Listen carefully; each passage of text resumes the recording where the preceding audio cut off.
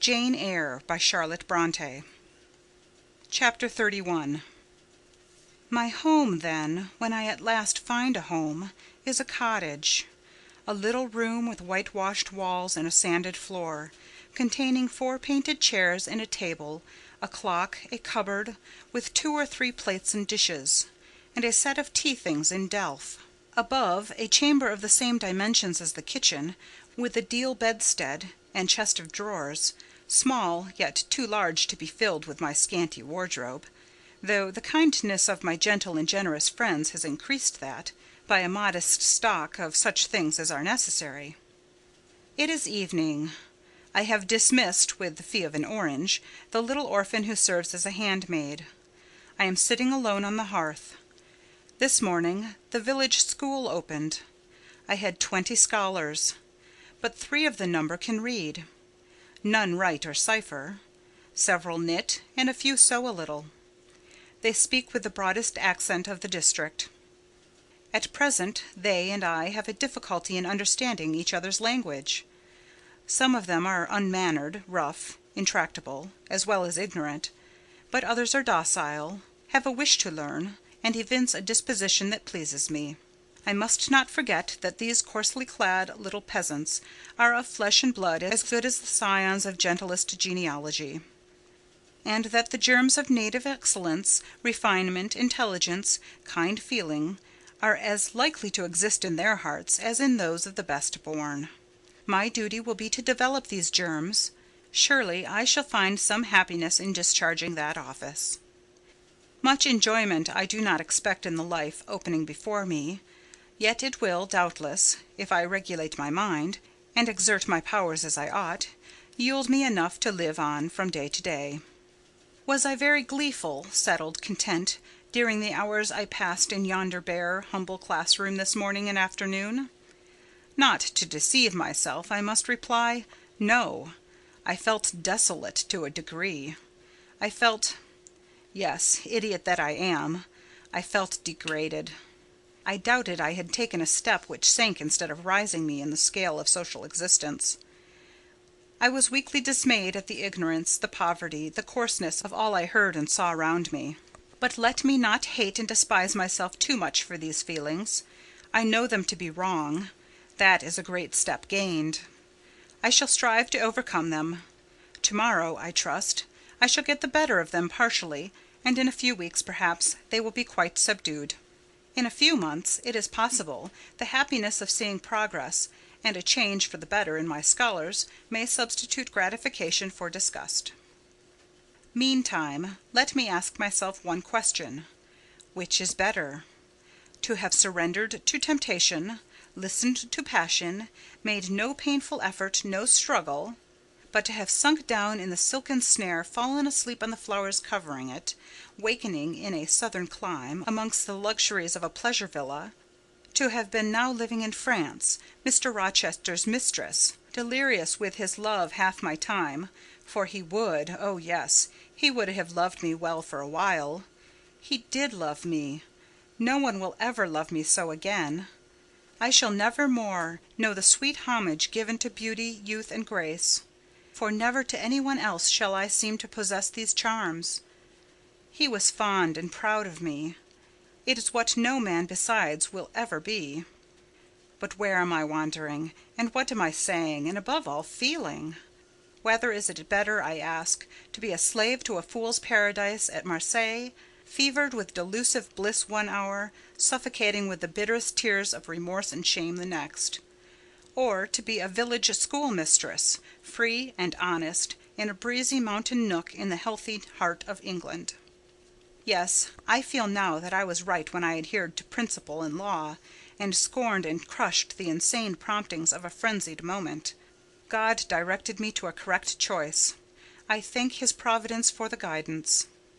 Having brought my eventide musings to this point, I rose, went to my door, and looked at the sunset of the harvest day, and at the quiet fields before my cottage, which, with the school, was distant 1/2 mile from the village. The birds were singing their last strains. The air was mild and dew was balm. While I looked, I thought myself happy, and was surprised to find myself ere long weeping. And why? For the doom which had reft me from adhesion to my master. For him I was no more to see. For the desperate grief and fatal fury, consequences of my departure, which might now, perhaps, be dragging him from the path of right, too far to leave hope of ultimate restoration thither. At this thought, I turned my face aside from the lovely sky of Eve and lonely vale of Morton.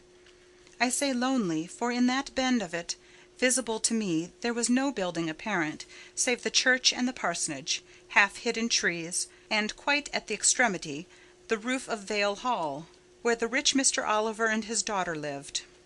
I hid my eyes, and leant my head against the stone frame of my door. But soon a slight noise near the wicket which shut in my tiny garden from the meadow beyond it made me look up. A dog, old Carlo, Mr. Rivers's pointer, as I saw in a moment, was pushing the gate with his nose, and St. John himself leaned upon it with folded arms. His brow knit, his gaze, grave almost to displeasure, fixed on me. I asked him to come in. "No, I cannot stay. I have only brought you a little parcel my sisters left for you. I think it contains a colour box, pencils and paper." I approached to take it. A welcome gift it was. He examined my face, I thought, with austerity as I came near. The traces of tears were doubtless very visible upon it. "Have you found your first day's work harder than you expected?" he asked. "Oh, no, on the contrary. I think in time I shall get on with my scholars very well." "But perhaps your accommodations, your cottage, your furniture, have disappointed your expectations? They are, in truth, scanty enough, but—" I interrupted. "My cottage is clean and weatherproof, my furniture sufficient and commodious. All I see has made me thankful, not despondent. I am not absolutely such a fool and sensualist as to regret the absence of a carpet, a sofa, and silver plate. Besides, 5 weeks ago I had nothing. I was an outcast, a beggar, a vagrant. Now I have acquaintance, a home, a business. I wonder at the goodness of God, the generosity of my friends, the bounty of my lot. I do not repine." "But you feel solitude and oppression? The little house there behind you is dark and empty." "I have hardly had time yet to enjoy a sense of tranquillity, much less to grow impatient under one of loneliness." "Very well. I hope you feel the content you express. At any rate, your good sense will tell you that it is too soon yet to yield to the vacillating fears of Lot's wife. What you had left before I saw you, of course I do not know, but I counsel you to resist firmly every temptation which would incline you to look back. Pursue your present career steadily, for some months at least." "It is what I mean to do," I answered. St. John continued. "It is hard work to control the workings of inclination and turn the bent of nature, but that it may be done I know from experience. God has given us, in a measure, the power to make our own fate, and when our energies seem to demand a sustenance they cannot get, when our will strains after a path we may not follow, we need neither starve from inanition nor stand still in despair. We have but to seek another nourishment for the mind, as strong as the forbidden food it longed to taste, and perhaps purer, and to hew out for the adventurous foot a road as direct and broad as the one fortune has blocked up against us, if rougher than it. A year ago I was myself intensely miserable, because I thought I had made a mistake in entering the ministry. Its uniform duties wearied me to death. I burnt for the more active life of the world, for the more exciting toils of a literary career, for the destiny of an artist, author, orator, something rather than that of a priest. Yes, the heart of a politician, of a soldier, of a votary of glory. A lover of renown, a lustre after power, beat under my curate's surplice. I considered. My life was so wretched, it must be changed, or I must die. After a season of darkness and struggling, light broke and relief fell. My cramped existence all at once spread out to a plain without bounds. My powers heard a call from heaven to rise, gather their full strength, spread their wings, and mount beyond ken.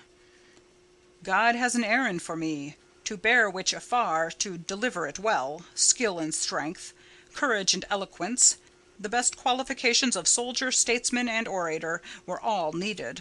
For these all centre in the good missionary. A missionary I resolved to be. From that moment my state of mind changed, the fetters dissolved, and dropped from every faculty, leaving nothing of bondage but its galling soreness, which time can only heal. My father, indeed, imposed the determination, but since his death I have not a legitimate obstacle to contend with. Some affairs settled, a successor for Morton provided, an entanglement or two of the feelings broken through or cut asunder, a last conflict with human weakness, in which I know I shall overcome, because I have vowed that I will overcome, and I leave Europe for the East." He said this in his peculiar, subdued, yet emphatic voice, looking when he had ceased speaking not at me, but at the setting sun, at which I looked too. Both he and I had our backs towards the path leading up the field to the wicket. We had heard no step on that grass-grown track. The water running in the vale was the one lulling sound of the hour and scene. We might well then start, when a gay voice, sweet as a silver bell, exclaimed, "Good evening, Mr. Rivers. And good evening, old Carlo. Your dog is quicker to recognize his friends than you are, sir. He pricked his ears and wagged his tail when I was at the bottom of the field, and you have your back towards me now." It was true. Though Mr. Rivers had started at the first of those musical accents, as if a thunderbolt had split a cloud over his head, he stood yet, at the close of the sentence, in the same attitude in which the speaker had surprised him, his arm resting on the gate, his face directed towards the west. He turned at last with measured deliberation. A vision, as it seemed to me, had risen at his side. There appeared, within 3 feet of him, a form clad in pure white, a youthful, graceful form, full yet fine in contour, and when, after bending to caress Carlo, it lifted up its head and threw back a long veil, there bloomed under his glance a face of perfect beauty. Perfect beauty is a strong expression, but I do not retrace or qualify it. As sweet features as ever the temperate clime of Albion moulded, as pure hues of rose and lily as ever her humid gales and vapoury skies generated and screened, justified in this instance the term. No charm was wanting, no defect was perceptible. The young girl had regular and delicate lineaments, eyes shaped and coloured as we see them in lovely pictures, large and dark and full, the long and shadowy eyelash which encircles a fine eye with so soft a fascination, the pencilled brow which gives such clearness, the white smooth forehead which adds such repose to the livelier beauties of tint and ray, the cheek oval fresh and smooth, the lips fresh too, ruddy, healthy, sweetly formed, the even and gleaming teeth without flaw, the small dimpled chin, the ornament of rich plenteous tresses, all advantages, in short, which, combined, realize the ideal of beauty, were fully hers. I wondered as I looked at this fair creature. I admired her with my whole heart. Nature had surely formed her in a partial mood, and forgetting her usual stinted stepmother, dole of gifts, had endowed this, her darling, with a grand dame's bounty. What did St. John Rivers think of this earthly angel? I naturally asked myself that question as I saw him turn to her and look at her, and as naturally I sought the answer to the inquiry in his countenance. He had already withdrawn his eye from the Peri, and was looking at a humble tuft of daisies which grew by the wicket. "A lovely evening, but late for you to be out alone," he said, as he crushed the snowy heads of the closed flowers with his foot. "Oh, I only come home from S." She mentioned the name of a large town some 20 miles distant. "This afternoon. Papa told me you had opened your school, and that the new mistress was come. And so I put on my bonnet after tea, and ran up the valley to see her. This is she?" pointing to me. "It is," said St. John. "Do you think you shall like Morton?" she asked of me, with a direct and naive simplicity of tone and manner, pleasing, if childlike. "I hope I shall. I have many inducements to do so." "Did you find your scholars as attentive as you expected?" "Quite." "Do you like your house?" "Very much." "Have I furnished it nicely?" "Very nicely indeed." "And made a good choice of an attendant for you in Alice Wood." "You have indeed. She is teachable and handy." This, then, I thought, is Miss Oliver, the heiress, favoured, it seems, in the gifts of fortune as well as in those of nature. What happy combination of the planets presided over her birth, I wonder? "I shall come up and help you to teach sometimes," she added. "It will be a change for me to visit you now and then, and I like a change. Mr. Rivers, I have been so gay during my visit to S. Last night, or rather this morning, I was dancing till 2 o'clock. The th Regiment are stationed there since the riots, and the officers are the most agreeable men in the world. They put all our young knife grinders and scissor merchants to shame." It seemed to me that Mr. St. John's under lip protruded, and his upper lip curled a moment. His mouth certainly looked a good deal compressed, and the lower part of his face unusually stern and square, as the laughing girl gave him this information. He lifted his gaze, too, from the daisies and turned it on her. An unsmiling, a searching, a meaning gaze it was. She answered it with a second laugh, and laughter well became her youth, her roses, her dimples, her bright eyes. As he stood mute and grave, she again fell to caressing Carlo. "Poor Carlo loves me," said she. "He is not stern and distant to his friends, and if he could speak, he would not be silent." As she patted the dog's head, bending with native grace before his young and austere master, I saw a glow rise to that master's face. I saw his solemn eye melt with sudden fire, and flicker with resistless emotion. Flushed and kindled thus, he looked nearly as beautiful for a man as she for a woman. His chest heaved once, as if his large heart, weary of despotic constriction, had expanded, despite the will, and made a vigorous bound for the attainment of liberty. But he curbed it, I think, as a resolute rider would curb a rearing steed.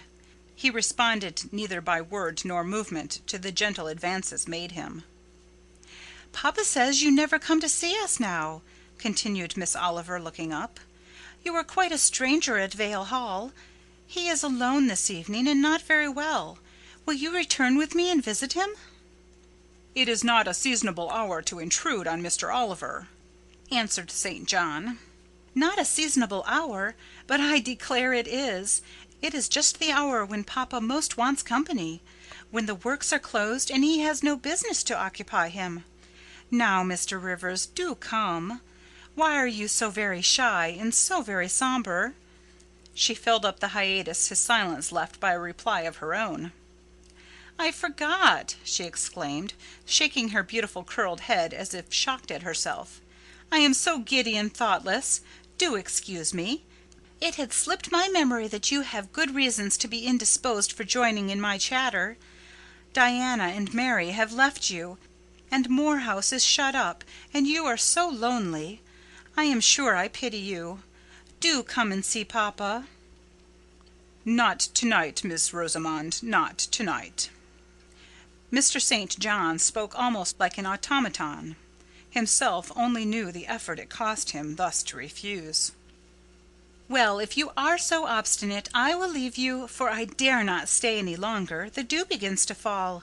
Good evening." She held out her hand. He just touched it.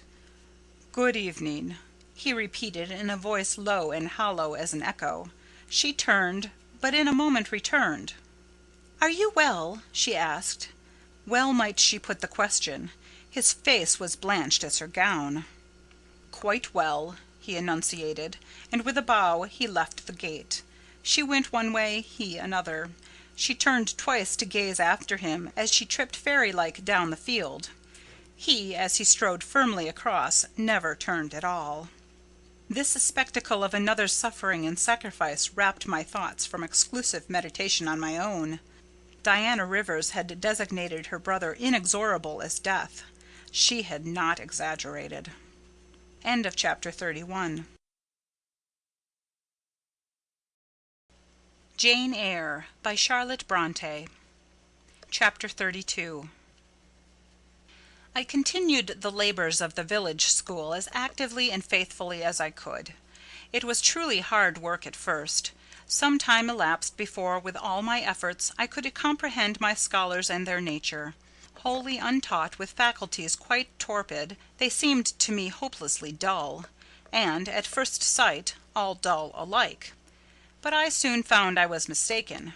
There was a difference amongst them as amongst the educated, and when I got to know them, and they me, this difference rapidly developed itself. Their amazement at me, my language, my rules and ways, once subsided, I found some of these heavy-looking, gaping rustics wake up into sharp-witted girls enough.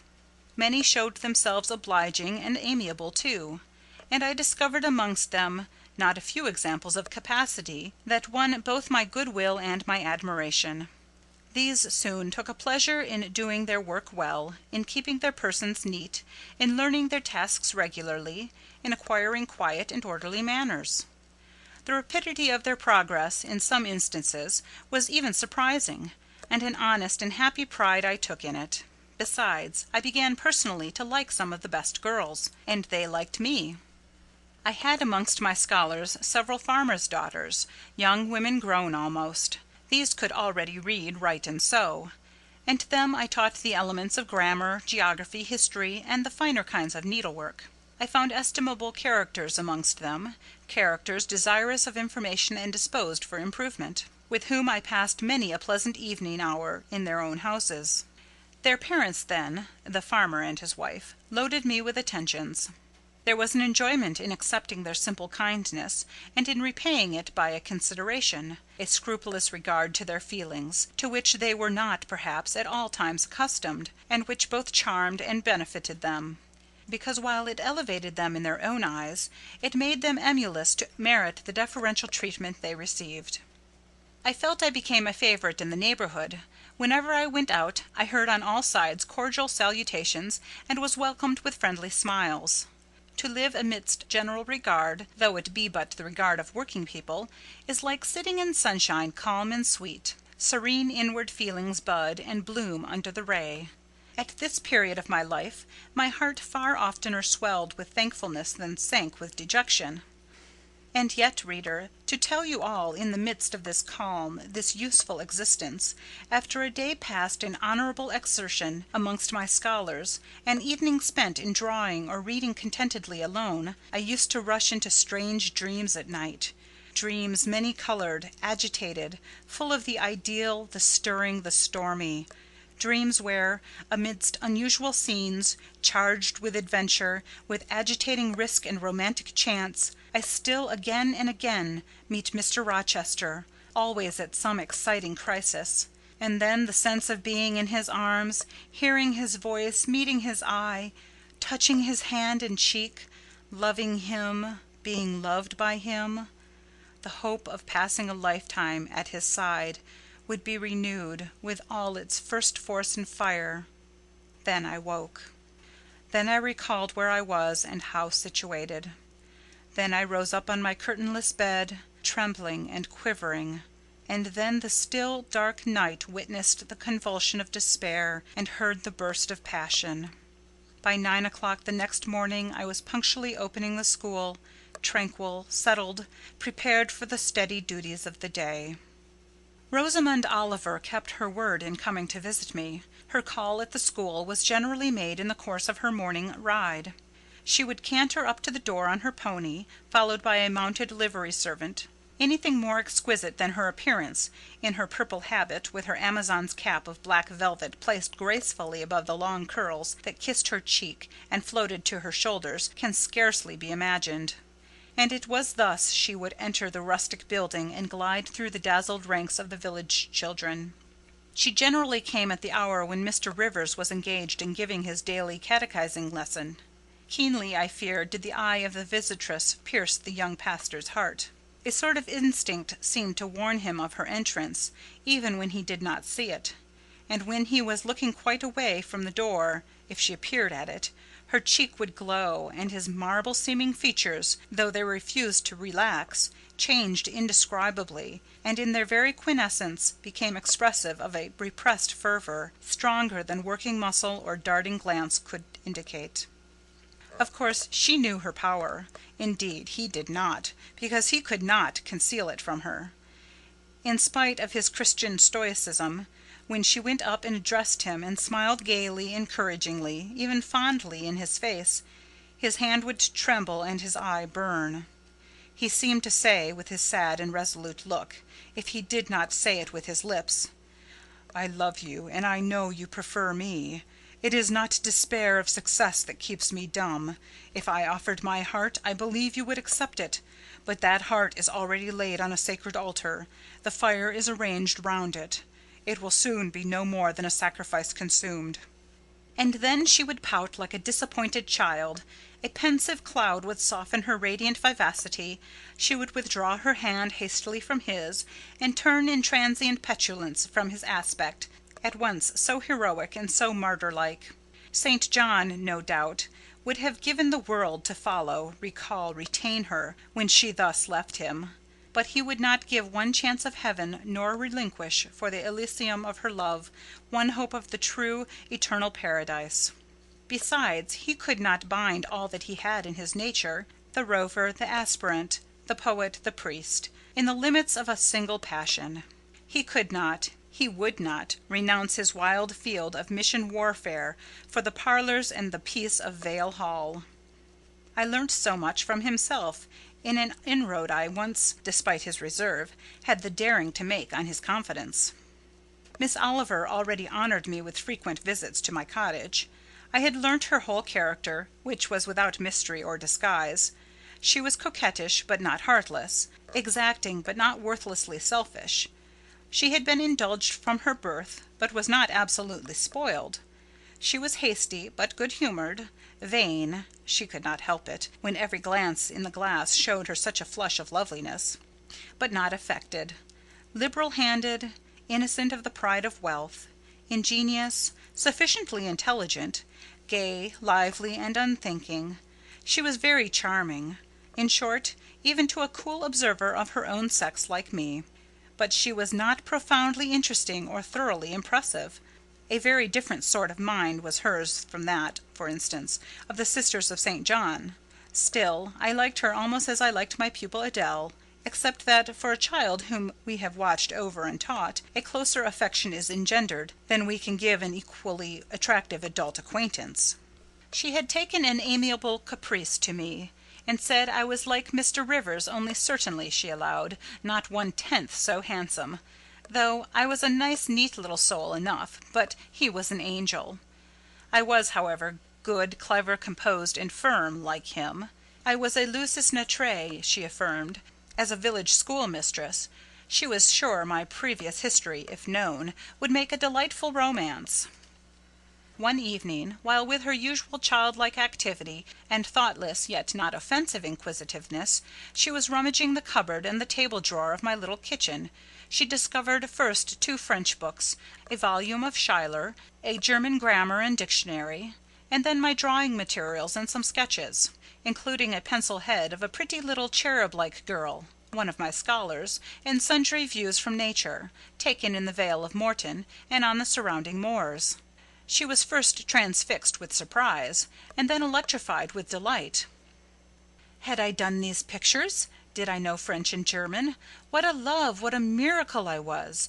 I drew better than her master in the first school in S. Would I sketch a portrait of her to show to papa? With pleasure, I replied, and I felt a thrill of artist delight at the idea of copying so perfect and radiant a model. She had then a dark blue silk dress; her arms and her neck were bare. Her only ornament was her chestnut tresses, which waved over her shoulders with all the wild grace of natural curls. I took a sheet of fine cardboard, and drew a careful outline. I promised myself the pleasure of colouring it, and, as it was getting late then, I told her she must come and sit another day. She made such a report of me to her father that Mr. Oliver himself accompanied her next evening, a tall, massive-featured, middle-aged and grey-headed man, at whose side his lovely daughter looked like a bright flower near a hoary turret. He appeared a taciturn and perhaps a proud personage, but he was very kind to me. The sketch of Rosamond's portrait pleased him highly. He said I must make a finished picture of it. He insisted, too, on my coming the next day to spend the evening at Vale Hall. I went. I found it a large, handsome residence, showing abundant evidences of wealth in the proprietor. Rosamond was full of glee and pleasure all the time I stayed. Her father was affable, and when he entered into conversation with me after tea, he expressed in strong terms his approbation of what I had done in Morton School, and said he only feared, from what he saw and heard, I was too good for the place, and would soon quit it for one more suitable. "Indeed," cried Rosamond, "she is clever enough to be a governess in a high family, papa." "I thought I would far rather be where I am than in any high family in the land." Mr. Oliver spoke of Mr. Rivers, of the Rivers family, with great respect. He said it was a very old name in that neighbourhood, that the ancestors of the house were wealthy, that all Morton had once belonged to them, that even now he considered the representative of that house might, if he liked, make an alliance with the best.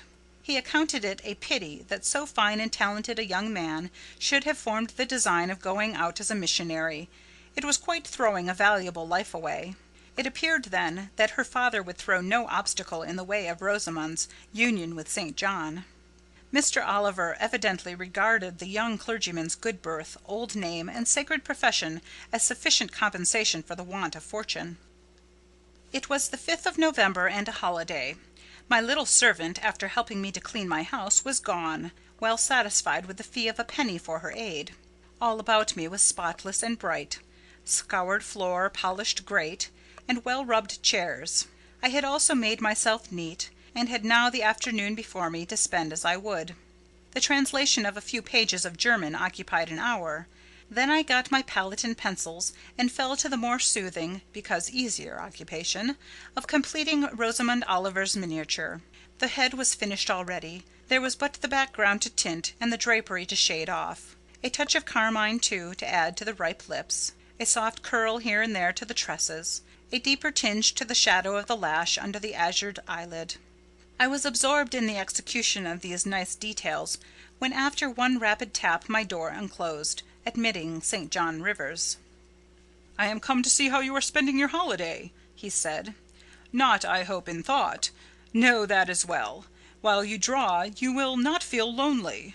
You see, I mistrust you still. Though you have borne up wonderfully so far, I have brought you a book for evening solace." And he laid on the table a new publication, a poem, one of those genuine productions so often vouchsafed to the fortunate public of those days, the golden age of modern literature. Alas! the readers of my era are less favoured. But courage! I will not pause either to accuse or repine. I know poetry is not dead, nor genius lost, nor has Mammon gained power over either, to bind or slay. They will both assert their existence, their presence, their liberty and strength again one day.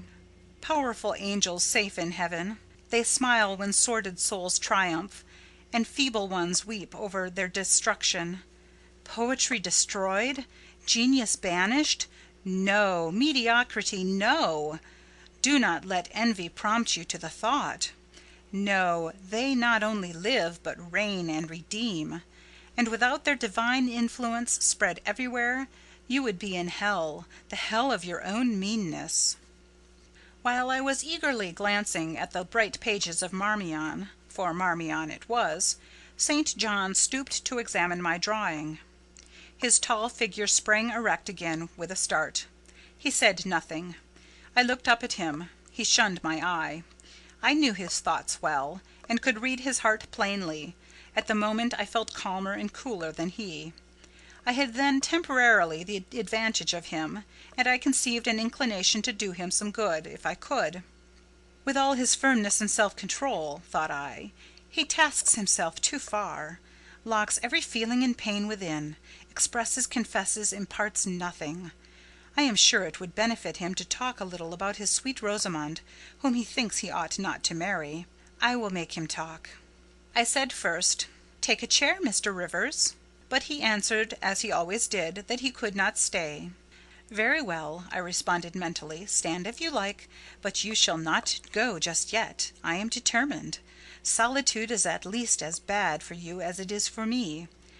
I'll try if I cannot discover the secret spring of your confidence. and find an aperture in that marble breast through which I can shed one drop of the balm of sympathy. "Is this portrait like?" I asked bluntly. "Like? Like whom? I did not observe it closely." "You did, Mr. Rivers." He almost started at my sudden and strange abruptness. He looked at me astonished. "Oh, that is nothing yet," I muttered within. "I don't mean to be baffled by a little stiffness on your part. I am prepared to go considerable lengths." I continued, "You observed it closely and distinctly, but I have no objection to your looking at it again." And I rose and placed it in his hand. "A well-executed picture," he said. "Very soft, clear colouring, very graceful and correct drawing." "Yes, yes, I know all that. But what of the resemblance? Who is it like?" Mastering some hesitation, he answered, "Miss Oliver, I presume?" "Of course. And now, sir, to reward you for that accurate guess, I promise to paint you a careful and faithful duplicate of this very picture, provided you admit that the gift would be acceptable to you. I don't wish to throw away my time and trouble on an offering you would deem worthless." He continued to gaze at the picture. The longer he looked, the firmer he held it, the more he seemed to covet it. "It is like," he murmured. "The eye is well managed. The colour, light, expression are perfect. It smiles." "Would it comfort or would it wound you to have a similar painting? Tell me that. When you are in Madagascar or in the Cape or in India, would it be a consolation to have that memento in your possession, or would the sight of it bring recollections calculated to enervate and distress?" He now furtively raised his eyes. He glanced at me, irresolute, disturbed. He again surveyed the picture. "That I should like to have it is certain. Whether it would be judicious or wise is another question." Since I have ascertained that Rosamond really preferred him, and that her father was not likely to oppose the match, I, less exalted in my views than St. John, had been strongly disposed in my own heart to advocate their union. It seemed to me that, should he become the possessor of Mr. Oliver's large fortune, he might do as much good with it as if he went and laid his genius out to wither, and his strength to waste, under a tropical sun. With that persuasion I now answered, "As far as I can see, it would be wiser and more judicious if you were to take to yourself the original at once." By this time he had sat down. He had laid the picture on the table before him, and with his brow supported on both hands, hung fondly over it. I discerned he was now neither angry nor shocked at my audacity. I saw even that to be thus frankly addressed on a subject he had deemed unapproachable, to hear it thus freely handled, was beginning to be felt by him as a new pleasure, an unhoped-for relief. Reserved people often really need the frank discussion of their sentiments and griefs more than the expansive. The sternest seeming stoic is human after all, and to burst with boldness and goodwill into the silent sea of their soul is often to confer on them the first of obligations. "She likes you, I am sure," said I, as I stood behind his chair, "and her father respects you. Moreover, she is a sweet girl, rather thoughtless, but you would have sufficient thought for both yourself and her. You ought to marry her." "Does she like me?" he asked. "Certainly. Better than she likes any one else. She talks of you continually. There is no subject she enjoys so much or touches upon so often." "It is very pleasant to hear this," he said. "Very. Go on for another quarter of an hour." And he actually took out his watch and laid it upon the table to measure the time. "But where is the use of going on," I asked, "when you are probably preparing some iron blow of contradiction, or forging a fresh chain to fetter your heart?" "Don't imagine such hard things. Fancy me yielding and melting as I am doing. Human love, rising like a freshly opened fountain in my mind and overflowing with sweet inundation all the field I have so carefully and with such labour prepared, so assiduously sown with the seeds of good intentions, of self-denying plans. And how it is deluged with a nectarous flood, the young germs swamped, delicious poison cankering them. Now I see myself stretched on an ottoman in the drawing-room at Vale Hall, at my bride Rosamond Oliver's feet. She is talking to me with her sweet voice, gazing down on me with those eyes your skilful hand has copied so well, smiling at me with these coral lips. She is mine. I am hers. This present life and passing world suffice to me. Hush! Say nothing. My heart is full of delight. My senses are entranced. Let the time I marked pass in peace." I humored him. The watch ticked on. He breathed fast and low. I stood silent. Amidst this hush the quartet sped. He replaced the watch, laid the picture down, rose, and stood on the hearth. "Now," said he, "that little space was given to delirium and delusion. I rested my temples on the breast of temptation, and put my neck voluntarily under her yoke of flowers. I tasted her cup. The pillow was burning. There is an asp in the garland. The wine has a bitter taste. Her promises are hollow, her offers false. I see and know all this." I gazed at him in wonder. "It is strange," pursued him, "that while I loved Rosamond Oliver so wildly, with all the intensity indeed of a first passion, the object of which is exquisitely beautiful, graceful, fascinating, I experienced at the same time a calm, unwrapped consciousness that she would not make me a good wife, that she is not the partner suited to me, and I would discover this within a year after marriage, and that to 12 months' rapture would succeed a lifetime of regret. This I know." "Strange indeed!" I could not help ejaculating. "While something in me," he went on, "is acutely sensible to her charms, something else is so deeply impressed with her defects. They are such that she would sympathize in nothing I aspired to, co-operate in nothing I undertook. Rosamond a sufferer, a labourer, a female apostle? Rosamond a missionary's wife? No." "But you need not be a missionary. You might relinquish that scheme." "Relinquish? What? My vocation? My great work?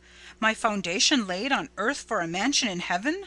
My hopes of being numbered in the band who have merged all ambitions in the glorious one of bettering their race, of carrying knowledge into the realms of ignorance, of substituting peace for war, freedom for bondage, religion for superstition, the hope of heaven for the fear of hell? Must I relinquish that? It is dearer than the blood in my veins. It is what I have to look forward to and to live for." After a considerable pause, I said, "And Miss Oliver? Are her disappointment and sorrow of no interest to you?" "Miss Oliver is ever surrounded by suitors and flatterers. In less than a month my image will be effaced from her heart.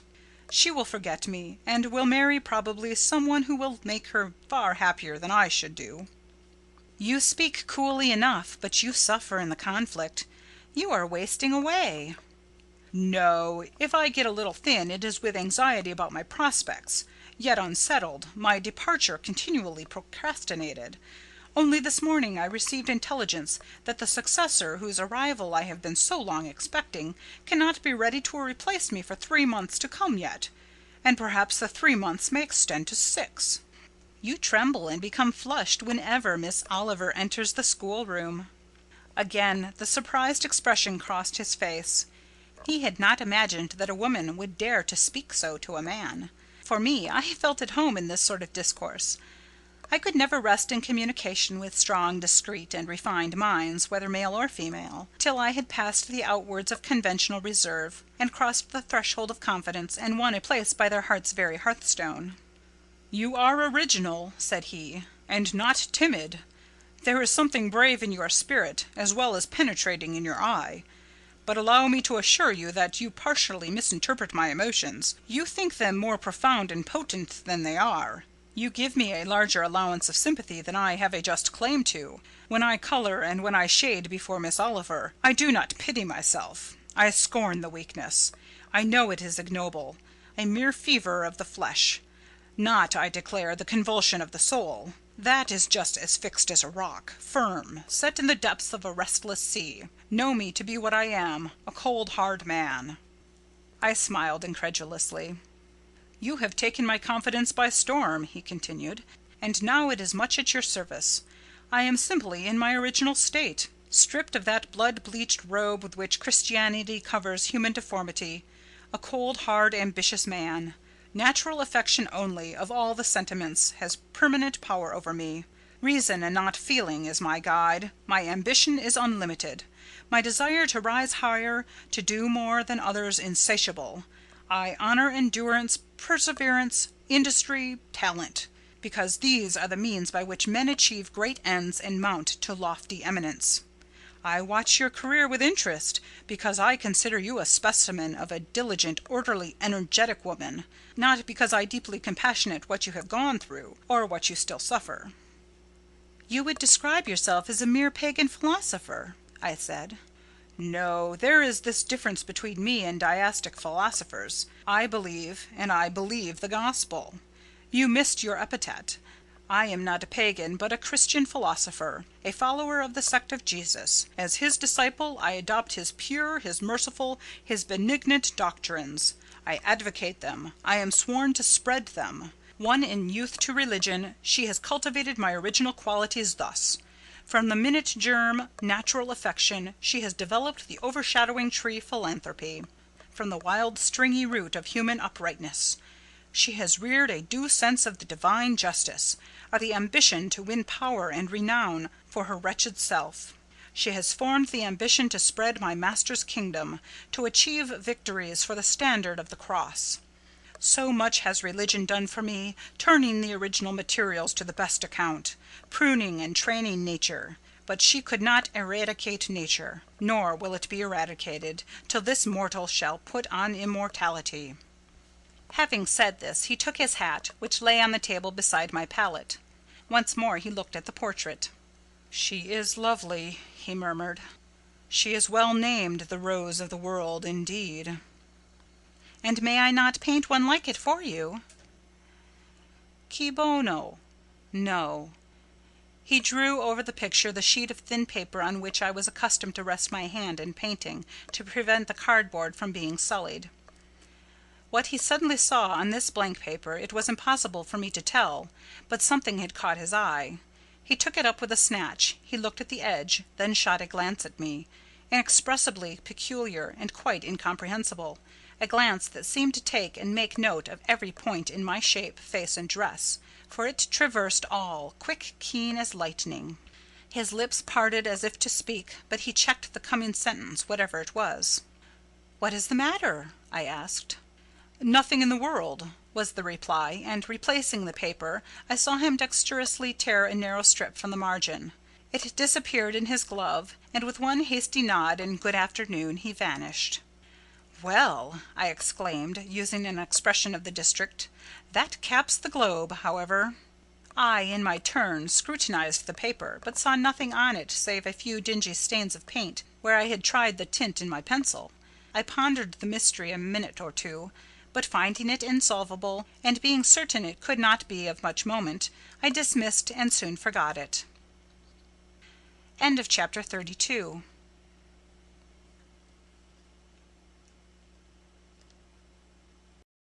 Jane Eyre by Charlotte Bronte. Chapter 33. When Mr. St. John went, it was beginning to snow. The whirling storm continued all night. The next day a keen wind brought fresh and blinding falls. By twilight the valley was drifted up and almost impassable. I had closed my shutter, laid a mat to the door to prevent the snow from blowing in under it, trimmed my fire, and after sitting nearly an hour on the hearth listening to the muffled fury of the tempest, I lit a candle, took down Marmion, and beginning "Day set on Norham's castled steep, And Tweed's fair river broad and deep, And Cheviot's mountains lone, The massive towers, the donjon keep, The flanking walls that round them sweep In yellow lustre shone," I soon forgot storm in music. I heard a noise. The wind, I thought, shook the door. No, it was St. John Rivers, who, lifting the latch, came in out of the frozen hurricane, the howling darkness, and stood before me. The cloak that covered his tall figure all white as a glacier. I was almost in consternation, so little had I expected any guest from the blocked-up vale that night. "Any ill news?" I demanded. "Has anything happened?" "No. How very easily alarmed you are!" he answered, removing his cloak and hanging it up against the door, towards which he again coolly pushed the mat which his entrance had deranged. He stamped the snow from his boots. "I shall sully the purity of your floor," said he, "but you must excuse me for once." Then he approached the fire. "I have had hard work to get here, I assure you," he observed, as he warmed his hands over the flame. "One drift took me up to the waist. Happily, the snow is quite soft yet." "But why are you come?" I could not forbear saying. "Rather an inhospitable question to put to a visitor; but, since you ask it, I answer simply to have a little talk with you. I got tired of my mute books and empty rooms. Besides, since yesterday, I have experienced the excitement of a person to whom a tale has been half told, and who is impatient to hear the sequel." He sat down. I recalled his singular conduct of yesterday, and really I began to fear his wits were touched. If he were insane, however, his was a very cool and collected insanity.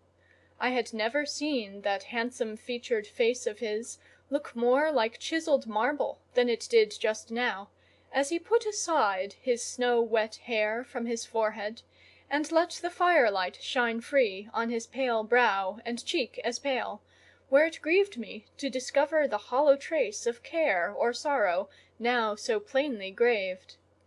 I waited, expecting he would say something I could at least comprehend; but his hand was now at his chin, his finger on his lip. He was thinking. It struck me that his hand looked wasted, like his face. A perhaps uncalled-for gush of pity came over my heart. I was moved to say, "I wish Diana or Mary would come and live with you. It is too bad that you should be quite alone, and you are recklessly rash about your own health." "Not at all," said he. "I care for myself when necessary. I am well now. What do you see amiss in me?"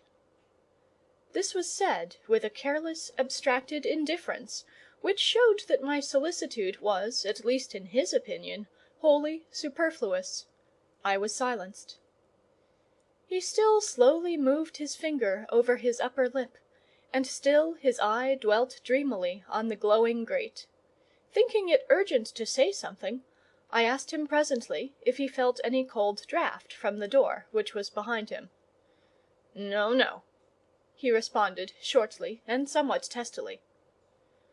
"Well," I reflected, "if you won't talk, you may be still. I'll let you alone now, and return to my book." So I snuffed the candle, and resumed the perusal of Marmion. He soon stirred. My eye was instantly drawn to his movements.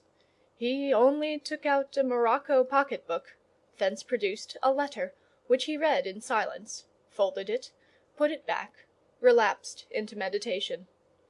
It was vain to try to read with such an inscrutable fixture before me, nor could I, in impatience, consent to be dumb. He might rebuff me if he liked, but talk I would. "Have you heard from Diana and Mary lately?" "Not since the letter I showed you a week ago." "There has not been any change made about your own arrangements? You will not be summoned to leave England sooner than you expected?" "I fear not, indeed. Such chance is too good to befall me." Baffled so far, I changed my ground. I bethought myself to talk about the school and my scholars. "Mary Garrett's mother is better, and Mary came back to school this morning, and I shall have 4 new girls next week from the Foundry Close. They would have come to-day but for the snow." "Indeed." "Mr. Oliver pays for 2. "Does he?" "He means to give the whole school a treat at Christmas." "I know." "Was it your suggestion?" "No." "Whose then?" "His daughter's, I think." "It is like her. She is so good-natured." "Yes." Again came the blank of a pause. The clock struck 8 strokes. It aroused him. He uncrossed his legs, sat erect, turned to me. "Leave your book a moment, and come a little nearer the fire," he said. Wondering, and of my wonder finding no end, I complied. "Half an hour ago," he pursued, "I spoke of my impatience to hear the sequel of a tale. On reflection, I find the matter will be better managed by my assuming the narrator's part, and converting you into a listener. Before commencing, it is but fair to warn you that the story will sound somewhat hackneyed in your ears, but stale details often regain a degree of freshness when they pass through new lips. For the rest, whether trite or novel, it is short. 20 years ago, a poor curate, never mind his name at this moment, fell in love with a rich man's daughter. She fell in love with him and married him, against the advice of all her friends, who consequently disowned her immediately after the wedding. Before 2 years passed, the rash pair were both dead, and laid quietly side by side under one slab. I have seen their grave. It formed part of the pavement of a huge churchyard surrounding the grim, soot-black old cathedral of an overgrown manufacturing town in shire. They left a daughter, which, at its very birth, Charity received in her lap, cold as that of the snowdrift I almost stuck fast in to-night. Charity carried the friendless thing to the house of its rich maternal relations. It was reared by an aunt-in-law called, I come to names now, Mrs. Reed of Gateshead. You start. Did you hear a noise? I dare say it is only a rat scrambling along the rafters of the adjoining schoolroom. It was a barn before I had it repaired and altered, and barns are generally haunted by rats. To proceed. Mrs. Reed kept the orphan 10 years. Whether it was happy or not with her, I cannot say, never having been told. But at the end of that time she transferred it to a place you know, being no other than Lowood School, where you so long resided yourself. It seems her career there was very honourable. From a pupil she became a teacher, like yourself. Really, it strikes me there are parallel points in her history and yours. She left it to be a governess. There again, your fates were analogous. She undertook the education of the ward of a certain Mr. Rochester. "Mr. Rivers!" I interrupted. "I can guess your feelings," he said, "but restrain them for a while. I have nearly finished. Hear me to the end. Of Mr. Rochester's character I know nothing, but the one fact that he professed to offer honourable marriage to this young girl, and that at the very altar she discovered he had a wife yet alive, though a lunatic. What his subsequent conduct and proposals were is a matter of pure conjecture. But when an event transpired which rendered inquiry after the governess necessary, it was discovered she was gone. No one could tell when, where, or how. She had left Thornfield Hall in the night. Every research after her course had been vain. The country had been scoured, far and wide. No vestige of information could be gathered respecting her. Yet that she should be found is become a matter of serious urgency. Advertisements have been put in all the papers. I myself have received a letter from one Mr. Briggs, a solicitor, communicating the details I have just imparted. Is it not an odd tale?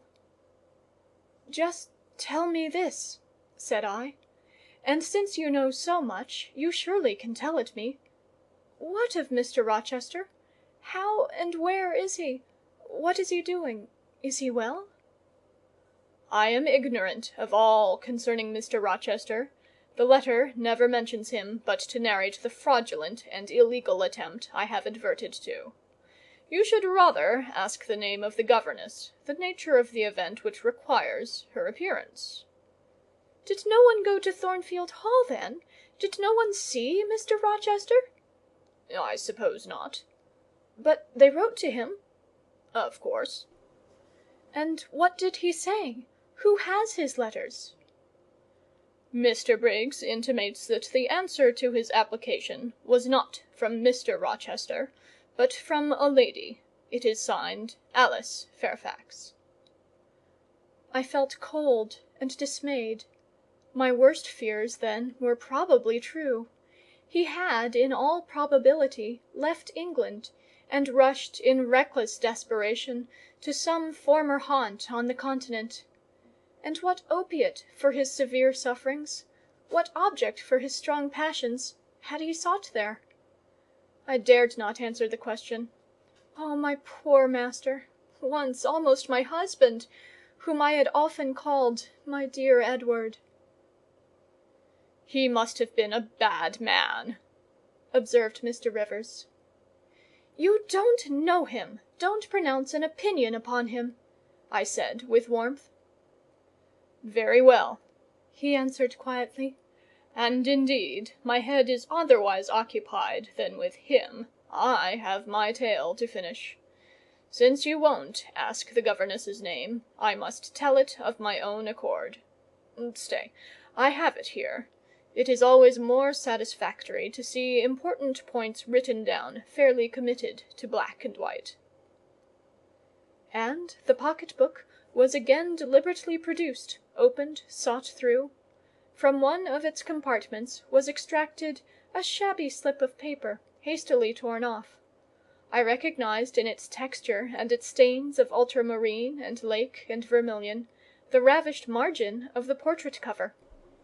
He got up, held it close to my eyes, and I read, traced in Indian ink in my own handwriting, the words "Jane Eyre," the work doubtless of some moment of abstraction. "Briggs wrote to me of a Jane Eyre," he said. "The advertisements demanded a Jane Eyre. I knew a Jane Elliot. I confess I had my suspicions, but it was only yesterday afternoon they were at once resolved into certainty. You own the name, and renounce the alias?" "Yes, yes. But where is Mr. Briggs? He perhaps knows more of Mr. Rochester than you do." "Briggs is in London. I should doubt his knowing anything at all about Mr. Rochester. It is not in Mr. Rochester he is interested. Meantime, you forget essential points in pursuing trifles. You do not inquire why Mr. Briggs sought after you, what he wanted with you." "Well, what did he want?" "Merely to tell you that your uncle, Mr. Eyre of Madeira, is dead; that he has left you all his property; and that you are now rich. Merely that. Nothing more." "I? Rich?" "Yes, you rich. Quite an heiress." Silence succeeded. "You must prove your identity, of course," resumed St. John presently. "A step which will offer no difficulties. You can then enter on immediate possession. Your fortune is vested in the English funds. Briggs has the will and the necessary documents." Here was a new card turned up. It is a fine thing, reader, to be lifted in a moment from indigence to wealth, a very fine thing, but not a matter one can comprehend, or consequently enjoy, all at once. And then there are other chances in life far more thrilling and rapture-giving. This is solid, an affair of the actual world, nothing ideal about it. All its associations are solid and sober, and its manifestations are the same. One does not jump and spring and shout hurrah at hearing one has got a fortune. One begins to consider responsibilities and to ponder business. On a base of steady satisfaction rise certain grave cares, and we contain ourselves and brood over our bliss. with a solemn brow. Besides, the words legacy, bequest, go side by side with the words death, funeral. My uncle, I had heard, was dead, my only relative. Ever since being made aware of his existence, I had cherished the hope of one day seeing him. Now I never should. And then this money came only to me, not to me and a rejoicing family, but to my isolated self. It was a grand boon, doubtless, and independence would be glorious. Yes, I felt that. That thought swelled my heart.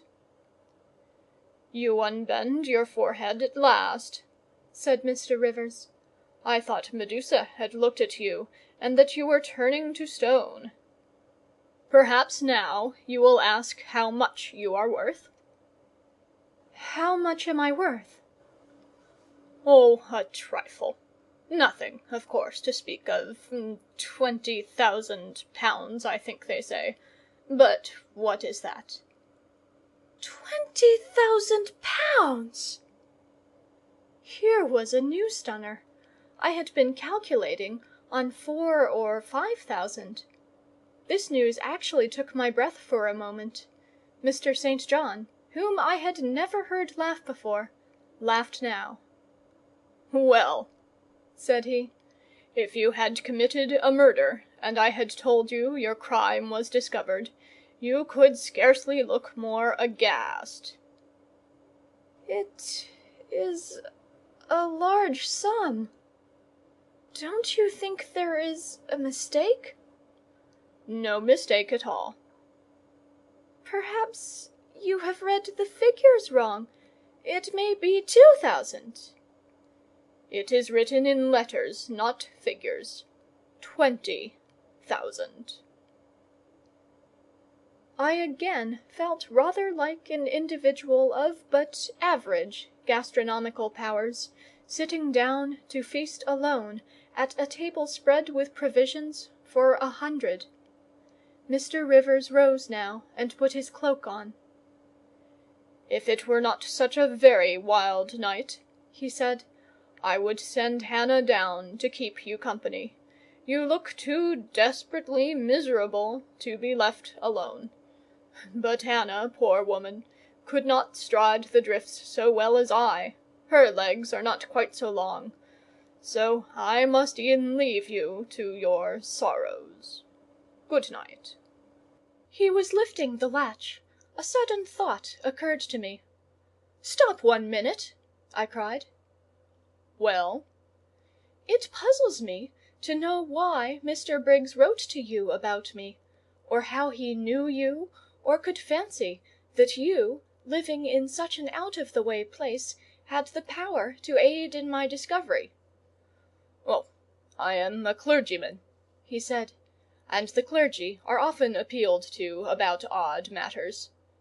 Again the latch rattled. "No, that does not satisfy me," I exclaimed; and indeed there was something in the hasty and unexplanatory reply which, instead of allaying, piqued my curiosity more than ever. "It is a very strange piece of business," I added. "I must know more about it." "Another time."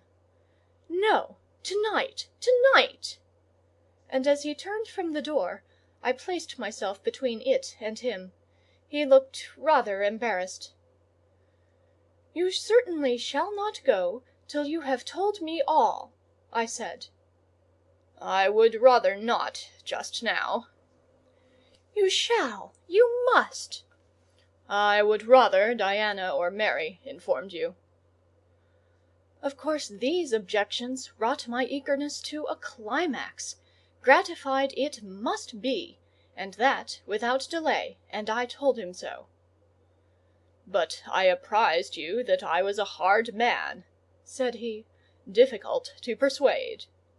"And I am a hard woman, impossible to put off." "And then," he pursued, "I am cold, no fervour infects me." "Whereas I am hot, and fire dissolves ice. The blaze there has thawed all the snow from your cloak. By the same token, it has streamed on to my floor and made it like a trampled street. As you hope ever to be forgiven, Mr. Rivers, the high crime and misdemeanour of spoiling a sanded kitchen, tell me what I wish to know." "Well, then," he said, "I yield, if not to your earnestness, to your perseverance, as stone is worn by continual dropping. Besides, you must know some day, as well now as later. Your name is Jane Eyre." "Of course, that was all settled before."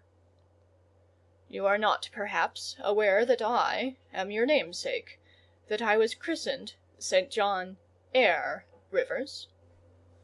"No, indeed. I remember now seeing the letter E comprised in your initials, written in books you have at different times lent me, but I never asked for what name it stood. But what then? Surely—" I stopped. I could not trust myself to entertain, much less to express, the thought that rushed upon me, that embodied itself, that in a second stood out a strong, solid probability. Circumstances knit themselves, fitted themselves, shot into order. The chain that had been lying hitherto a formless lump of links was drawn out straight. Every ring was perfect, the connection complete. I knew by instinct how the matter stood before St. John had said another word, but I cannot expect the reader to have the same intuitive perception, so I must repeat his explanation. "My mother's name was Eyre. She had 2 brothers, one a clergyman, who married Miss Jane Reed of Gateshead; the other, John Eyre, Esquire, merchant, late of Funchal, Madeira. Mr. Briggs, being Mr. Eyre's solicitor, wrote to us last August to inform us of our uncle's death, and to say that he had left his property to his brother the clergyman's orphan daughter, overlooking us in consequence of a quarrel, never forgiven, between him and my father. He wrote again, a few weeks since, to intimate that the heiress was lost, and asking if we knew anything of her. A name, casually written on a slip of paper, has enabled me to find her out. You know the rest." Again he was going, but I set my back against the door. "Do let me speak," I said. "Let me have one moment to draw breath and reflect." I paused. He stood before me, hat in hand, looking composed enough. I resumed. "Your mother was my father's sister?" "Yes." "My aunt, consequently?" He bowed. "My Uncle John was your Uncle John? You, Diana, and Mary are his sister's children, as I am his brother's child?" "Undeniably." "You 3, then, are my cousins. Half our blood on each side flows from the same source?" "We are cousins, yes." I surveyed him. It seemed I had found a brother, one I could be proud of, one I could love; and 2 sisters, whose qualities were such that when I knew them but as mere strangers, they had inspired me with genuine affection and admiration. The 2 girls, on whom, kneeling down on the wet ground, and looking through the low latticed window of Moor House kitchen, I had gazed with so bitter a mixture of interest and despair, were my near kinswomen; and the young and stately gentleman who had found me almost dying at his threshold was my blood relation. Glorious discovery to a lonely wretch! This was wealth indeed, wealth to the heart, a mine of pure genial affections. This was a blessing, bright, vivid, and exhilarating; not like the ponderous gift of gold, rich and welcome enough in its way, but sobering from its weight. I now clapped my hands in sudden joy. My pulse bounded, my veins thrilled. "Oh, I am glad! I am glad!" I exclaimed. St. John smiled. "Did I not say you neglected essential points to pursue trifles?" he asked. "You were serious when I told you you had got a fortune, and now, for a matter of no moment, you are excited." "What can you mean? It may be of no moment to you. You have sisters, and don't care for a cousin. But I had nobody, and now 3 relations, or 2 if you don't choose to be counted, are born into my world full grown. I say again, I am glad." I walked fast through the room. I stopped, half suffocated, with the thoughts that rose faster than I could receive, comprehend, settle them. Thoughts of what might, could, would, and should be, and that ere long. I looked at the blank wall. It seemed a sky thick with ascending stars. Every one lit me to a purpose or delight. Those who had saved my life, whom, till this hour, I had loved barrenly, I could now benefit. They were under a yoke, I could free them. They were scattered, I could reunite them. The independence, the affluence which was mine, might be theirs too. Were we not 4? 20,000 pounds shared equally would be 5,000 each. Justice, enough and to spare. Justice would be done. Mutual happiness secured. Now the wealth did not weigh on me. Now it was not a mere bequest of coin. It was a legacy of life, hope, enjoyment. How I looked while these ideas were taking my spirit by storm, I cannot tell. But I perceived soon that Mr. Rivers had placed a chair behind me, and was gently attempting to make me sit down on it. He also advised me to be composed. I scorned the insinuation of helplessness and distraction, shook off his hand, and began to walk about again. "Write to Diana and Mary to-morrow," I said, "and tell them to come home directly. Diana said they would both consider themselves rich with 1,000 pounds, so with 5,000 they will do very well." "Tell me where I can get you a glass of water," said St. John. "You must really make an effort to tranquilize your feelings." "Nonsense! And what sort of an effect will the bequest have on you? Will it keep you in England, induce you to marry Miss Oliver, and settle down like an ordinary mortal?" "You wander. Your head becomes confused. I have been too abrupt in communicating the news. It has excited you beyond your strength." "Mr. Rivers, you quite put me out of patience. I am rational enough. It is you who misunderstand, or rather who affect to misunderstand." "Perhaps if you explained yourself a little more fully, I should comprehend better." "Explain? What is there to explain?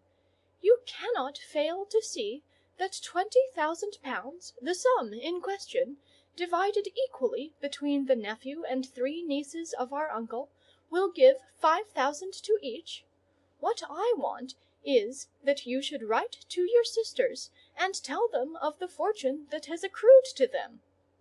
"To you, you mean?" "I have intimated my view of the case. I am incapable of taking any other. I am not brutally selfish, blindly unjust, or fiendishly ungrateful. Besides, I am resolved I will have a home and connections. I like Moor House, and I will live at Moor House. I like Diana and Mary, and I will attach myself for life to Diana and Mary. It would please and benefit me to have 5,000 pounds. It would torment and oppress me to have 20,000, which, moreover, could never be mine in justice, though it might in law.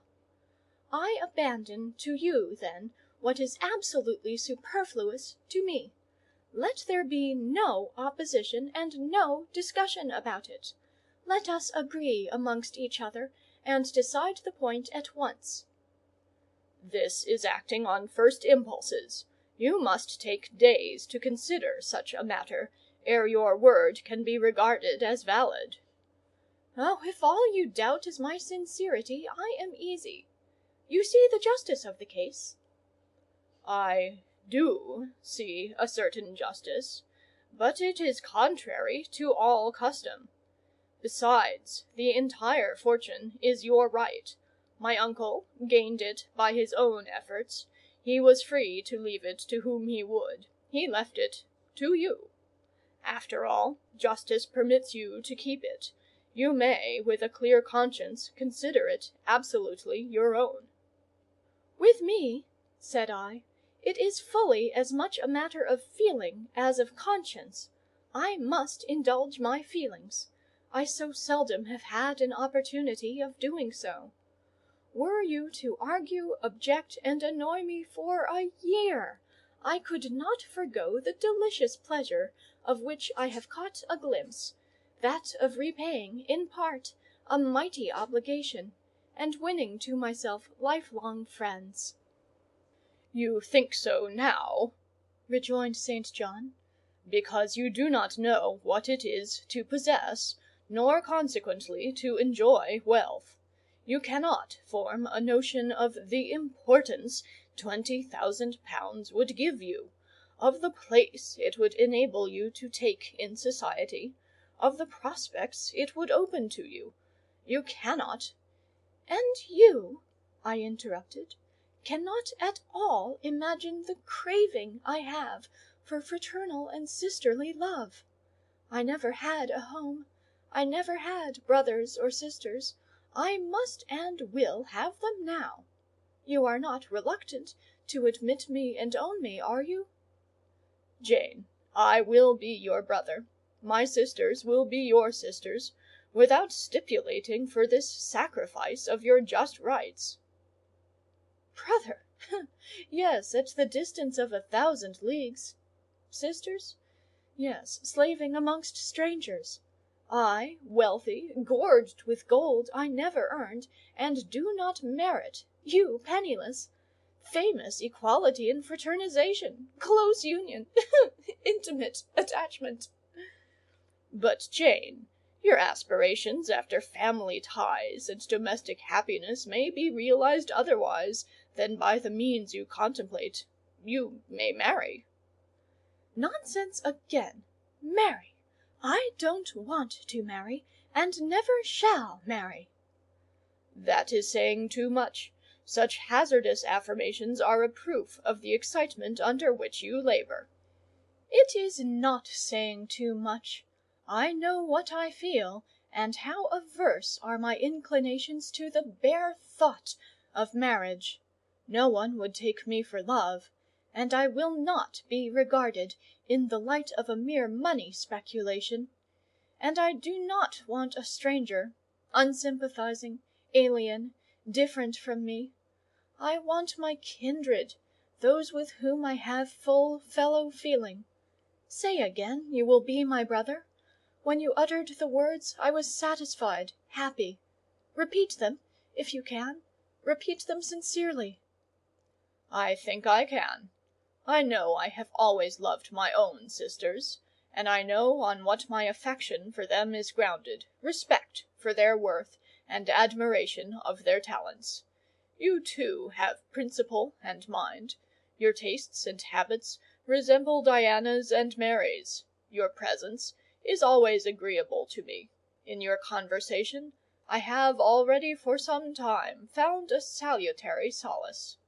I feel I can easily and naturally make room in my heart for you as my third and youngest sister." "Thank you. That contents me for to-night. Now you had better go, for if you stay longer you will perhaps irritate me afresh by some mistrustful scruple." "And the school, Miss Eyre? It must now be shut up, I suppose?" "No, I will retain my post of mistress till you get a substitute." He smiled approbation, we shook hands, and he took leave. I need not narrate in detail the further struggles I had, and arguments I used to get matters regarding the legacy settled as I wished. My task was a very hard one, but as I was absolutely resolved, as my cousins saw at length that my mind was really and immutably fixed on making a just division of the property, as they must in their own hearts have felt the equity of the intention, and must besides have been innately conscious that in my place they would have done precisely what I wished to do, they yielded at length so far as to consent to put the affair to arbitration. The judges chosen were Mr. Oliver and an able lawyer. Both coincided in my opinion. I carried my point. The instruments of transfer were drawn out. St. John, Diana, Mary, and I each became possessed of a competency. End of Chapter 33 of Jane Eyre.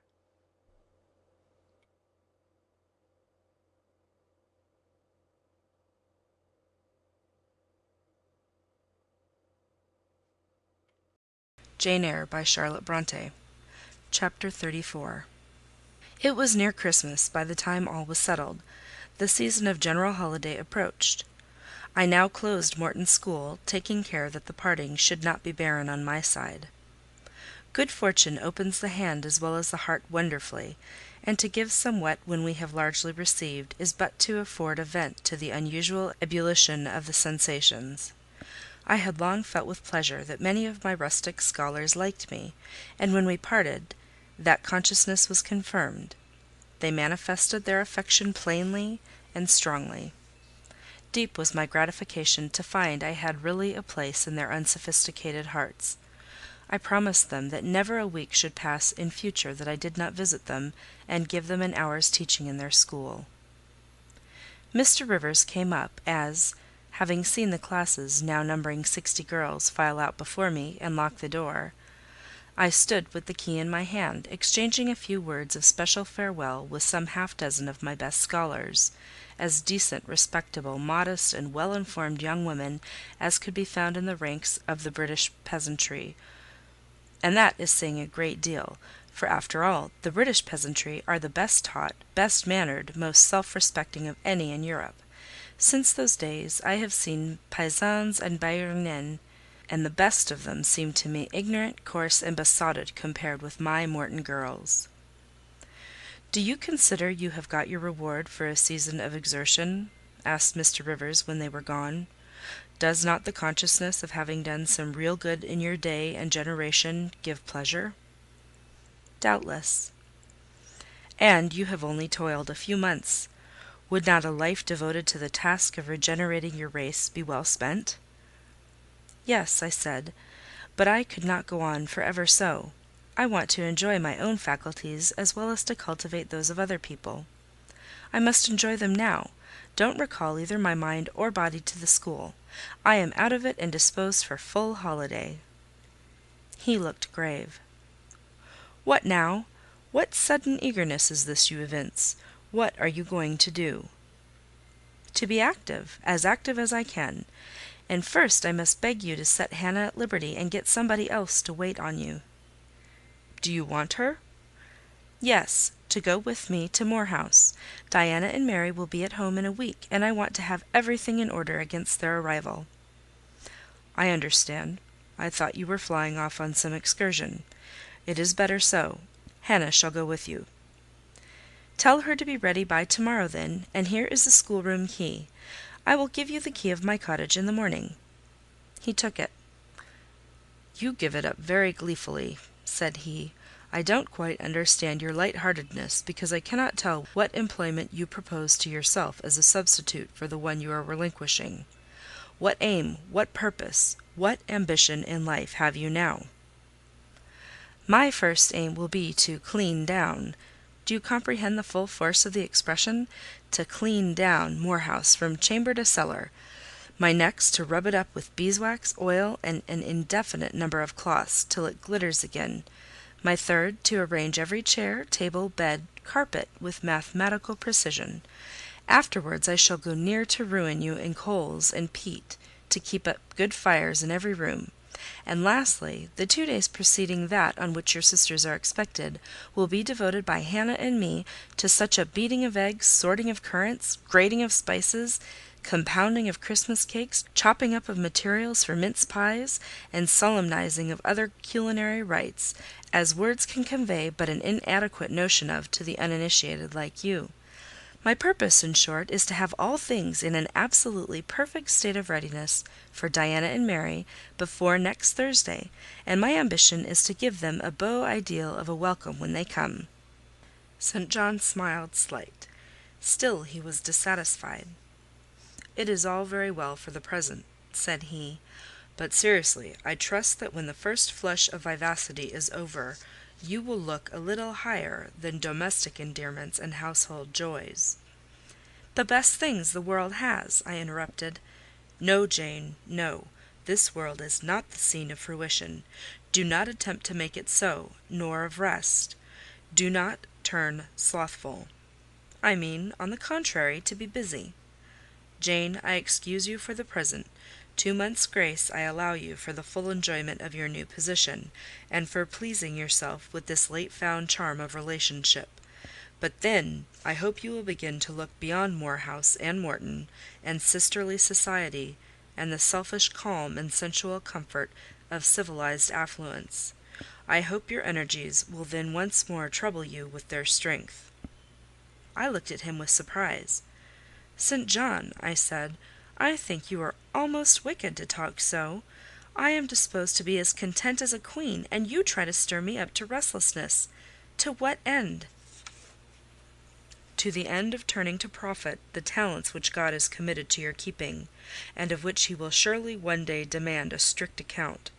Jane, I shall watch you closely and anxiously, I warn you of that, and try to restrain the disproportionate fervour with which you throw yourself into commonplace home pleasures. Don't cling so tenaciously to ties of the flesh. Save your constancy and ardour for an adequate cause. Forbear to waste them on trite, transient objects.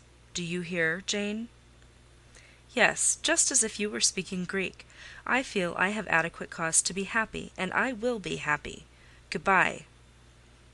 Happy at Moor House I was, and hard I worked, and so did Hannah. She was charmed to see how jovial I could be amidst the bustle of a house turned topsy-turvy, how I could dust and brush and clean and cook; and really, after a day or two of confusion worse confounded, it was delightful, by degrees, to invoke order from the chaos ourselves had made.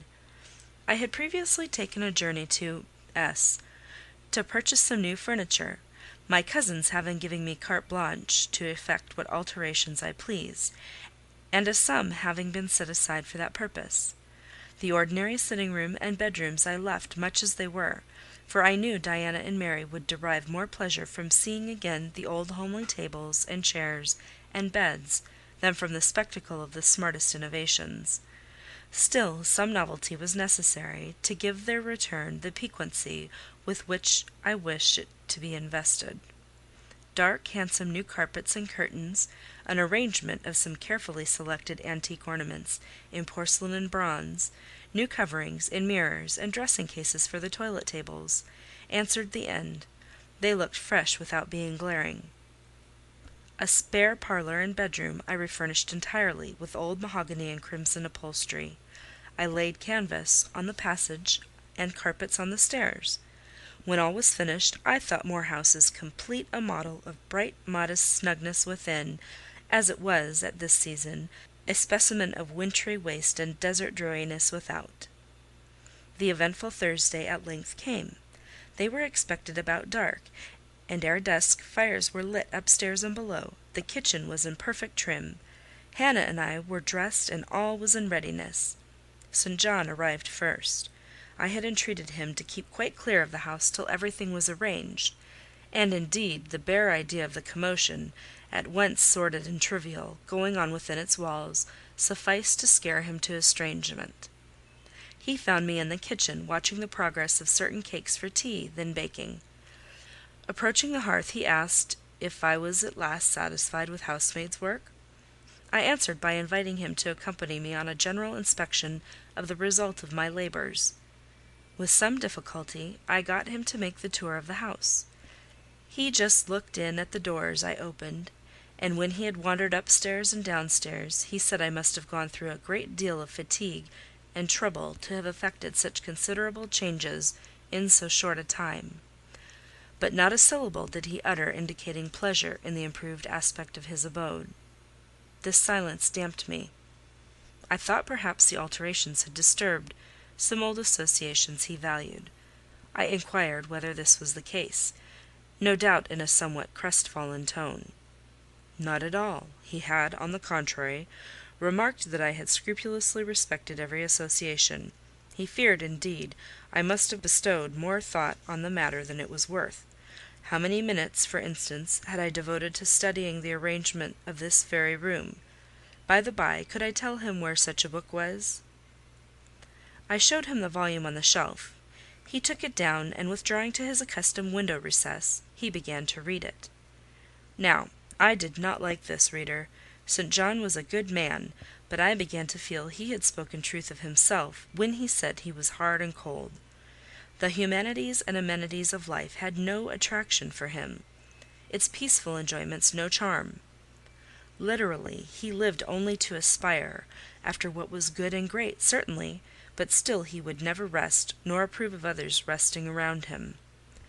As I looked at his lofty forehead, still and pale as a white stone, at his fine lineaments fixed and steady, I comprehended all at once that he would hardly make a good husband, that it would be a trying thing to be his wife. I understood, as by inspiration, the nature of his love for Miss Oliver. I agreed with him that it was but a love of the senses. I comprehended how he should despise himself for the feverish influence it exercised over him, how he should wish to stifle and destroy it, and how he should mistrust its ever conducing permanently to his happiness, or hers.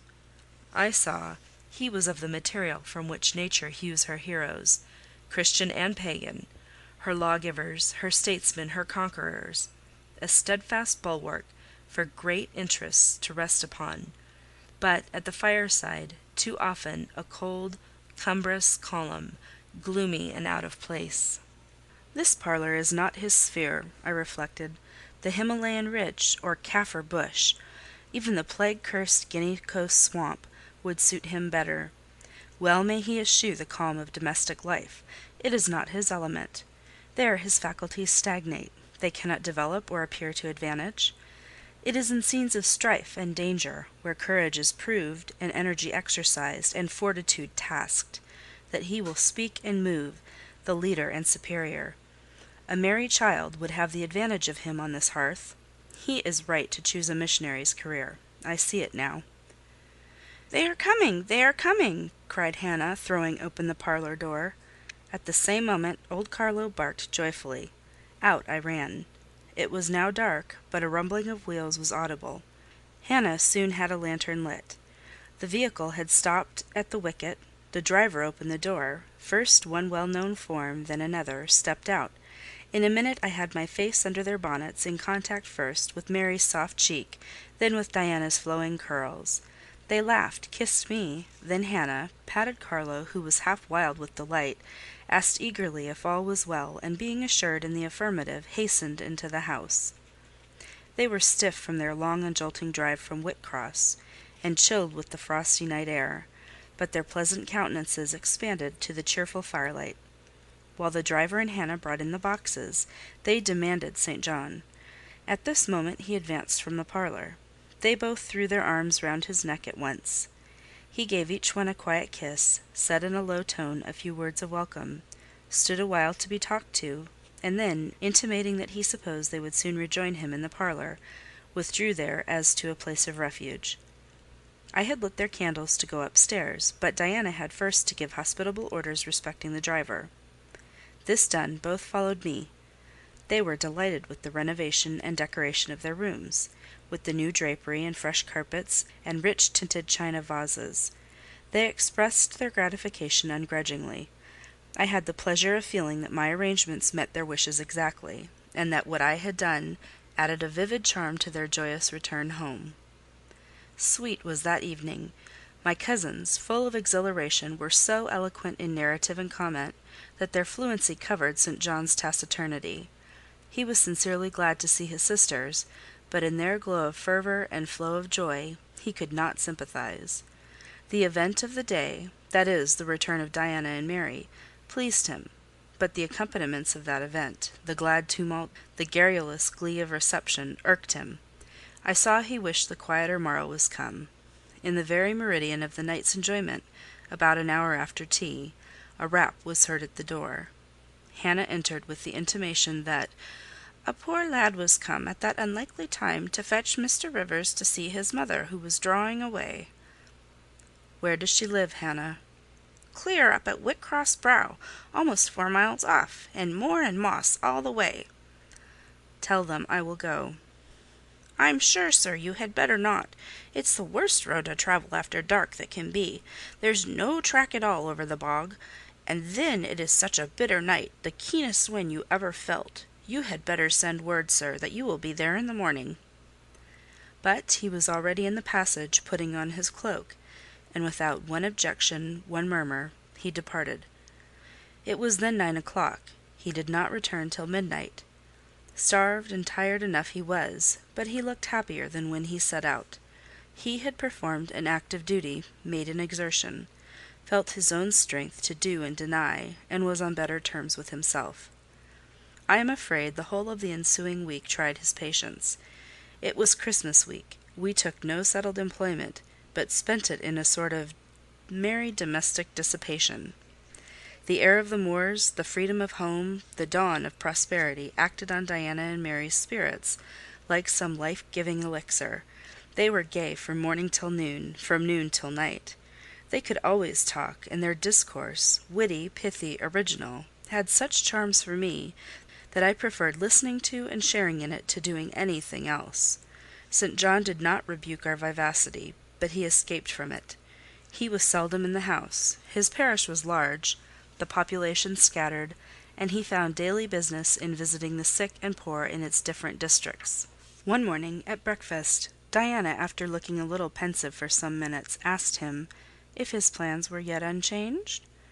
"Unchanged and unchangeable," was the reply, and he proceeded to inform us that his departure from England was now definitely fixed for the ensuing year.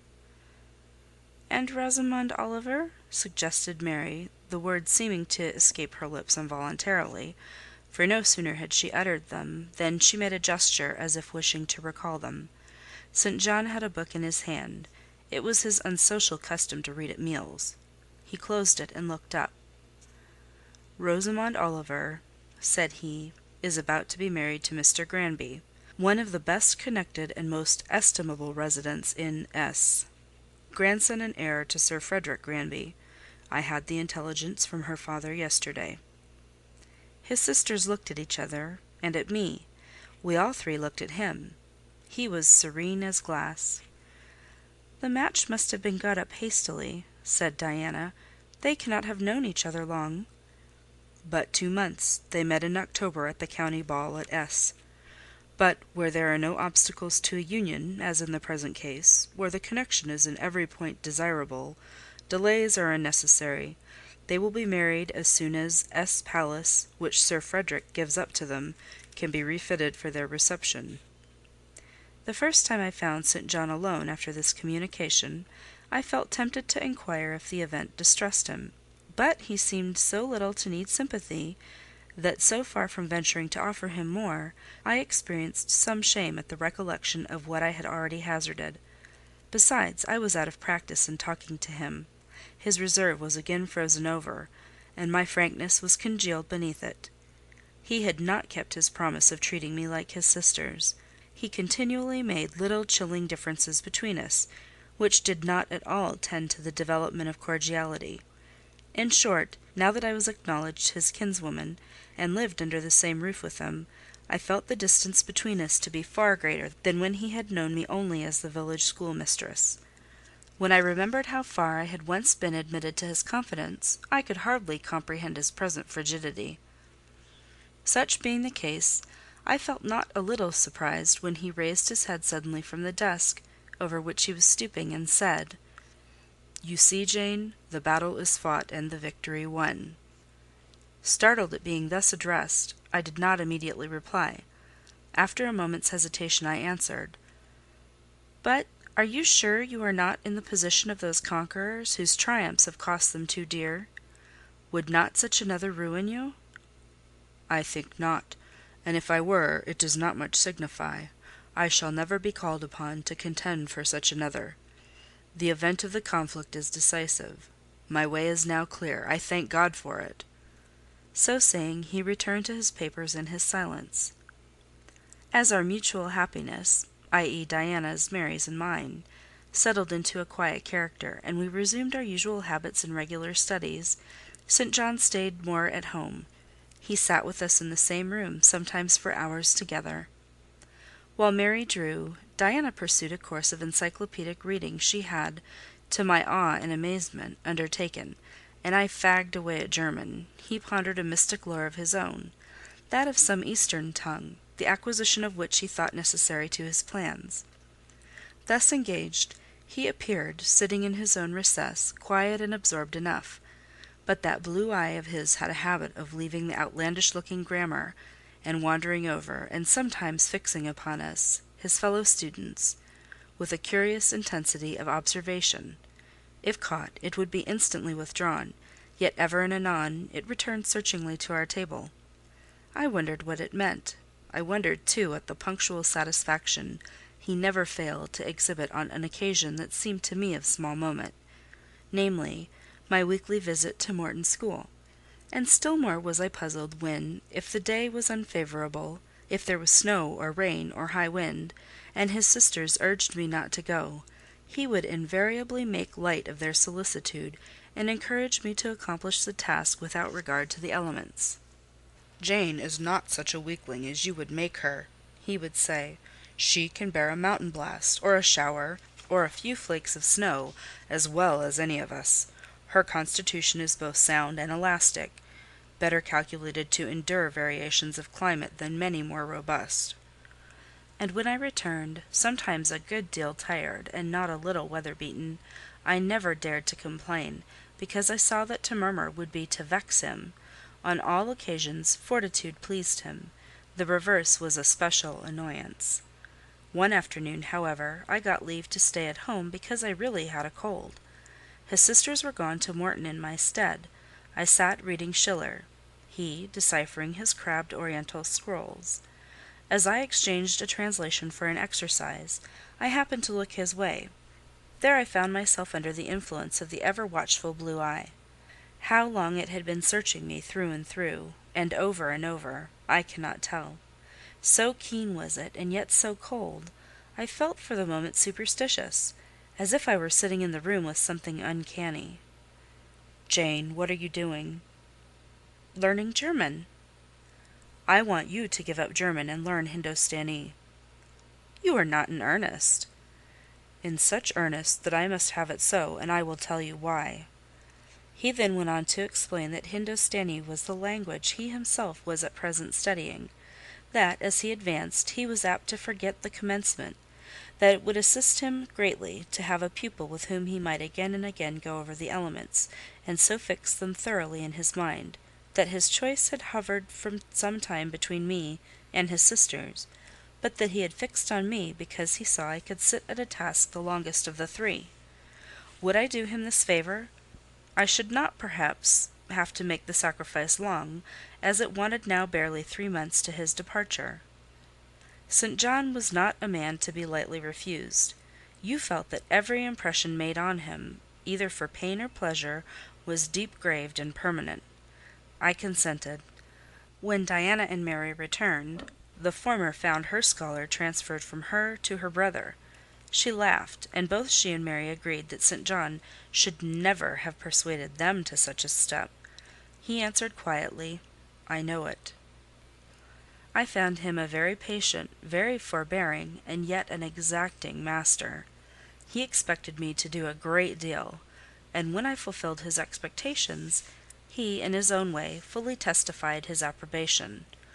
By degrees, he acquired a certain influence over me that took away my liberty of mind. His praise and notice were more restraining than his indifference. I could no longer talk or laugh freely when he was by, because a tiresomely importunate instinct reminded me that vivacity, at least in me, was distasteful to him. I was so fully aware that only serious moods and occupations were acceptable, that in his presence every effort to sustain or follow any other became vain. I fell under a freezing spell. When he said go, I went; come, I came; do this, I did it. But I did not love my servitude. I wished, many a time, he had continued to neglect me. One evening, when at bedtime his sisters and I stood round him bidding him good night, he kissed each of them, as was his custom, and, as was equally his custom, he gave me his hand. Diana, who chanced to be in a frolicsome humour—she was not painfully controlled by his will, for hers in another way was as strong—exclaimed, "St. John, you used to call Jane your third sister, but you don't treat her as such. You should kiss her too." She pushed me towards him. I thought Diana very provoking, and felt uncomfortably confused, and while I was thus thinking and feeling, St. John bent his head. His Greek face was brought to a level with mine. His eyes questioned my eyes piercingly. He kissed me. There are no such things as marble kisses, or ice kisses, or I should say, my ecclesiastical cousin's salute belonged to one of these classes. But there may be experiment kisses, and his was an experiment kiss. When given, he viewed me to learn the result. It was not striking. I am sure I did not blush. Perhaps I might have turned a little pale, for I felt as if the kiss were a seal affixed to my fetters. He never omitted the ceremony afterwards, and the gravity and quiescence with which I underwent it seemed to invest it for him with a certain charm. As for me, I daily wished more to please him, but to do so, I felt daily more and more that I must disown half my nature, stifle half my faculties, wrest my tastes from their original bent, force myself to the adoption of pursuits for which I had no natural vocation. He wanted to train me to an elevation I could never reach. It racked me hourly to aspire to the standard he uplifted. The thing was as impossible as to mould my irregular features to his correct and classic pattern, to give my changeable green eyes the sea-blue tint and solemn lustre of his own. Not his ascendancy alone, however, held me in thrall at present. Of late it had been easy enough for me to look sad. A cankering evil sat at my heart and drained my happiness at its source, the evil of suspense. Perhaps you think I had forgotten Mr. Rochester, reader, amidst these changes of place and fortune. Not for a moment. His idea was still with me, because it was not a vapour sunshine could disperse, nor a sand-traced effigy storms could wash away. It was a name graven on a tablet, fated to last as long as the marble it inscribed. The craving to know what had become of him followed me everywhere. When I was at Morton, I re-entered my cottage every evening to think of that, and now at Moor House I sought my bedroom each night to brood over it. In the course of my necessary correspondence with Mr. Briggs about the will, I had inquired if he knew anything of Mr. Rochester's present residence and state of health; but, as St. John had conjectured, he was quite ignorant of all concerning him. I then wrote to Mrs. Fairfax, entreating information on the subject. I had calculated with certainty on this step answering my end. I felt sure it would elicit an early answer. I was astonished when a fortnight passed without reply; but when 2 months wore away, and day after day the post arrived and brought nothing for me, I fell a prey to the keenest anxiety. I wrote again. There was a chance of my first letter having missed. Renewed hope followed renewed effort. It shone like the former for some weeks, then, like it, faded, flickered. Not a line, not a word reached me. When half a year wasted in vain expectancy, my hope died out, and then I felt dark indeed. A fine spring shone round me, which I could not enjoy. Summer approached. Diana tried to cheer me; she said I looked ill, and wished to accompany me to the seaside. This St. John opposed. He said I did not want dissipation, I wanted employment. My present life was too purposeless. I required an aim; and, I suppose, by way of supplying deficiencies, he prolonged still further my lessons in Hindostani, and grew more urgent in requiring their accomplishment. And I, like a fool, never thought of resisting him. I could not resist him. One day I had come to my studies in lower spirits than usual. The ebb was occasioned by a poignantly felt disappointment. Hannah had told me in the morning there was a letter for me, and when I went down to take it, almost certain that the long looked-for tidings were vouchsafed me at last, I found only an unimportant note from Mr. Briggs on business. The bitter check had wrung from me some tears, and now as I sat poring over the crabbed characters of flourishing tropes of an Indian scribe, my eyes filled again. St. John called me to his side to read. In attempting to do this, my voice failed me. Words were lost in sobs. He and I were the only occupants of the parlour. Diana was practising her music in the drawing-room. Mary was gardening. It was a very fine May day, clear, sunny, and breezy. My companion expressed no surprise at this emotion, nor did he question me as to its cause. He only said— "We will wait a few minutes, Jane, till you are more composed." And while I smothered the paroxysm with all haste, he sat calm and patient, leaning on his desk, and looking like a physician watching with the eye of science an expected and fully understood crisis in a patient's malady. Having stifled my sobs, wiped my eyes, and muttered something about not being very well that morning, I resumed my task, and succeeded in completing it. St. John put away my books, and his, locked his desk, and said— "Now, Jane, you shall take a walk, and with me." "I will call Diana and Mary." "No. I want only one companion this morning, and that must be you. Put on your things, go out by the kitchen door. Take the road towards the head of Marsh Glen. I will join you in a moment." I know no medium. I never in my life have known any medium in my dealings with positive hard characters, antagonistic to my own, between absolute submission and determined revolt. I have always faithfully observed the one up to the very moment of bursting, sometimes with volcanic vehemence, into the other; and as neither present circumstances warranted, nor my present mood inclined me to mutiny, I observed careful obedience to St. John's directions, and in 10 minutes I was treading the wild track of the glen, side by side with him. The breeze was from the west; it came over the hills, sweet with scents of heath and rush. The sky was of stainless blue. The stream, descending the ravine, swelled with past spring rains, poured along plentiful and clear, catching golden gleams from the sun and sapphire tints from the firmament. As we advanced and left the track, we trod a soft turf, mossy fine and emerald green, minutely enamelled with a tiny white flower, and spangled with a star-like yellow blossom. The hills, meantime, shut us quite in, for the glen, towards its head, wound to their very core.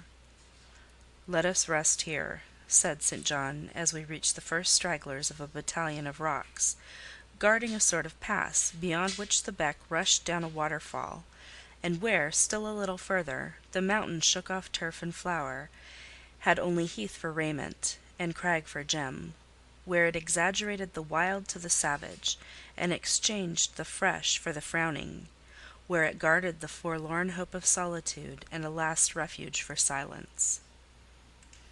I took a seat. St. John stood near me. He looked up the pass and down the hollow. His glance wandered away with the stream, and turned to traverse the unclouded heaven which coloured it. He removed his hat, let the breeze stir his hair and kiss his brow. He seemed in communion with the genius of the haunt. With his eye he bade farewell to something. "And I shall see it again," he said aloud, "in dreams when I sleep by the Ganges, and again in a more remote hour, when another slumber overcomes me, on the shore of a darker stream." Strange words of a strange love! An austere patriot's passion for his fatherland! He sat down. For half an hour we never spoke, neither he to me nor I to him. That interval passed. He recommenced. "Jane, I go in 6 weeks. I have taken my berth in an East Indiaman which sails on the 20th of June." "God will protect you, for you have undertaken his work," I answered. "Yes," said he, "there is my glory and joy. I am the servant of an infallible master. I am not going out under human guidance, subject to the defective laws and erring control of my feeble fellow worms. My king, my lawgiver, my captain is the all-perfect. It seems strange to me that all round me do not burn to enlist under the same banner, to join in the same enterprise. All have not your powers, and it would be folly for the feeble to wish to march with the strong. I do not speak to the feeble, or think of them. I address only such as are worthy of the work, and competent to accomplish it. Those are few in number, and difficult to discover. You say truly, but when found, it is right to stir them up, to urge and exhort them to effort, to show them what their gifts are, and why they were given, to speak heaven's message in their ear, to offer them direct from God a place in the ranks of his chosen. If they are really qualified for the task, will not their own hearts be the first to inform them of it? I felt as if an awful charm was framing round and gathering over me. I trembled to hear some fatal word spoken which would at once declare and rivet the spell. "And what does your heart say?" demanded St. John. "My heart is mute, my heart is mute," I answered, struck and thrilled. "Then I must speak for it," continued the deep, relentless voice. "Jane, come with me to India. Come as my helpmeet and fellow labourer." The glen and sky spun round, the hills heaved. It was as if I had heard a summons from heaven, as if a visionary messenger, like him of Macedonia, had announced, "Come over and help us." But I was no apostle. I could not behold the herald, I could not receive his call.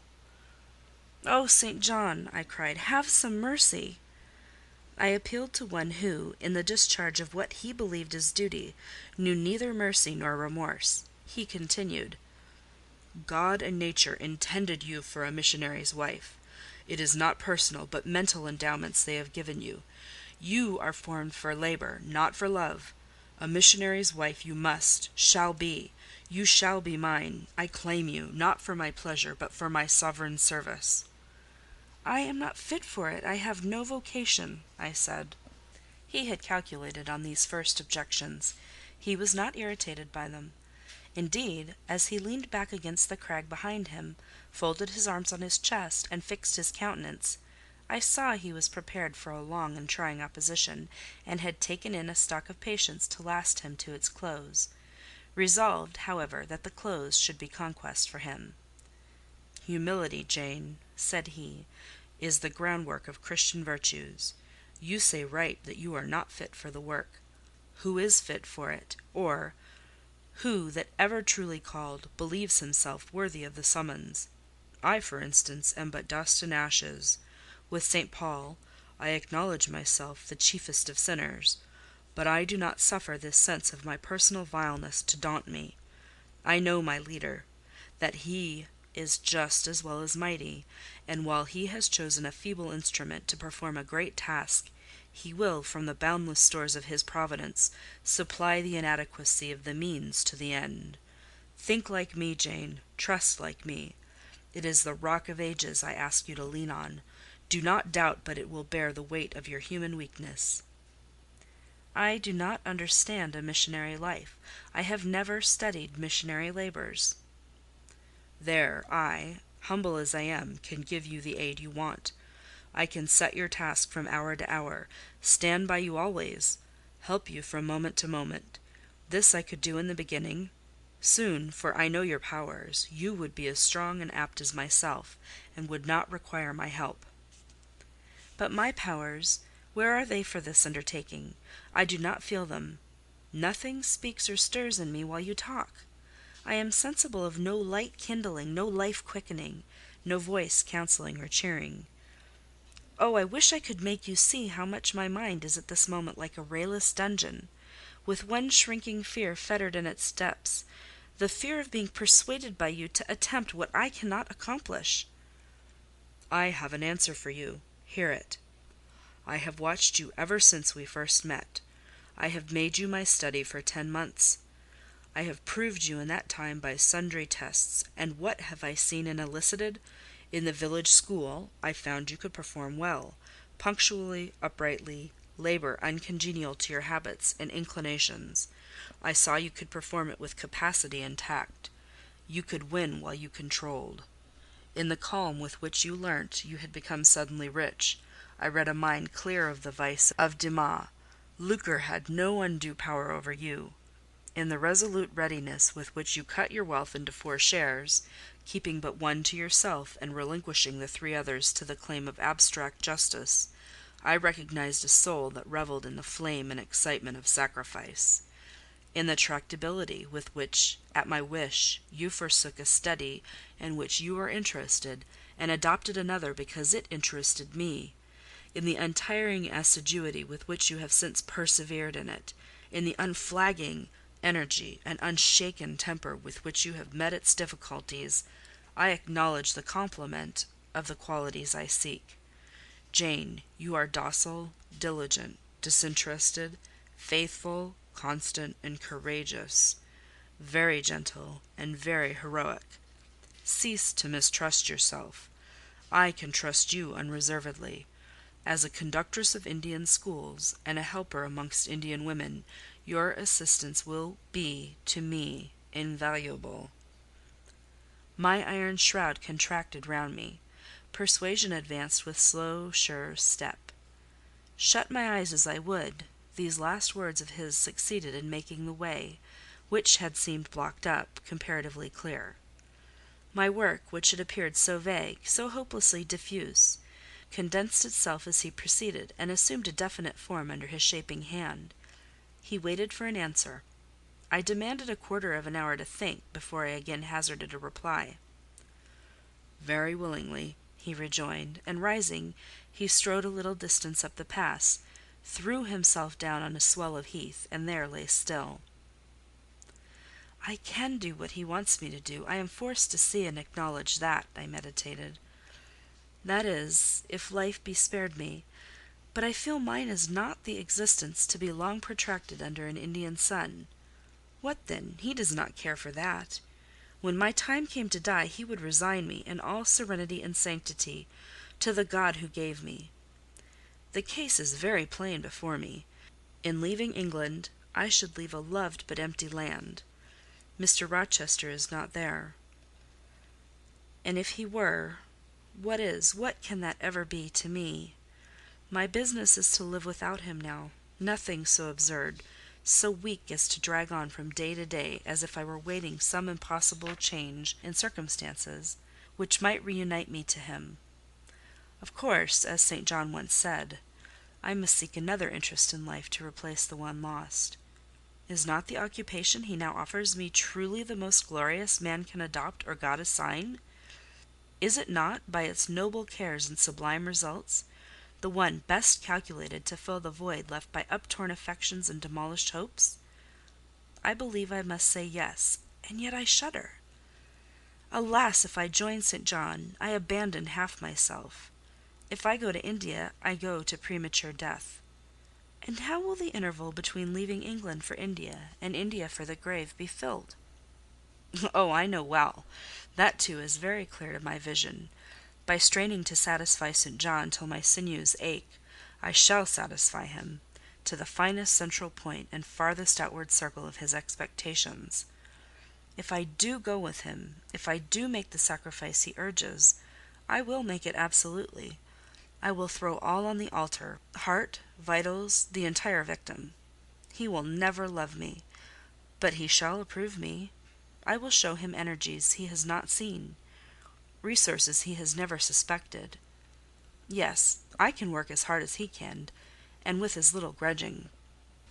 Consent, then, to his demand is possible, but for one item, one dreadful item. It is that he asks me to be his wife, and has no more of a husband's heart for me than that frowning giant of a rock, down which the stream is foaming in yonder gorge. He prizes me as a soldier would a good weapon, and that is all. Unmarried to him, this would never grieve me. But can I let him complete his calculations, coolly put into practice his plans, go through the wedding ceremony? Can I receive from him the bridal ring, endure all the forms of love, which I doubt not he would scrupulously observe, and know that the spirit was quite absent? Can I bear the consciousness that every endearment he bestows is a sacrifice made on principle? No, such a martyrdom would be monstrous. I will never undergo it. As his sister I might accompany him, not as his wife. I will tell him so. I looked towards the knoll. There he lay, still as a prostrate column. His face turned to me, his eye beaming watchful and keen. He started to his feet and approached me. "I am ready to go to India, if I may go free." "Your answer requires a commentary," he said. "It is not clear." "You have hitherto been my adopted brother, I your adopted sister. Let us continue as such. You and I had better not marry." He shook his head. "Adopted fraternity will not do in this case. If you were my real sister it would be different. I should take you and seek no wife. But, as it is, either our union must be consecrated and sealed by marriage, or it cannot exist. Practical obstacles oppose themselves to any other plan. Do you not see it, Jane? Consider a moment. Your strong sense will guide you." I did consider, and still my sense, such as it was, directed me only to the fact that we did not love each other as man and wife should, and therefore it inferred we ought not to marry. I said so. "St. John," I returned, "I regard you as a brother, you me as a sister, so let us continue." "We cannot, he answered with short, sharp determination. "It would not do. You have said you will go with me to India. Remember, you have said that." "Conditionally." Well, well. To the main point. The departure with me from England, the co-operation with me in my future labours. You do not object? You have already as good as put your hand to the plough. You are too consistent to withdraw it. You have but one end to keep in view, how the work you have undertaken can best be done. Simplify your complicated interests, feelings, thoughts, wishes, aims. Merge all considerations in one purpose, that of fulfilling with effect, with power, the mission of your great master. To do so, you must have a coadjutor, not a brother, that is a loose tie, but a husband. I, too, do not want a sister. A sister might any day be taken from me. I want a wife, the sole helpmeet I can influence efficiently in life, and retain absolutely till death." I shuddered as he spoke. I felt his influence in my marrow, his hold on my limbs. "Seek one elsewhere than in me, St. John. Seek one fitted to you." "One fitted to my purpose, you mean, fitted to my vocation. Again I tell you, it is not the insignificant private individual, the mere man with the man's selfish senses, I wish to mate. It is a missionary." "And I will give the missionary my energies. It is all he wants, but not myself. That would be only adding the husk and shell to the kernel. For them he has no use. I retain them." "You cannot, you ought not. Do you think God will be satisfied with half an oblation? Will he accept a mutilated sacrifice? It is the cause of God I advocate. It is under his standard I enlist you. I cannot accept on his behalf a divided allegiance. It must be entire." "Oh, I will give my heart to God," I said. "You do not want it." I will not swear, reader, that there was not something of repressed sarcasm both in the tone in which I uttered this sentence, and in the feeling that accompanied it. I had silently feared St. John till now, because I had not understood him. He had held me in awe, because he had held me in doubt. How much of him was saint, how much mortal, I could not heretofore tell. But revelations were being made in this conference. The analysis of his nature was proceeding before my eyes. I saw his fallibilities. I comprehended them. I understood that, sitting there where I did, on the bank of heath, and with that handsome form before me, I sat at the feet of a man, airing his eye. The veil fell from his hardness and despotism. Having felt in him the presence of these qualities, I felt his imperfection and took courage. I was with an equal, one with whom I might argue. one whom, if I saw good, I might resist." He was silent after I had uttered the last sentence, and I presently risked an upward glance at his countenance. His eye, bent on me, expressed at once stern surprise and keen inquiry. "Is she sarcastic, and sarcastic to me?" it seemed to say. "What does this signify?" "Do not let us forget that this is a solemn matter," he said ere long, "one of which we may neither think nor talk lightly without sin. I trust, Jane, you are in earnest when you say you will give your heart to God. It is all I want. Once wrench your heart from man and fix it on your Maker. The advancement of that Maker's spiritual kingdom on earth will be your chief delight and endeavour. You will be ready to do at once whatever furthers that end. You will see what impetus would be given to your efforts and mine by our physical and mental union in marriage, the only union that gives a character of permanent conformity to the destinies and designs of human beings. And, passing over all minor caprices, all trivial difficulties and delicacies of feeling, all scruple about the degree, kind, strength, or tenderness of mere personal inclination, you will hasten to enter into that union at once." "Shall I?" I said briefly, and I looked at his features, beautiful in their harmony, but strangely formidable in their still severity; at his brow, commanding but not open; at his eyes, bright and deep, and searching, but never soft; at his tall, imposing figure, and fancied myself in idea his wife. Oh, it would never do! As his curate, his comrade, all would be right. I would cross oceans with him in that capacity, toil under eastern suns, in Asian deserts with him in that office, admire and emulate his courage and devotion and vigour, accommodate quietly to his masterhood, smile undisturbed at his ineradicable ambition, discriminate the Christian from the man, profoundly esteem the one, and freely forgive the other. I should suffer often, no doubt, attached to him only in this capacity. My body would be under rather a stringent yoke, but my heart and mind would be free. I should still have my unblighted self to turn to, my natural unenslaved feelings with which to communicate in moments of loneliness. There would be recesses in my mind which would be only mine, to which he never came, and sentiments growing there, fresh and sheltered, which his austerity could never blight, nor his measured warrior march trample down.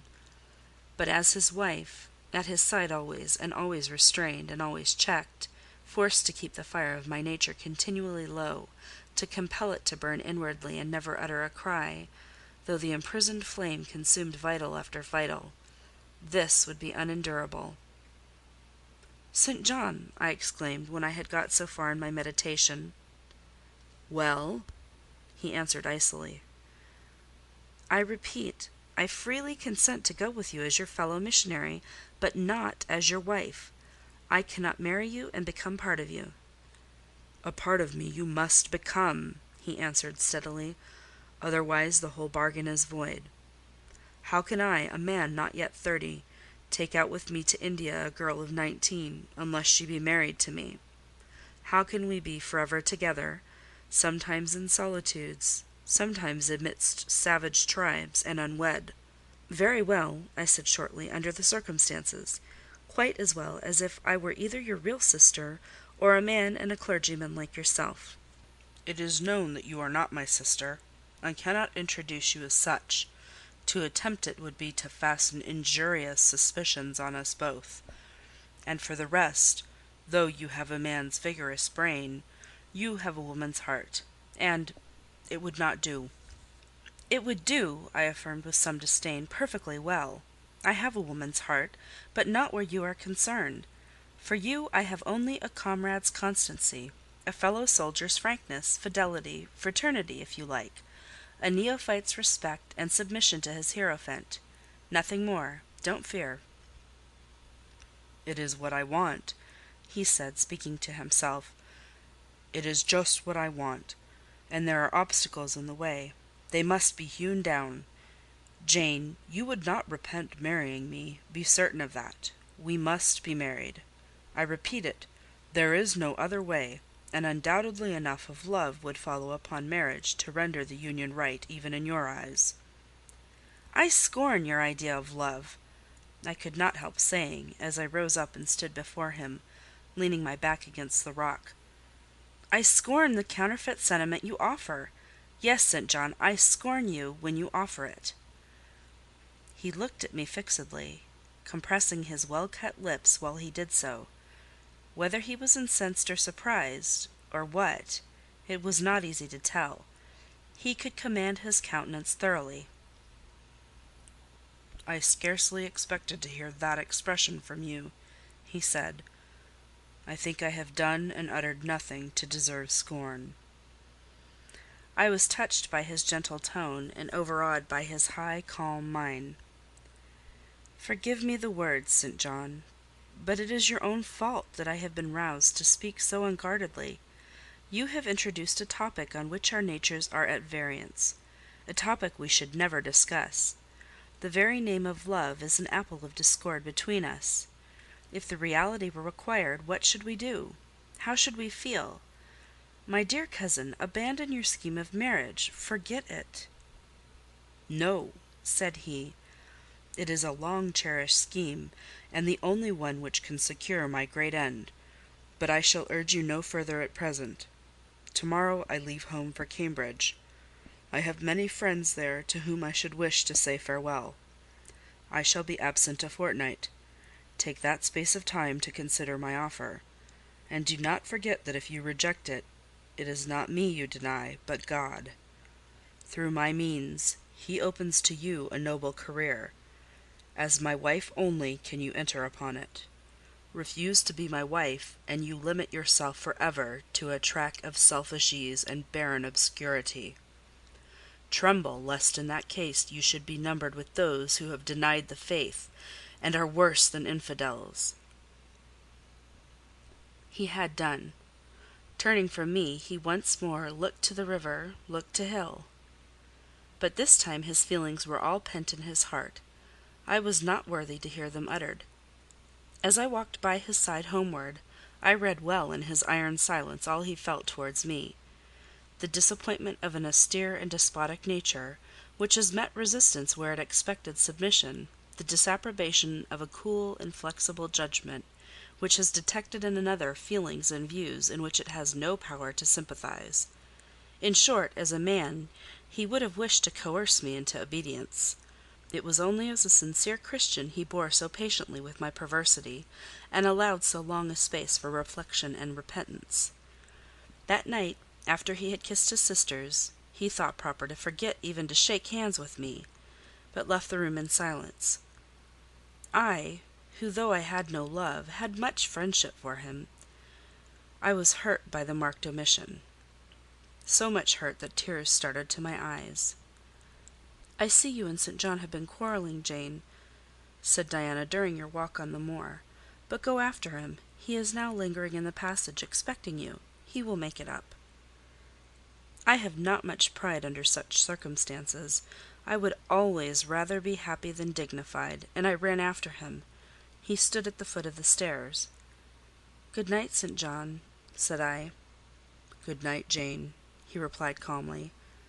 "Then shake hands," I added. What a cold, loose touch he impressed on my fingers! He was deeply displeased by what had occurred that day. Cordiality would not warm, nor tears move him.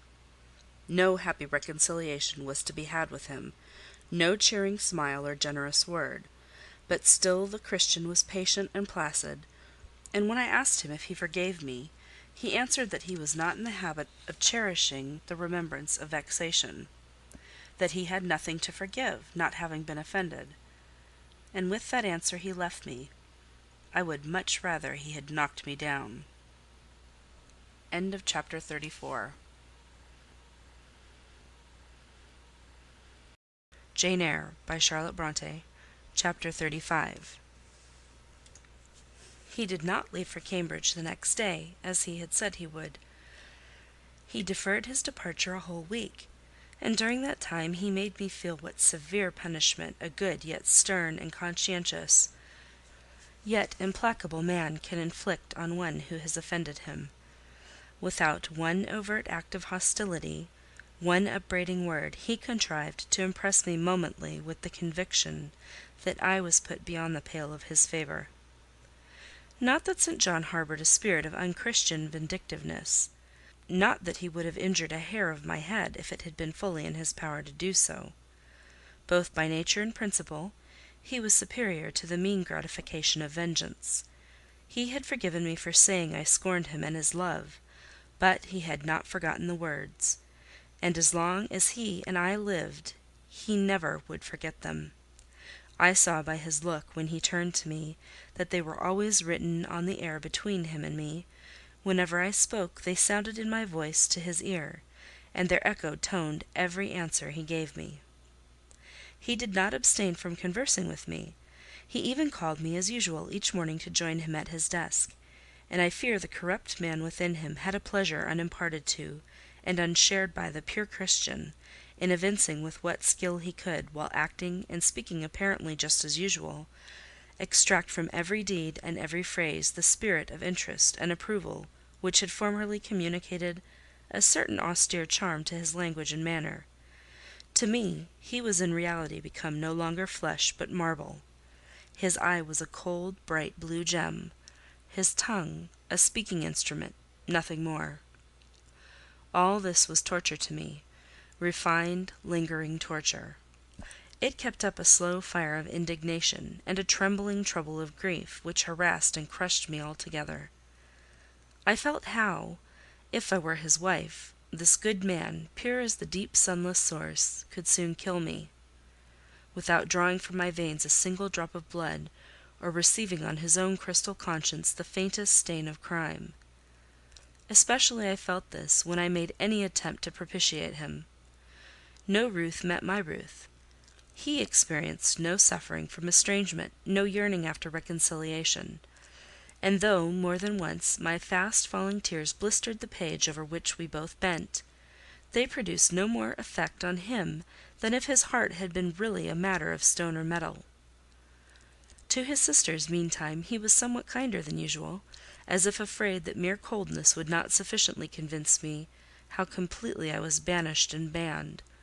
He added the force of contrast; and this I am sure he did not by malice, but on principle. The night before he left home, happening to see him walking in the garden about sunset, and remembering, as I looked at him, that this man, alienated as he now was, had once saved my life, and that we were near relations, I was moved to make a last attempt to regain his friendship. I went out and approached him as he stood leaning over the little gate. I spoke to the point at once. "St. John, I am unhappy because you are still angry with me. Let us be friends." "I hope we are friends," was the unmoved reply, while he still watched the rising of the moon, which he had been contemplating as I approached. "No, St. John, we are not friends as we were: you know that." "Are we not? That is wrong. For my part, I wish you no ill and all good." "I believe you, St. John, for I am sure you are incapable of wishing any one ill; but as I am your kinswoman, I should desire somewhat more of affection than that sort of general philanthropy you extend to mere strangers." "Of course," he said, "your wish is reasonable, and I am far from regarding you as a stranger." This, spoken in a cool, tranquil tone, was mortifying and baffling enough. Had I attended to the suggestions of pride and ire, I should immediately have left him; but something worked within me more strongly than those feelings could. I deeply venerated my cousin's talent and principle. His friendship was of value to me: to lose it tried me severely. I would not so soon relinquish the attempt to reconquer it. "Must we part in this way, St. John? And when you go to India, will you leave me so, without a kinder word than you have yet spoken?" He now turned quite from the moon, and faced me. "When I go to India, Jane, will I leave you? What, do you not go to India?" "You said I could not unless I married you." "And you will not marry me? You adhere to that resolution?" Reader, do you know, as I do, what terror those cold people can put into the ice of their questions? How much of the fall of the avalanche is in their anger? of the breaking up of the frozen sea and their displeasure? No, St. John, I will not marry you. I adhere to my resolution." The avalanche had shaken and slid a little forward, but it did not yet crash down. "Once more, why this refusal?" he asked. "Formerly," I answered, "because you did not love me. Now," I replied, "because you almost hate me. If I were to marry you, you would kill me. You are killing me now." His lips and cheeks turned white, quite white. "I should kill you? I am killing you? Your words are such as ought not to be used: violent, unfeminine, and untrue. They betray an unfortunate state of mind. They merit severe reproof. They would seem inexcusable, but that it is the duty of man to forgive his fellow, even until 77 times." I had finished the business now. While earnestly wishing to erase from his mind the trace of my former offence, I had stamped on that tenacious surface another and far deeper impression. I had burnt it in. "Now you will indeed hate me," I said. "It is useless to attempt to conciliate you. I see I have made an eternal enemy of you."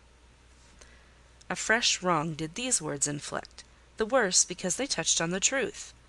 That bloodless lip quivered to a temporary spasm. I knew the steely ire I had whetted. I was heart-wrung.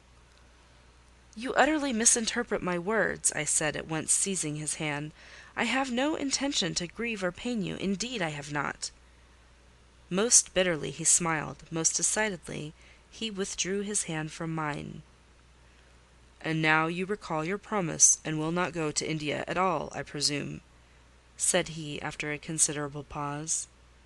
"Yes, I will, as your assistant," I answered.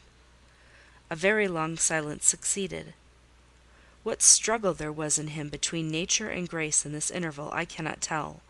Only singular gleams scintillated in his eyes, and strange shadows passed o'er his face. He spoke at last. "I before proved to you the absurdity of a single woman of your age proposing to accompany abroad a single man of mine. I proved it to you in such terms as, I should have thought, would have prevented your ever again alluding to the plan. That you have done so I regret for your sake." I interrupted him. Anything like a tangible reproach gave me courage at once. "Keep to common sense, St. John. You are verging on nonsense. You pretend to be shocked by what I have said. You are not really shocked, for with your superior mind you cannot be either so dull or so conceited as to misunderstand my meaning. I say again, I will be your curate if you like, but never your wife." Again he turned lividly pale, but, as before, controlled his passion perfectly. He answered emphatically but calmly— "A female curate who is not my wife would never suit me. With me, then, it seems you cannot go.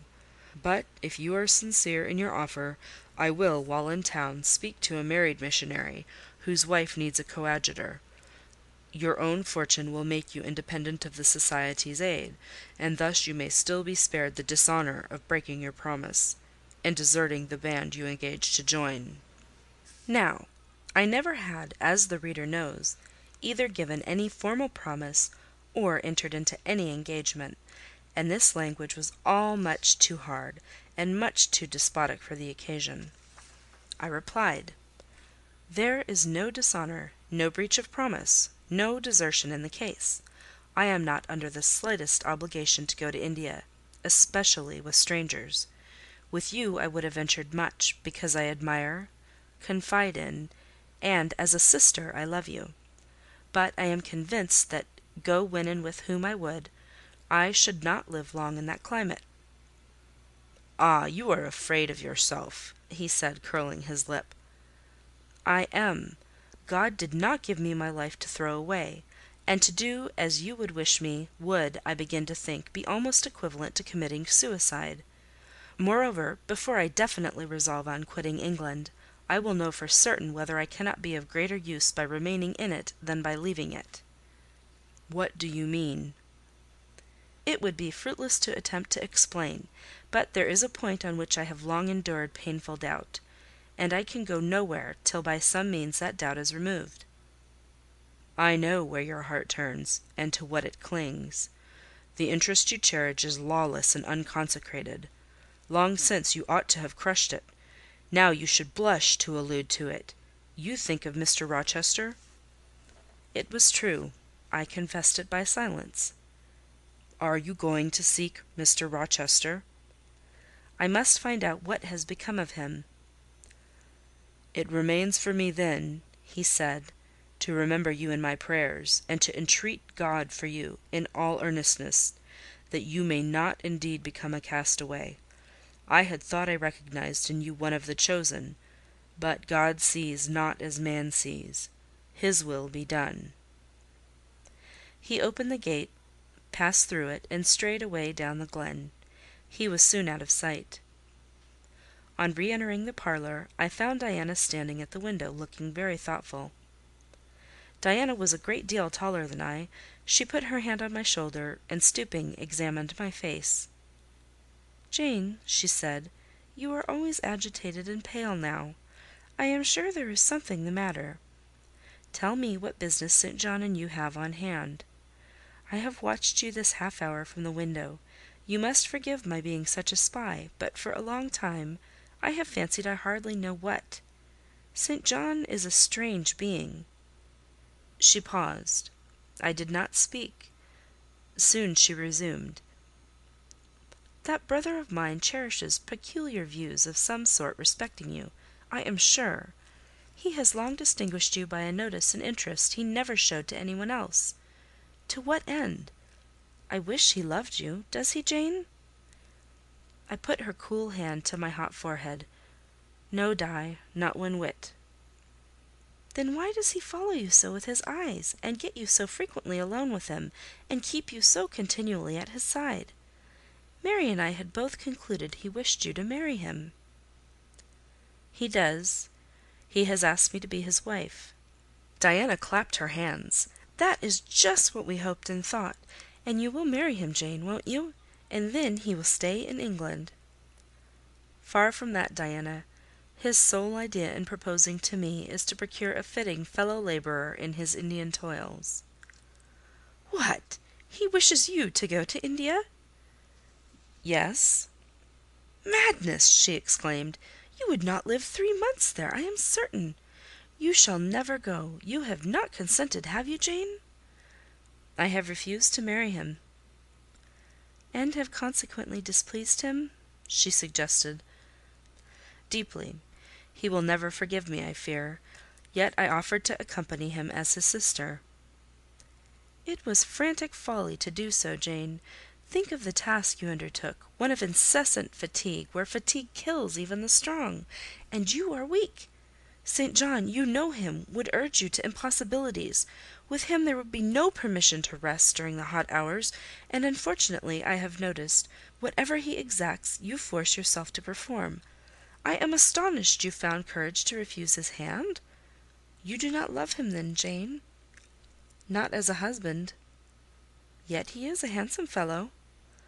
"And I am so plain, you see, Di. We should never suit." "Plain, you? Not at all. You are much too pretty, as well as too good, to be grilled alive in Calcutta." And again she earnestly conjured me to give up all thoughts of going out with her brother. "I must indeed," I said, for when just now I repeated the offer of serving him for a deacon, he expressed himself shocked at my want of decency. He seemed to think I had committed an impropriety in proposing to accompany him unmarried, as if I had not from the first hoped to find in him a brother, and habitually regarded him as such. "What makes you say he does not love you, Jane?" "You should hear himself on the subject. He has again and again explained that it is not himself, but his office he wishes to mate. He has told me I am formed for labour, not for love, which is true, no doubt. But, in my opinion, if I am not formed for love, it follows that I am not formed for marriage. Would it not be strange, Di, to be chained for life to a man who regarded one but as a useful tool?" "Insupportable, unnatural, out of the question." "And then," I continued, "though I have only sisterly affection for him now, Yet, if forced to be his wife, I can imagine the possibility of conceiving an inevitable, strange, torturing kind of love for him, and because he is so talented, and there is often a certain heroic grandeur in his look, manner, and conversation. In that case, my lot would become unspeakably wretched. He would not want me to love him, and if I showed the feeling, he would make me sensible that it was a superfluity unrequired by him, unbecoming in me. I know he would. "And yet St. John is a good man," said Diana. "He is a good and a great man, but he forgets pitilessly the feelings and claims of little people in pursuing his own large views. It is better, therefore, for the insignificant to keep out of his way, lest in his progress he should trample them down. Here he comes. I will leave you, Diana." And I hastened upstairs as I saw him entering the garden. But I was forced to meet him again at supper. During that meal he appeared just as composed as usual. I had thought he would hardly speak to me, and I was certain he had given up the pursuit of his matrimonial scheme. The sequel showed I was mistaken on both points. He addressed me precisely in his ordinary manner, or what had of late been his ordinary manner, one scrupulously polite. No doubt he had invoked the help of the Holy Spirit to subdue the anger I had roused in him, and now believed he had forgiven me once more. For the evening reading before prayers, he selected the 21st chapter of Revelation. It was at all times pleasant to listen, while from his lips fell the words of the Bible. Never did his fine voice sound at once so sweet and full. Never did his manner become so impressive in its noble simplicity as when he delivered the oracles of God. And tonight that voice took a more solemn tone, that manner a more thrilling meaning, as he sat in the midst of his household circle, the May moon shining in through the uncurtained window, and rendering almost unnecessary the light of the candle on the table. As he sat there, bending over the great old Bible, and described from its page the vision of the new heaven and the new earth, told how God would come to dwell with men, how he would wipe away all tears from their eyes, and promised that there should be no more death, neither sorrow nor crying, nor any more pain, because the former things were passed away. The succeeding words thrilled me strangely as he spoke them, especially as I felt by the slight indescribable alteration in sound, that in uttering them his eye had turned on me. "He that overcometh shall inherit all things, and I will be his God, and he shall be my son. But," was slowly, distinctly read, "the fearful, the unbelieving, etc., shall have their part in the lake which burneth with fire and brimstone, which is the second death." Henceforward I knew what fate St. John feared for me. A calm, subdued triumph, blent with a longing earnestness, marked his enunciation of the last glorious verses of that chapter. The reader believed his name was already written in the Lamb's book of life, and he yearned after the hour which should admit him to the city to which the kings of the earth bring their glory and honour, which has no need of sun or moon to shine in it, because the glory of God lightens it, and the Lamb is the light thereof. In the prayer following the chapter, all his energy gathered, all his stern zeal awoke. He was in deep earnest, wrestling with God and resolved on a conquest. He supplicated strength for the weak-hearted, guidance for wanderers from the fold, a return, even at the 11th hour, for those whom the temptations of the world and the flesh were luring from the narrow path. He asked, he urged, he claimed the boon of a brand snatched from the burning. Earnestness is ever deeply solemn. First, as I listened to that prayer, I wondered at his. Then, when it continued and rose, I was touched by it, and at last awed. He felt the greatness and goodness of his purpose so sincerely. Others who heard him plead for it could not but feel it too. The prayer over, we took leave of him. He was to go at a very early hour in the morning.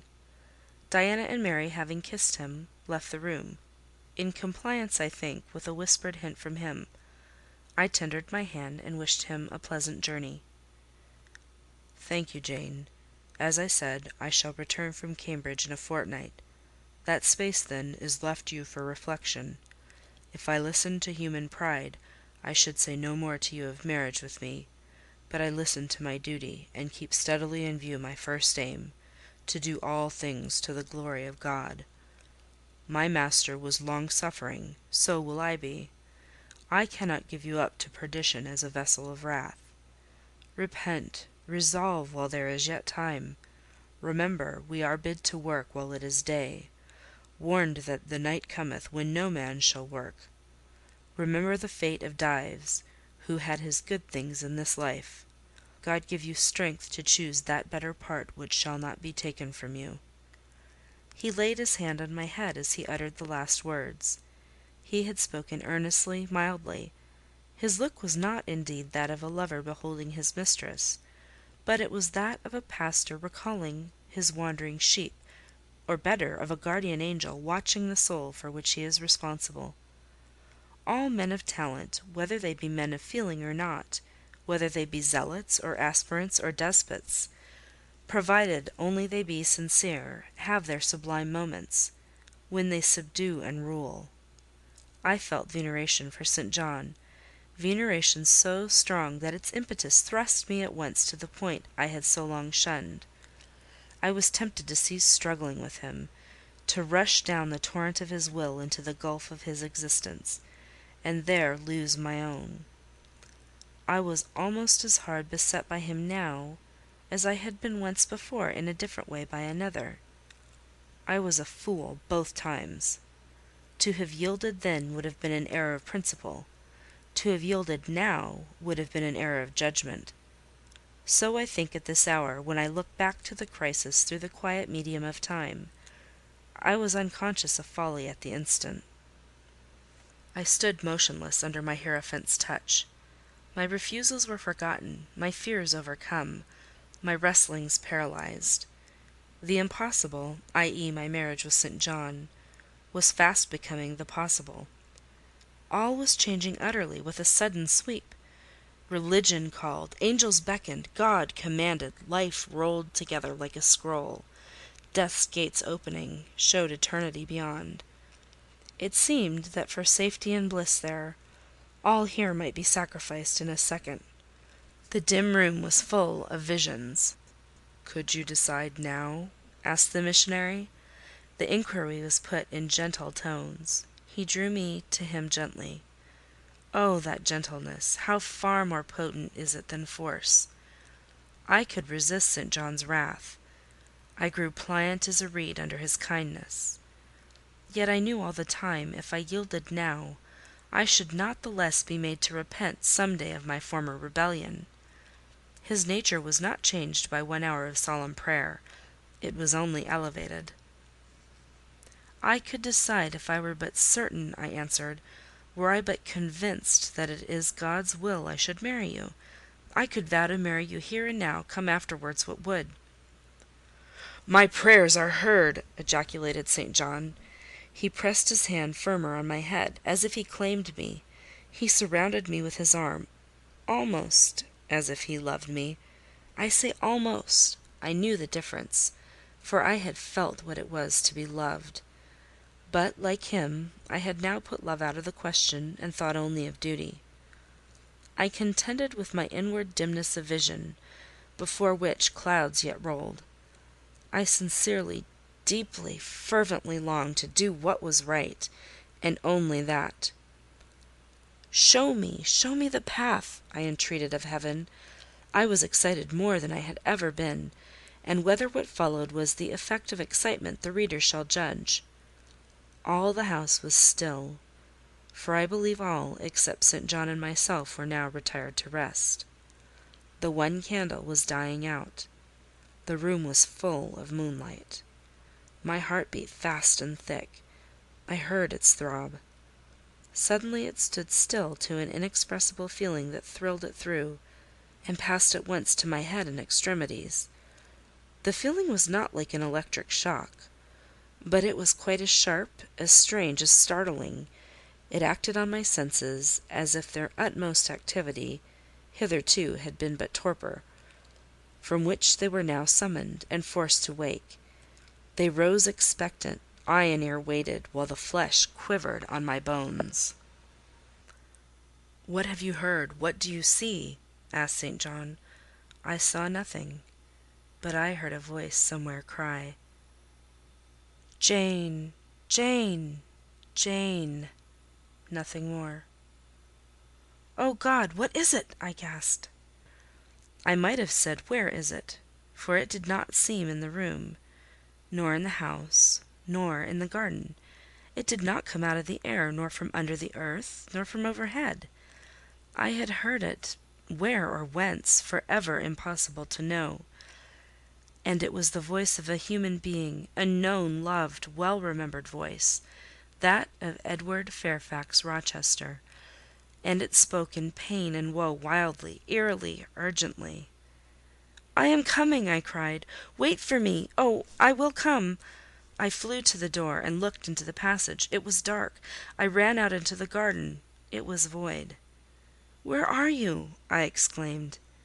The hills beyond Marsh Glen sent the answer faintly back. "Where are you?" I listened. The wind sighed low in the firs. All was moorland loneliness and midnight hush. "Down, superstition!" I commented, as that spectre rose up black by the black yew at the gate. "This is not thy deception, not thy witchcraft. It is the work of nature. She was aroused, and did no miracle, but her best." I broke from St. John, who had followed, and would have detained me. It was my time to assume ascendancy. My powers were in play and in force. I told him to forbear question or remark. I desired him to leave me. I must and would be alone. He obeyed at once. Where there is energy to command well enough, obedience never fails. I mounted to my chamber, locked myself in, fell on my knees, and prayed in my way. A different way to St. John's, but effective in its own fashion. I seemed to penetrate very near a mighty spirit, and my soul rushed out in gratitude at his feet. I rose from the thanksgiving, took a resolve, and lay down, unscared, enlightened, eager but for the daylight. End of chapter 35. Jane Eyre by Charlotte Bronte. Chapter 36. The daylight came. I rose at dawn. I busied myself for an hour or two with arranging my things in my chamber, drawers, and wardrobe, in the order wherein I should wish to leave them during a brief absence. Meantime, I heard St. John quit his room. He stopped at my door. I feared he would knock. No, but a slip of paper was passed under the door. I took it up. It bore these words: "You left me too suddenly last night. Had you stayed but a little longer, you would have laid your hand on the Christian's cross and the angel's crown. I shall expect your clear decision when I return this day fortnight. Meantime, watch and pray that you enter not into temptation. The spirit, I trust, is willing, but the flesh I see is weak. I shall pray for you hourly. Yours, St. John." My spirit, I answered mentally, is willing to do what is right, and my flesh, I hope, is strong enough to accomplish the will of heaven, when once that will is distinctly known to me. At any rate, it shall be strong enough to search, inquire, to grope an outlet from this crowd of doubt, and find the open day of certainty. It was the 1st of June, yet the morning was overcast and chilly. Rain beat fast on my casement. I heard the front door open and St. John pass out. Looking through the window, I saw him traverse the garden. He took the way over the misty moors in the direction of Whitcross. There he would meet the coach. "In a few more hours I shall succeed you in that track, cousin," I thought. "I too have a coach to meet at Whitcross. I too have some to see and ask after in England before I depart for ever." It wanted yet 2 hours of breakfast time. I filled the interval in walking softly about my room and pondering the visitation which had given my plans their present bent. I recalled that inward sensation I had experienced, for I could recall it, with all its unspeakable strangeness. I recalled the voice I had heard. Again I questioned whence it came, as vainly as before. It seemed in me, not in the external world. I asked, was it a mere nervous impression, a delusion? I could not conceive or believe. It was more like an inspiration. The wondrous shock of feeling had come like the earthquake which shook the foundations of Paul and Silas's prison. It had opened the doors of the soul's cell, and loosed its bands. It had wakened it out of its sleep, whence it sprang trembling, listening, aghast. Then vibrated thrice a cry on my startled ear, and in my quaking heart, and through my spirit, which neither feared nor shook, but exulted as if in joy over the success of one effort it had been privileged to make, independent of the cumbrous body. "Ere many days," I said, as I terminated my musings, "I will know something of him whose voice seemed last night to summon me. Letters have proved of no avail. Personal inquiry shall replace them." At breakfast I announced to Diana and Mary that I was going a journey, and should be absent at least 4 days. "Alone, Jane?" they asked. Yes, it was to see or hear news of a friend about whom I had for some time been uneasy. They might have said, as I have no doubt they thought, that they had believed me to be without any friends save them, for indeed I had often said so; but with their true natural delicacy they abstained from comment, except that Diana asked me if I was sure I was well enough to travel. I looked very pale, she observed. I replied that nothing ailed me save anxiety of mind, which I hoped soon to alleviate. It was easy to make my further arrangements, for I was troubled with no inquiries, no surmises. Having once explained to them that I could not now be explicit about my plans, they kindly and wisely acquiesced in the silence with which I pursued them. According to me the privilege of free action I should, under similar circumstances, have accorded them. I left Moor House at 3 o'clock p.m., and soon after 4 I stood at the foot of the signpost of Whitcross, waiting the arrival of the coach which was to take me to distant Thornfield. Amidst the silence of those solitary roads and desert hills, I heard it approach from a great distance. It was the same vehicle whence, a year ago, I had alighted one summer evening on this very spot. How desolate, how hopeless and objectless! It stopped as I beckoned. I entered, not now obliged to part with my whole fortune as the price of its accommodation. Once more on the road to Thornfield, I felt like the messenger pigeon flying home. It was a journey of 36 hours.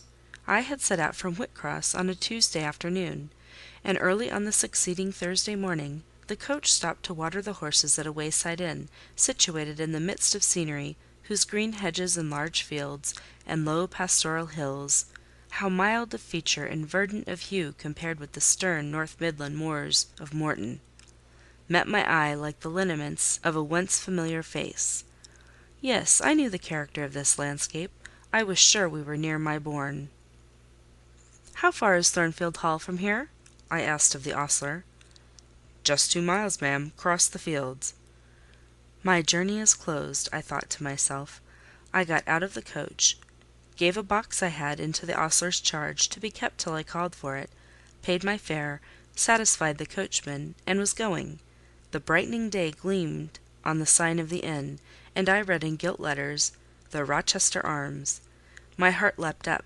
I was already on my master's very lands. It fell again, the thought struck it. Your master himself may be beyond the British Channel, for aught you know; and then, if he is at Thornfield Hall, towards which you hasten, who besides him is there? His lunatic wife, and you have nothing to do with him. You dare not speak to him or seek his presence. You have lost your labour. You had better go no farther," urged the monitor. "Ask information of the people at the inn. They can give you all you seek. They can solve your doubts at once. Go up to that man, and inquire if Mr. Rochester be at home." The suggestion was sensible, and yet I could not force myself to act on it. I so dreaded a reply that would crush me with despair. To prolong doubt was to prolong hope. I might yet once more see the hall under the ray of her star. There was the stile before me, the very fields through which I had hurried, blind, deaf, distracted, with a revengeful fury tracking and scourging me, on the morning I fled from Thornfield. Ere I well knew what course I had resolved to take, I was in the midst of them. How fast I walked! How I ran sometimes! How I looked forward to catch the first view of the well-known woods! With what feelings I welcomed single trees I knew, and familiar glimpses of meadow and hill between them! At last the woods rose. The rookery clustered dark. A loud cawing broke the morning stillness. Strange delight inspired me. On I hastened. Another field crossed, a lane threaded, and there were the courtyard walls, the back offices, the house itself, the rookery still hid. My first view of it shall be in front, I determined, where its bold battlements will strike the eye nobly at once, and where I can single out my master's very window. Perhaps he will be standing at it: he rises early. Perhaps he is now walking in the orchard, or on the pavement in front. Could I but see him, but a moment! Surely in that case I should not be so mad as to run to him? I cannot tell, I am not certain. And if I did, what then? God bless him, what then? Who would be hurt by my once more tasting the life his glance can give me? I rave. Perhaps at this moment he is watching the sunrise over the Pyrenees, or on the tideless sea of the south. I had coasted along the lower wall of the orchard, turned its angle. There was a gate just there, opening into the meadow, between two stone pillars crowned by stone balls. From behind one pillar I could peep round quietly at the full front of the mansion.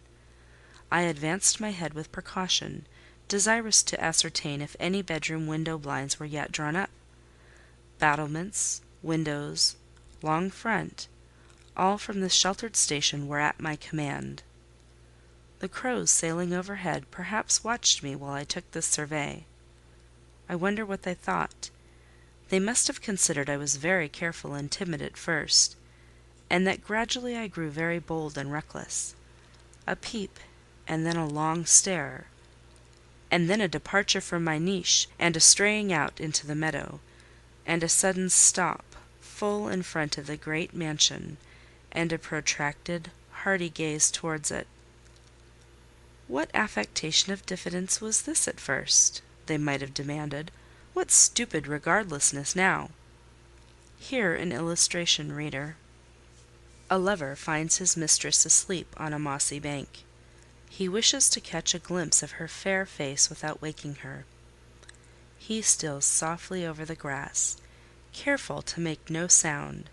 He pauses, fancying she has stirred. He withdraws. Not for worlds would he be seen. All is still. He again advances. He bends over her. A light veil rests on her features. He lifts it, bends lower. Now his eyes anticipate the vision of beauty, warm and blooming and lovely in rest. How hurried was their first glance, but how they fix! How he starts! How he suddenly and vehemently clasps in both arms the form he dared not a moment since touch with his finger! How he calls aloud a name and drops his burden and gazes on it wildly! He thus grasps and cries and gazes, because he no longer fears to waken by any sound he can utter, by any movement he can make. He thought his love slept sweetly. He finds she is stone dead. I looked with timorous joy towards a stately house. I saw a blackened ruin. No need to cower behind a gate-post, indeed, to peep up at chamber lattices, fearing life was astir behind them. No need to listen for doors opening, to fancy steps on the pavement or the gravel walk. The lawn, the grounds were trodden and waste. The portal yawned void. The front was, as I had once seen it in a dream, but a shell-like wall, very high and very fragile-looking, perforated with paneless windows. No roof, no battlements, no chimneys: all had crashed in. And there was the silence of death about it, the solitude of a lonesome wild. No wonder that letters addressed to people here had never received an answer. As well dispatch epistles to a vault in a church aisle. The grim blackness of the stones told by what fate the hall had fallen. By conflagration. But how kindled? What story belonged to this disaster? What loss besides mortar and marble and woodwork had followed upon it? Had life been wrecked, as well as property? If so, whose? Dreadful question! There was no one here to answer it, not even dumb sign, mute token. In wandering round the shattered walls and through the devastated interior, I gathered evidence that the calamity was not of late occurrence. Winter snows, I thought, had drifted through that void arch.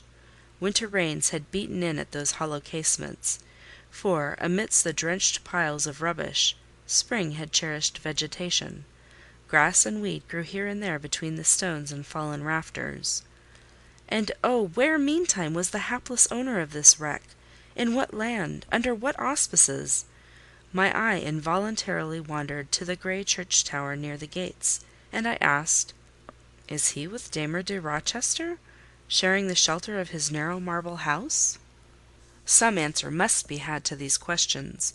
I could find it nowhere but at the inn, and thither ere long I returned.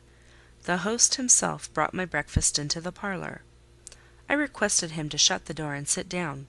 I had some questions to ask him. But when he complied, I scarcely knew how to begin. Such horror had I of the possible answers. And yet the spectacle of desolation I had just left prepared me in a measure for a tale of misery. The host was a respectable-looking, middle-aged man. "You know Thornfield Hall, of course," I managed to say at last. "Yes, ma'am. I lived there once." "Did you? Not in my time, I thought. You were a stranger to me." "I was the late Mr. Rochester's butler," he added. The late! I seemed to have received with full force the blow I had been trying to evade. "The late!" I gasped. "Is he dead?" "I mean the present gentleman, Mr. Edward's father," he explained. I breathed again. My blood resumed its flow, fully assured by these words that Mr. Edward, my Mr. Rochester, God bless him wherever he was at least alive; was, in short, the present gentleman. Gladdening words! It seemed I could hear all that was to come, whatever the disclosures might be, with comparative tranquillity. Since he was not in the grave, I could bear, I thought, to learn that he was at the Antipodes.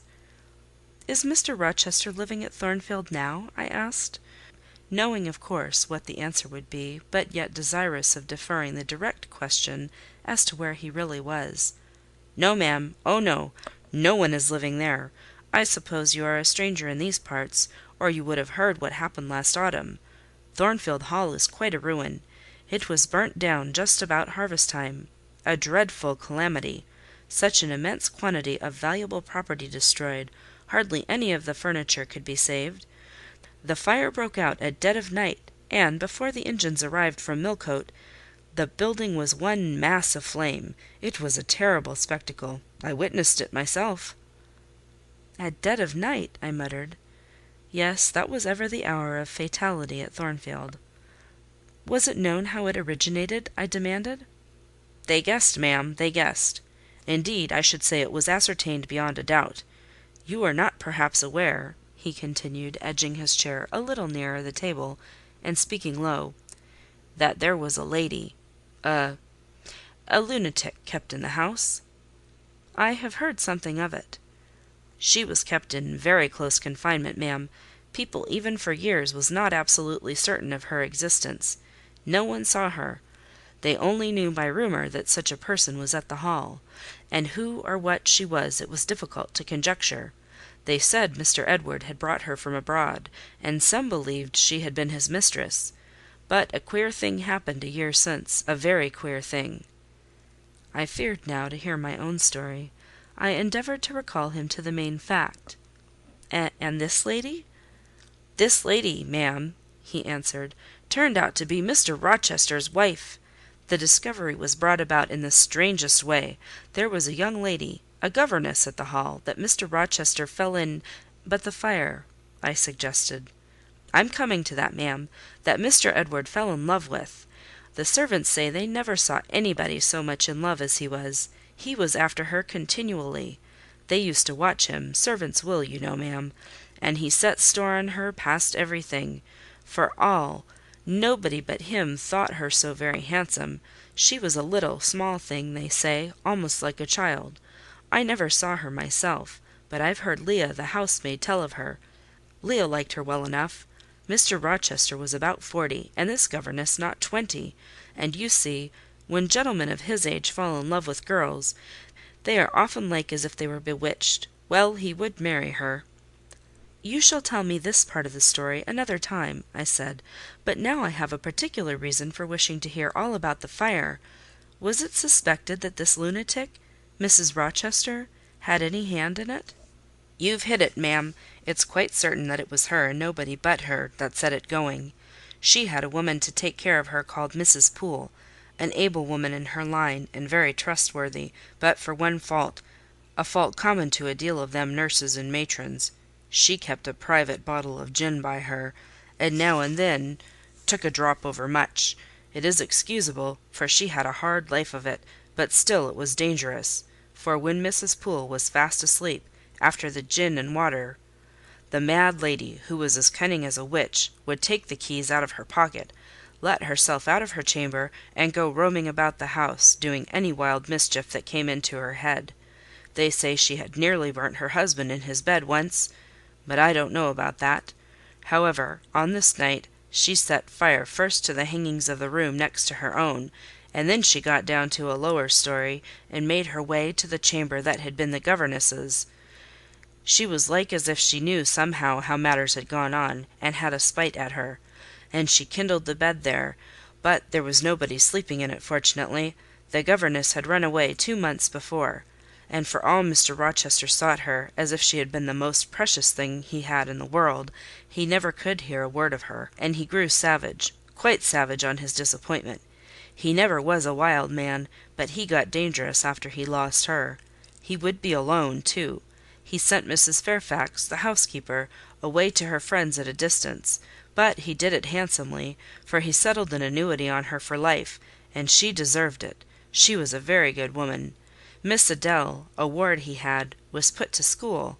He broke off acquaintance with all the gentry, and shut himself up, like a hermit, at the Hall." "What? He did not leave England?" "Leave England? Bless you, no.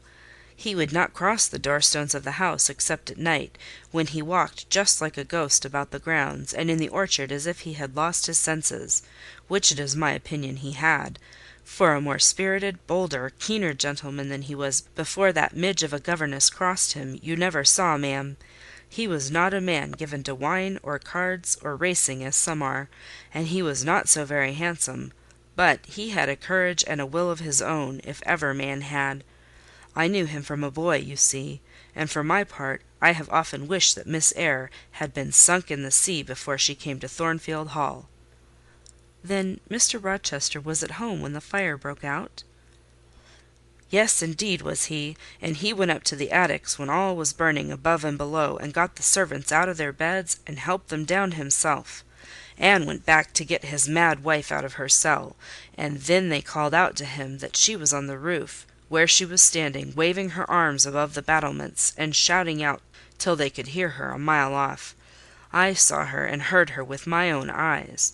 She was a big woman, and had long black hair.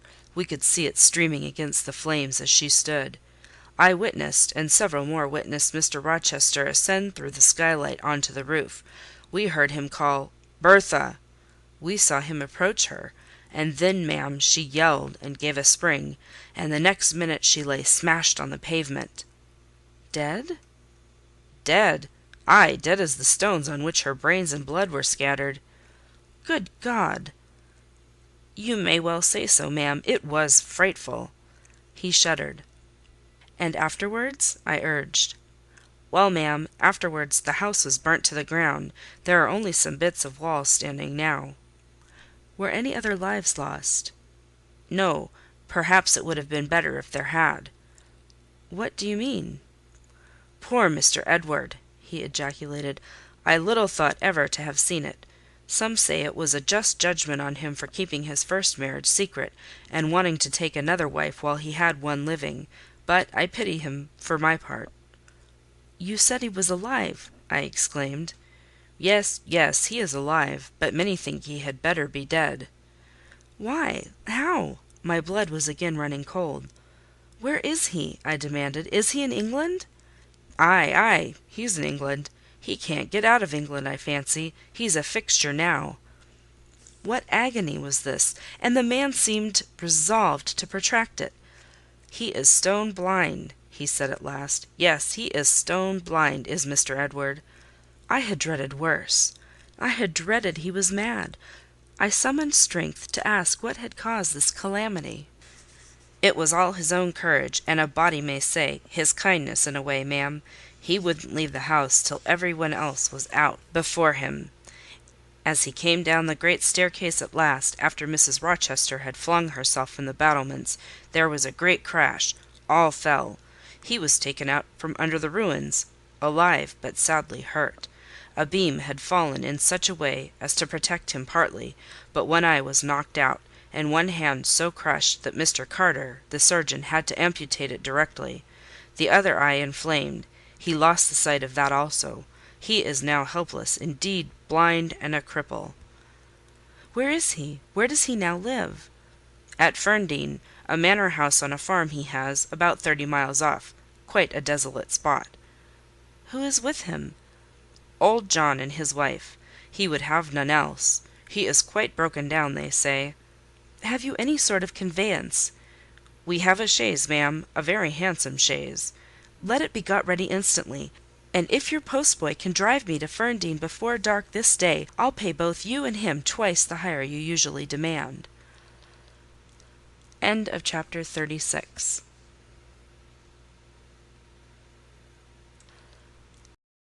Jane Eyre by Charlotte Bronte.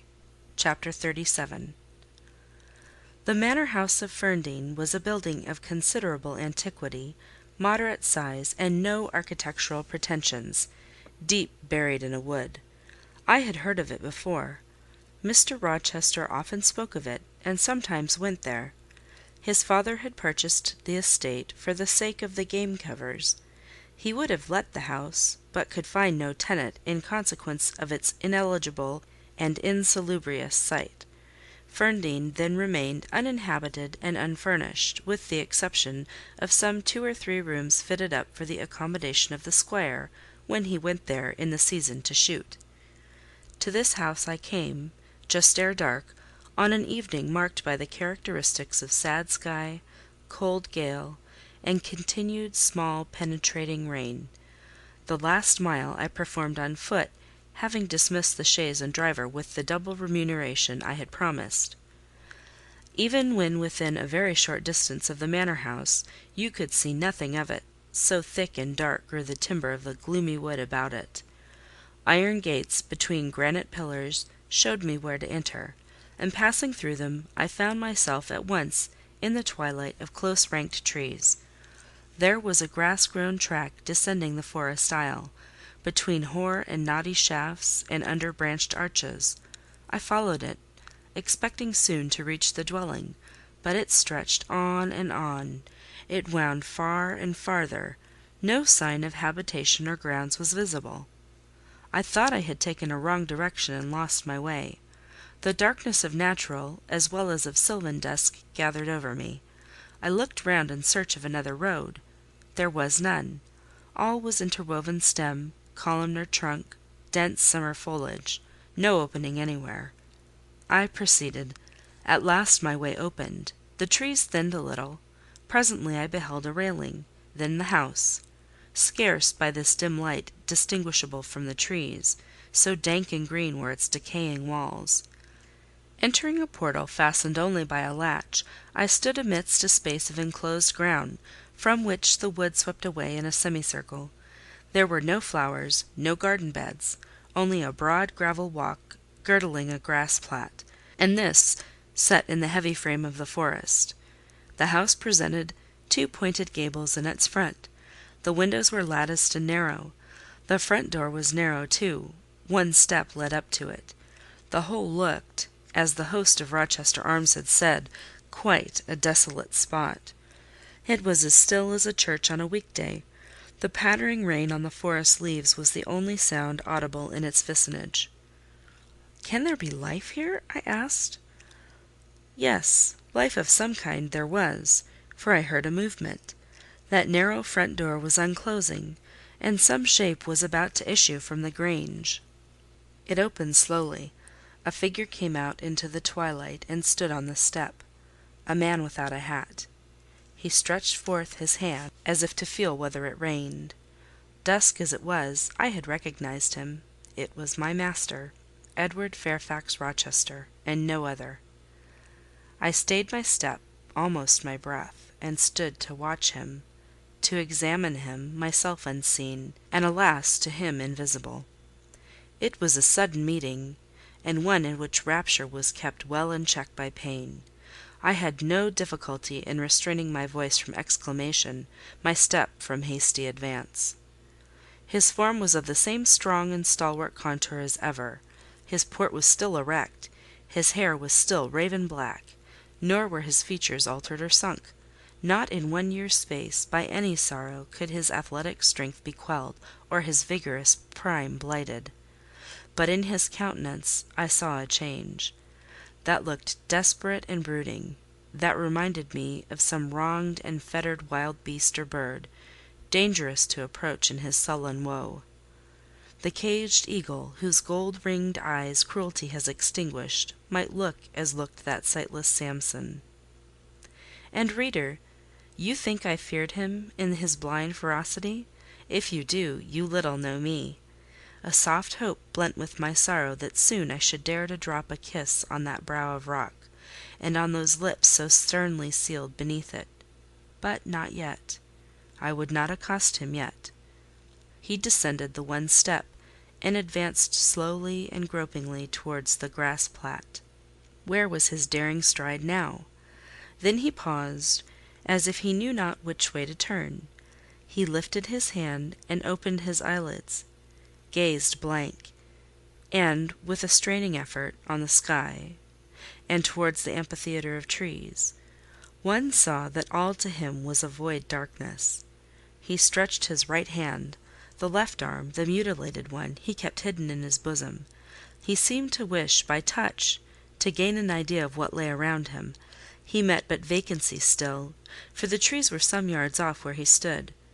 He relinquished the endeavour, folded his arms, and stood quiet and mute in the rain, now falling fast on his uncovered head. At this moment John approached him from some quarter. "Will you take my arm, sir?" he said. "There is a heavy shower coming on. Had you not better go in?" "Let me alone," was the answer. John withdrew without having observed me. Mr. Rochester now tried to walk about. Vainly: all was too uncertain. He groped his way back to the house, and re-entering it, closed the door. I now drew near and knocked. John's wife opened the door for me. "Mary," I said, "how are you?" She started as if she had seen a ghost. I calmed her. To her hurried, "Is it really you, miss, come at this late hour to this lonely place?" I answered by taking her hand, and then I followed her into the kitchen, where John now sat by a good fire. I explained to them, in a few words, that I had heard all which had happened since I left Thornfield, and that I was come to see Mr. Rochester. I asked John to go down to the turnpike house, where I had dismissed the chaise, and bring my trunk, which I had left there; and then, while I removed my bonnet and shawl, I questioned Mary as to whether I could be accommodated at the manor house for the night, and finding that arrangements to that effect, though difficult, would not be impossible, I informed her I should stay. Just at this moment the parlour bell rang. "When you go in," said I, "tell your master that a person wishes to speak to him, but do not give my name." "I don't think he will see you," she answered. "He refuses everybody." When she returned, I inquired what he had said. "You are to send in your name and your business," she replied. She then proceeded to fill a glass with water, and place it on a tray, together with candles. "Is that what he rang for?" I asked. "Yes, he always has candles brought in at dark, though he is blind." "Give the tray to me, I will carry it in." I took it from her hand. She pointed me out the parlour door. The tray shook as I held it. The water spilt from the glass. My heart struck my ribs loud and fast. Mary opened the door for me, and shut it behind me. This parlour looked gloomy. A neglected handful of fire burnt low in the grate, and leaning over it, with his head supported against the high, old-fashioned mantelpiece, appeared the blind tenant of the room. His old dog Pilot lay on one side, removed out of the way, and coiled up as if afraid of being inadvertently trodden upon. Pilot pricked up his ears when I came in. Then he jumped up with a yelp and a whine, and he bounded towards me. He almost knocked the tray from my hands. I set it on the table, then patted him, and said softly, "Lie down." Mr. Rochester turned mechanically to see what the commotion was, but as he saw nothing, he returned and sighed. "Give me the water, Mary," he said. I approached him with the now only half-filled glass. Pilot followed me, still excited. "What is the matter?" he inquired. "Down, Pilot," I again said. He checked the water on its way to his lips, and seemed to listen. He drank and put the glass down. "This is you, Mary, is it not?" "Mary's in the kitchen," I answered. He put out his hand with a quick gesture, but not seeing where I stood, he did not touch me. "Who is this? Who is this?" he demanded, trying, as it seemed, to see with those sightless eyes, unavailing and distressing attempt. "Answer me! Speak again!" he ordered, imperiously and aloud. "Will you have a little more water, sir? I spilt half of what was in the glass," I said. "Who is it? What is it? Who speaks?" "Pilot knows me, and John and Mary know I am here. I came only this evening," I answered. "Great God! What delusion has come over me? What sweet madness has seized me?" "No delusion, no madness. Your mind, sir, is too strong for delusion; your health too sound for frenzy." "And where is the speaker? Is it only a voice? Oh, I cannot see, but I must feel, or my heart will stop and my brain burst. Whatever, whoever you are, be perceptible to the touch, or I cannot live." He groped. I arrested his wandering hand, and prisoned it in both mine. "Her very fingers!" he cried. "Her small, slight fingers! If so, there must be more of her." The muscular hand broke from my custody. My arm was seized, my shoulder, neck, waist, I was entwined and gathered to him. "Is it Jane? What is it? This is her shape, this is her size." "And this is her voice," I added. "She is all here, her heart too. God bless you, sir. I am glad to be so near you again." "Jane Eyre, Jane Eyre," was all he said. "My dear master," I answered, "I am Jane Eyre. I have found you out. I am come back to you." "In truth? In the flesh? My living Jane?" "You touch me, sir. You hold me, and fast enough. I am not like a corpse, nor vacant like air, am I?" "My living darling! These are certainly her limbs, and these her features. But I cannot be so blessed, after all my misery. It is a dream. Such dreams as I have had at night when I have clasped her once more to my heart, as I do now, and kissed her, as thus, and felt that she loved me, and trusted that she would not leave me." "Which I never will, sir, from this day." "Never will?" says the vision. But I always woke and found it an empty mockery, and I was desolate and abandoned, my life dark, lonely, hopeless, my soul athirst and forbidden to drink, my heart famished and never to be fed. Gentle, soft dream, nestling in my arms now, you will fly too, as your sisters have all fled before you. But kiss me before you go. Embrace me, Jane. There, sir, and there. I pressed my lips to his once brilliant and now rayless eyes. I swept his hair from his brow and kissed that too. He suddenly seemed to arouse himself. The conviction of the reality of all this seized him. "Is it you? Is it, Jane? You are come back to me, then?" "I am." "And you do not lie dead in some ditch under some stream, and you are not a pining outcast amongst strangers?" "No, sir. I am an independent woman now." "Independent? What do you mean, Jane?" "My uncle in Madeira is dead, and he left me £5,000. "Ah, this is practical, this is real!" he cried. "I should never dream that. Besides, there is that peculiar voice of hers, so animating and piquant, as well as soft. It cheers my withered heart; it puts life into it. What, Janet, are you an independent woman? A rich woman?" "Quite rich, sir. If you won't let me live with you, I can build a house of my own, close up to your door, and you may come and sit in my parlour when you want company of an evening." "But as you are rich, Jane, you have now, no doubt, friends who will look after you, and not suffer you to devote yourself to a blind lameder like me." "I told you I am independent, sir, as well as rich. I am my own mistress."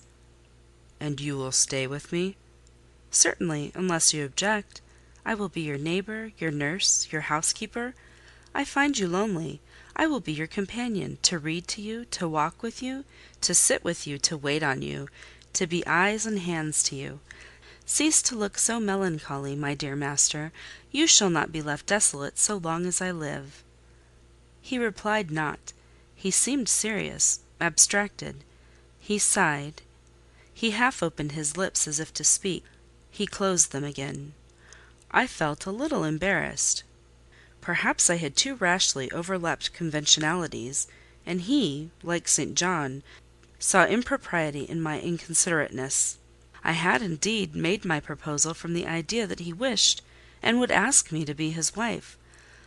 An expectation, not the less certain because unexpressed, had buoyed me up, that he would claim me at once as his own. But no hint to that effect escaping him, and his countenance becoming more overcast, I suddenly remembered that I might have been all wrong, and was perhaps playing the fool unwittingly, and I began gently to withdraw myself from his arms, but he eagerly snatched me closer. "No, no, Jane, you must not go. No, I have touched you, heard you, felt the comfort of your presence, the sweetness of your consolation. I cannot give up these joys. I have little left in myself. I must have you. The world may laugh, may call me absurd, selfish, but it does not signify. My very soul demands you. It will be satisfied, or it will take deadly vengeance on its frame."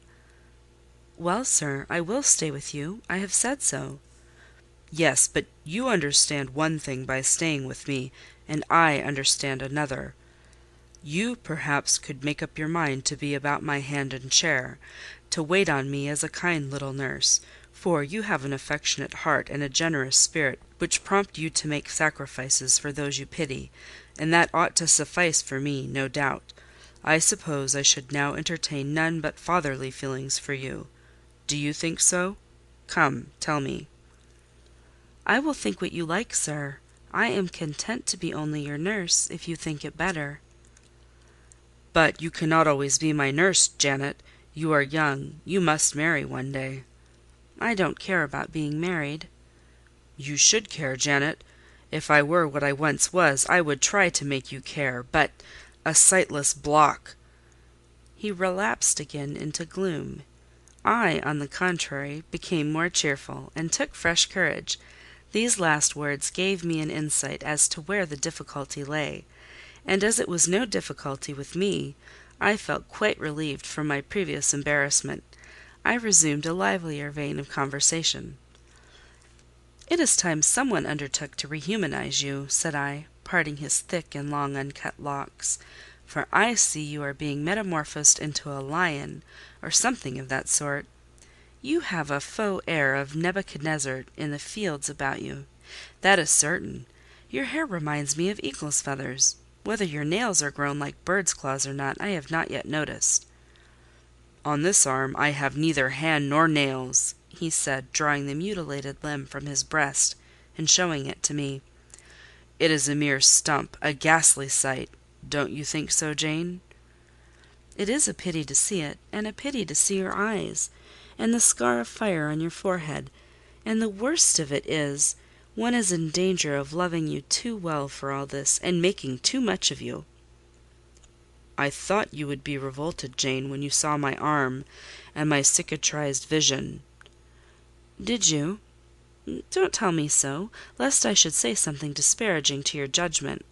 Now, let me leave you an instant to make a better fire and have the hearth swept up. Can you tell when there is a good fire?" "Yes, with the right eye I see a glow, a ruddy haze." "And you see the candles?" "Very dimly. Each is a luminous cloud." "Can you see me?" "No, my fairy, but I am only too thankful to hear and feel you." "When do you take supper?" "I never take supper." "But you shall have some to-night. I am hungry. So are you, I daresay, only you forget." Summoning Mary, I soon had the room in more cheerful order. I prepared him, likewise, a comfortable repast. My spirits were excited, and with pleasure and ease I talked to him during supper, and for a long time after. There was no harassing restraint, no repressing of glee and vivacity with him, for with him I was at perfect ease, because I knew I suited him. All I said or did seemed either to console or revive him. Delightful consciousness! It brought to life and light my whole nature. In his presence I thoroughly lived, and he lived in mine. Blind as he was, smiles played over his face, joy dawned on his forehead, his lineaments softened and warmed. After supper, he began to ask me many questions of where I had been, what I had been doing, how I had found him out; but I gave him only very partial replies. It was too late to enter into particulars that night. Besides, I wished to touch no deep thrilling chord, to open no fresh well of emotion in his heart. My sole present aim was to cheer him. Cheered, as I have said, he was, and yet but by fits. If a moment's silence broke the conversation, he would turn restless, touch me, then say, "Jane." "You are altogether a human being, Jane? You are certain of that?" "I conscientiously believe so, Mr. Rochester." "Yet how, on this dark and doleful evening, could you so suddenly rise on my lone hearth? I stretched my hand to take a glass of water from a hireling, and it was given me by you. I asked a question, expecting John's wife to answer me, and your voice spoke at my ear." "Because I had come in Mary's stead with the tray." "And there is enchantment in the very hour I am now spending with you. Who can tell what a dark, dreary, hopeless life I have dragged on for months past?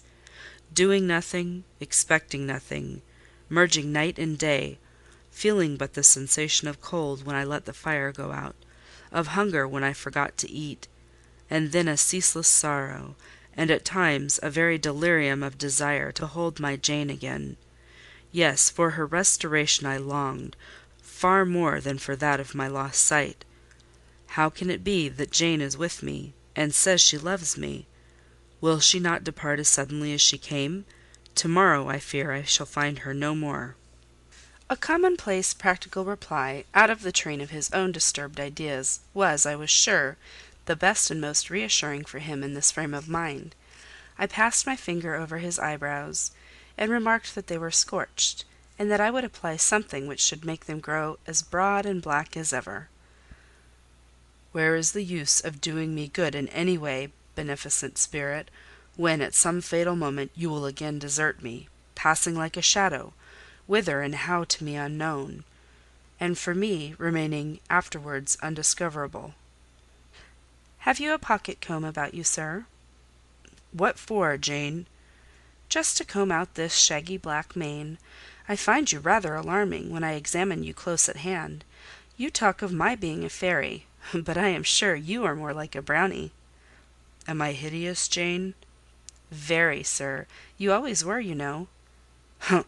The wickedness has not yet been taken out of you wherever you have sojourned." "Yet I have been with good people, far better than you, 100 times better people, possessed of ideas and views you never entertained in your life, quite more refined and exalted." "Who the deuce have you been with?"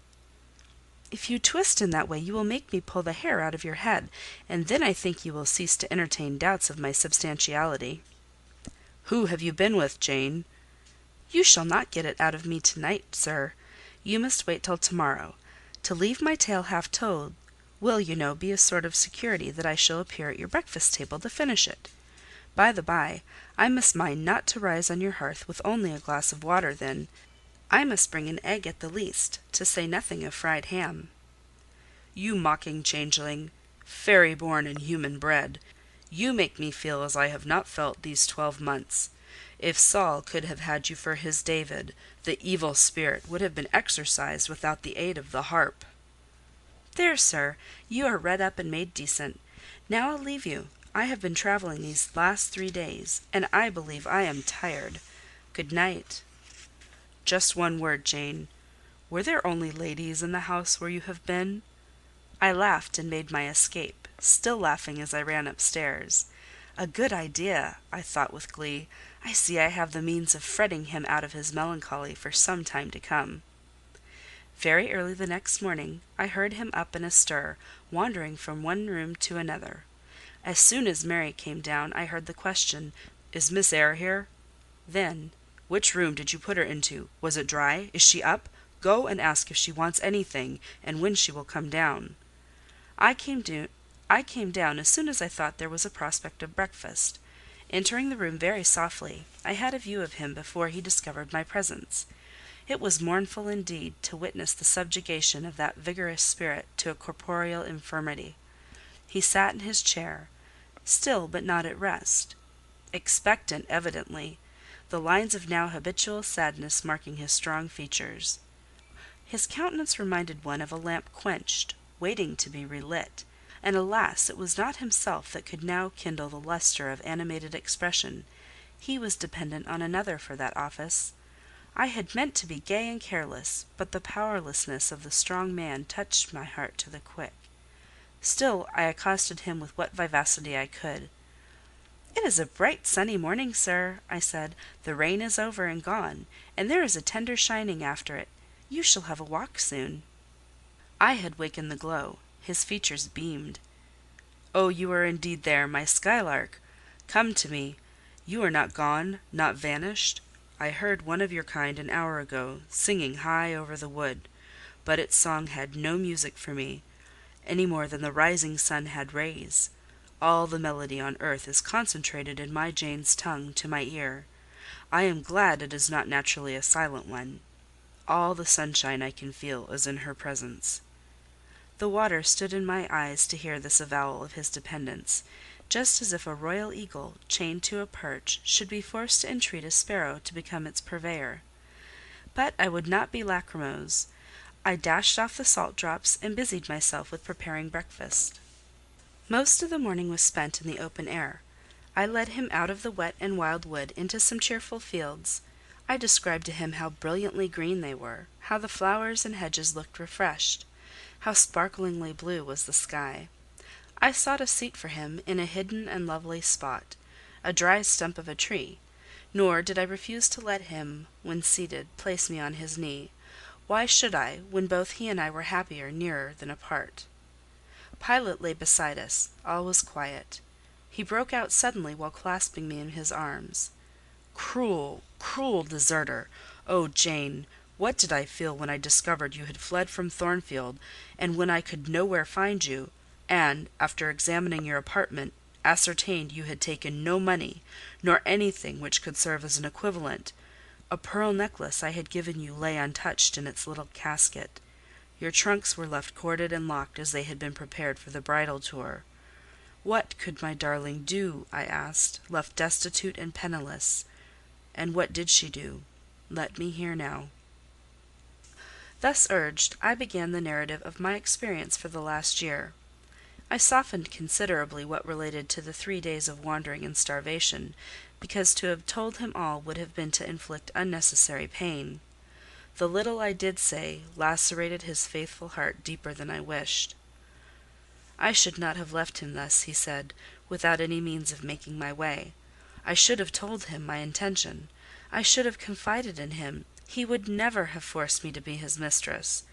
Violent as he had seemed in his despair, he, in truth, loved me far too well and too tenderly to constitute himself my tyrant.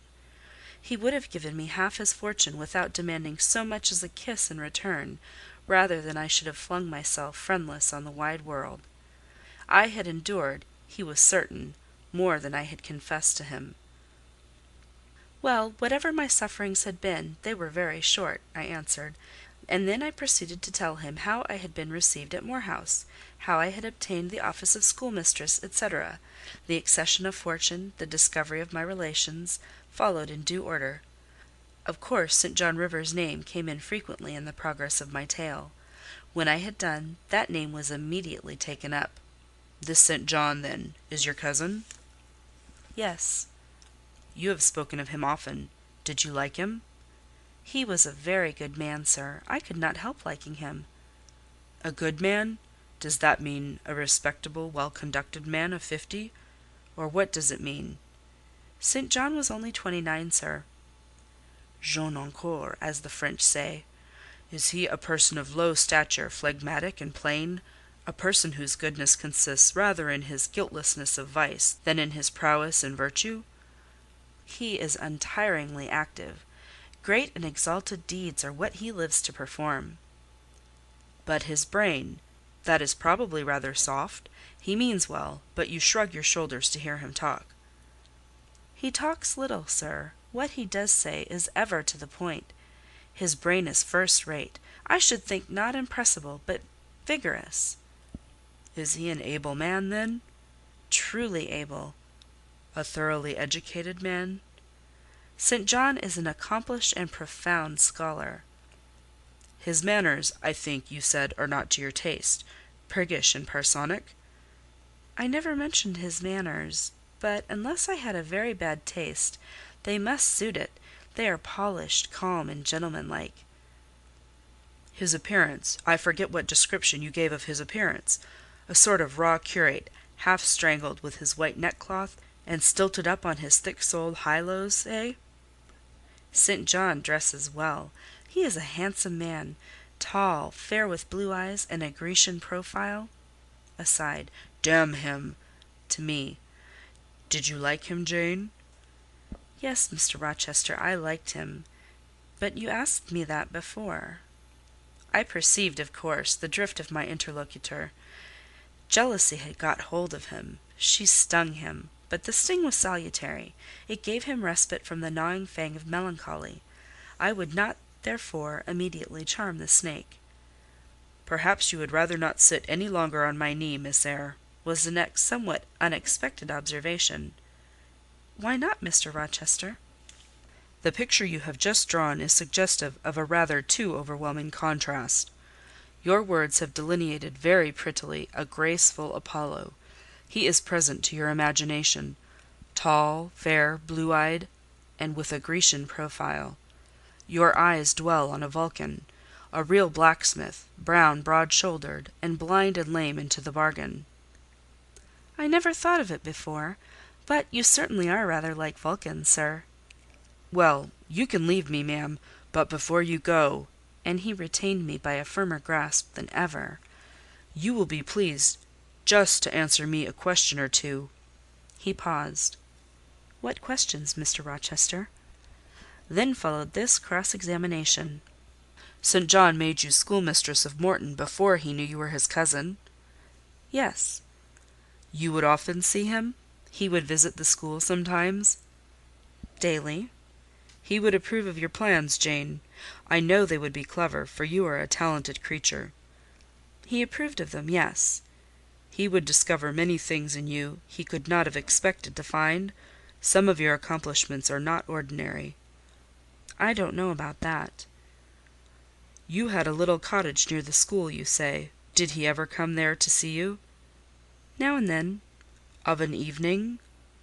"Once or twice." A pause.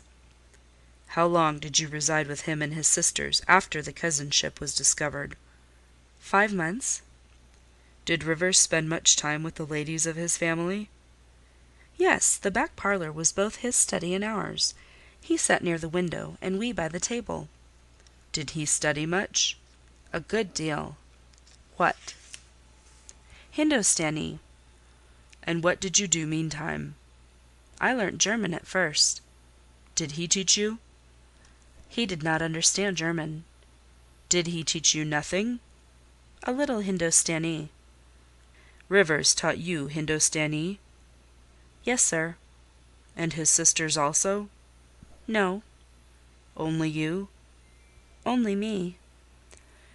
"Did you ask to learn?" "No." "He wished to teach you?" "Yes." A second pause. "Why did he wish it? Of what use could Hindostani be to you?" "He intended me to go with him to India." "Ah, here I reach the root of the matter. He wanted you to marry him." "He asked me to marry him." "That is a fiction, an impudent invention to vex me." "I beg your pardon: it is the literal truth. He asked me more than once, and was as stiff about urging his point as ever you could be." "Miss Eyre, I repeat it, you can leave me. How often am I to say the same thing? Why do you remain pertinaciously perched on my knee, when I have given you notice to quit?" "Because I am comfortable there." "No, Jane, you are not comfortable there, because your heart is not with me. It is with this cousin, this St. John. Oh, till this moment, I thought my little Jane was all mine. I had a belief she loved me even when she left me. That was an atom of sweet and much bitter.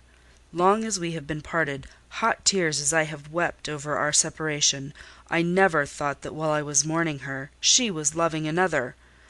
But it is useless grieving. Jane, leave me. Go and marry Rivers." "Shake me off then, sir. Push me away, for I'll not leave you of my own accord." "Jane, I ever like your tone of voice. It still renews hope. It sounds so truthful. When I hear it, it carries me back a year. I forget that you have formed a new tie, but I am not a fool. Go." "Where must I go, sir?" "Your own way, with the husband you have chosen." "Who is that?" "You know: this St. John Rivers." "He is not my husband, nor ever will be. He does not love me. I do not love him. He loves, as he can love, and that is not as you love, a beautiful young lady called Rosamond. He wanted to marry me only because he thought I should make a suitable missionary's wife, which she would not have done. He is good and great, but severe, and for me cold as an iceberg. He is not like you, sir. I am not happy at his side, nor near him, nor with him. He has no indulgence for me, no fondness. He sees nothing attractive in me, not even youth, only a few useful mental points." "Then I must leave you, sir, to go to him?" I shuddered involuntarily, and clung instinctively closer to my blind but beloved master. He smiled. "What, Jane? Is this true? Is such really the state of matters between you and Rivers?" "Absolutely, sir. Oh, you need not be jealous. I wanted to tease you a little, to make you less sad. I thought anger would be better than grief. But if you wish me to love you, could you but see how much I do love you, you would be proud and content.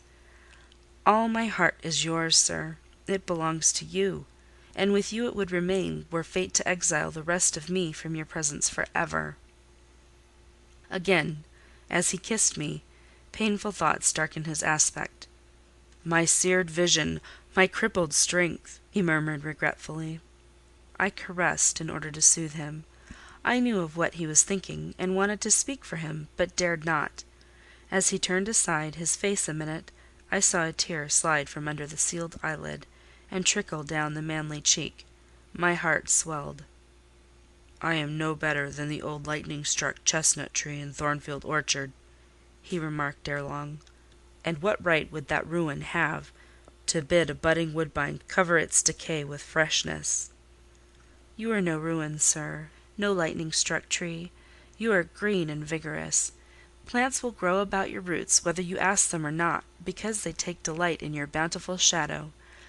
And as they grow they will lean towards you, and wind round you, because your strength offers them so safe a prop." Again he smiled. I gave him comfort. "You speak of friends, Jane?" he asked.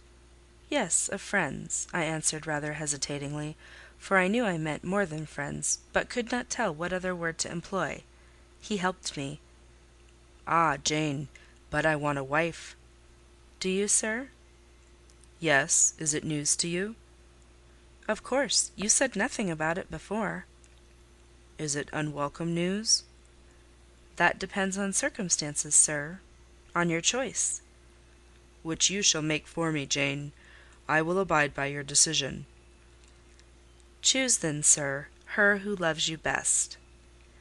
I will at least choose her I love best. Jane, will you marry me? Yes, sir.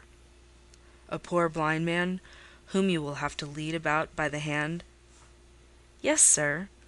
A crippled man, 20 years older than you, whom you will have to wait on? Yes, sir. Truly, Jane? Most truly, sir. Oh, my darling, God bless and reward you. Mr. Rochester, if ever I did a good deed in my life, if ever I thought a good thought, if ever I prayed a sincere and blameless prayer, if ever I wished a righteous wish, I am rewarded now. To be your wife is, for me, to be as happy as I can be on earth. Because you delight in sacrifice. Sacrifice? What do I sacrifice? Famine for food, expectation for content? To be privileged to put my arms round what I value, to press my lips to what I love, to repose on what I trust. Is that to make a sacrifice?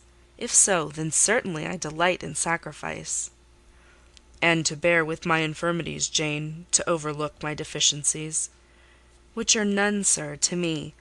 I love you better now, when I can be really useful to you, than I did in your state of proud independence, when you disdained every part but that of the giver and protector. Hitherto I have hated to be helped, to be led. Henceforth I feel I shall hate it no more.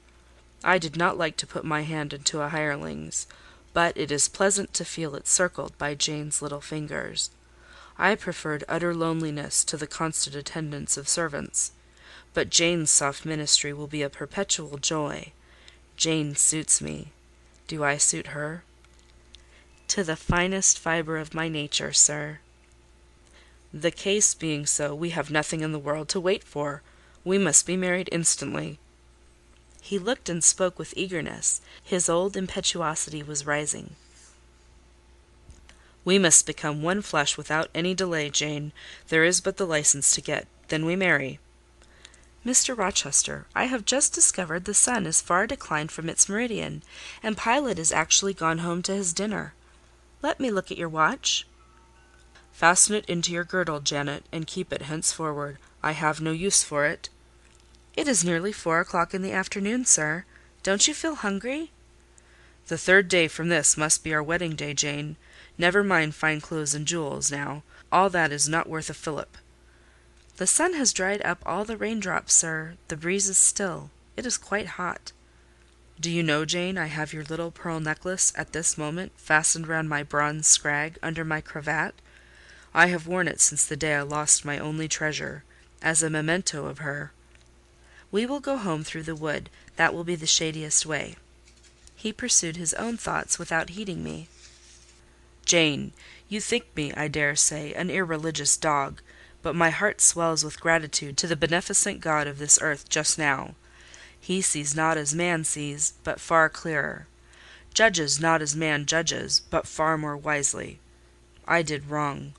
I would have sullied my innocent flower, breathed guilt on its purity. The Omnipotent snatched it from me. I, in my stiff-necked rebellion, almost cursed the dispensation. Instead of bending to the decree, I defied it. Divine justice pursued its course. Disasters came thick on me. I was forced to pass through the valley of the shadow of death. His chastisements are mighty, and one smote me which has humbled me for ever. You know I was proud of my strength, but what is it now, when I must give it over to foreign guidance, as a child does its weakness? Of late, Jane, only of late, I began to see and acknowledge the hand of God in my doom. I began to experience remorse, repentance, the wish for reconcilement to my Maker. I began sometimes to pray. Very brief prayers they were, but very sincere. Some days since, nay, I can number them, 4. It was last Monday night. A singular mood came over me, one in which grief replaced frenzy, sorrow sullenness. I had long had the impression that since I could nowhere find you, you must be dead. Late that night, perhaps it might be between 11 and 12 o'clock, ere I retired to my dreary rest, I supplicated God that, if it seemed good to him, I might soon be taken from this life, and admitted to that world to come, where there was still hope of rejoining Jane. I was in my own room, and sitting by the window, which was open. It soothed me to feel the balmy night air, though I could see no stars, and only by a vague luminous haze knew the presence of a moon. I longed for thee, Janet. Oh, I longed for thee both with soul and flesh.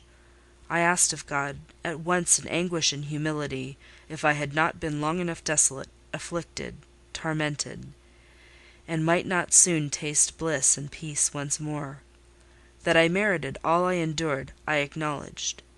That I could scarcely endure more, I pleaded, and the alpha and omega of my heart's wishes broke involuntarily from my lips in the words, "Jane! Jane! Jane!" "Did you speak these words aloud?" "I did, Jane. If any listener had heard me, he would have thought me mad. I pronounced them with such frantic energy." "And it was last Monday night, somewhere near midnight?" "Yes, but the time is of no consequence. What followed is the strange point. You will think me superstitious. Some superstition I have in my blood, and always had. Nevertheless, this is true. True at least it is that I heard what I now relate. As I exclaimed, 'Jane! Jane! Jane!' a voice—I cannot tell whence the voice came, but I know whose voice it was—replied, 'I am coming. Wait for me.' And a moment after went whispering on the wind the words, 'Where are you?' I'll tell you, if I can, the idea, the pictures these words opened to my mind, yet it is difficult to express what I want to express. Ferndean is buried, as you see, in a heavy wood, where sound falls dull and dies unreverberating. 'Where are you?' seemed spoken amongst mountains, for I heard a hill-sent echo repeat the words. Cooler and fresher at the moment the gale seemed to visit my brow.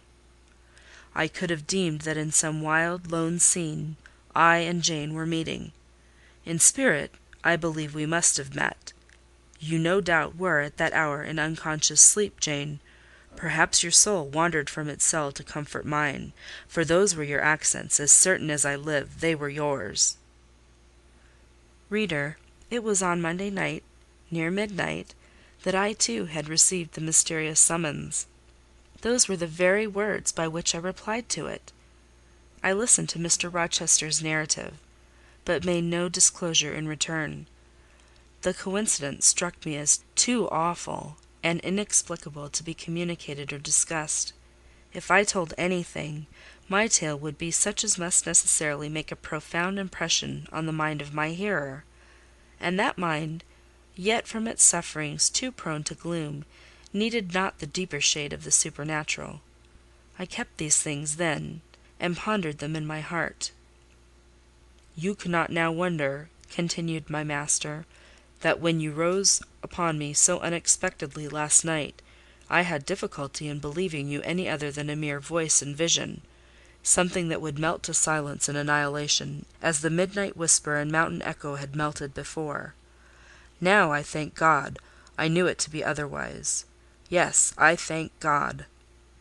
He put me off his knee, rose, and reverently lifting his hat from his brow, and bending his sightless eyes to the earth, he stood in mute devotion. Only the last words of the worship were audible. "I thank my Maker, that in the midst of judgment he has remembered mercy. I humbly entreat my Redeemer to give me strength to lead henceforth a purer life than I have done hitherto." Then he stretched his hand out to be led. I took that dear hand, held it a moment to my lips, then let it pass round my shoulder. Being so much lower of stature than he, I served both for his prop and guide. We entered the wood and wended homeward. End of chapter 37.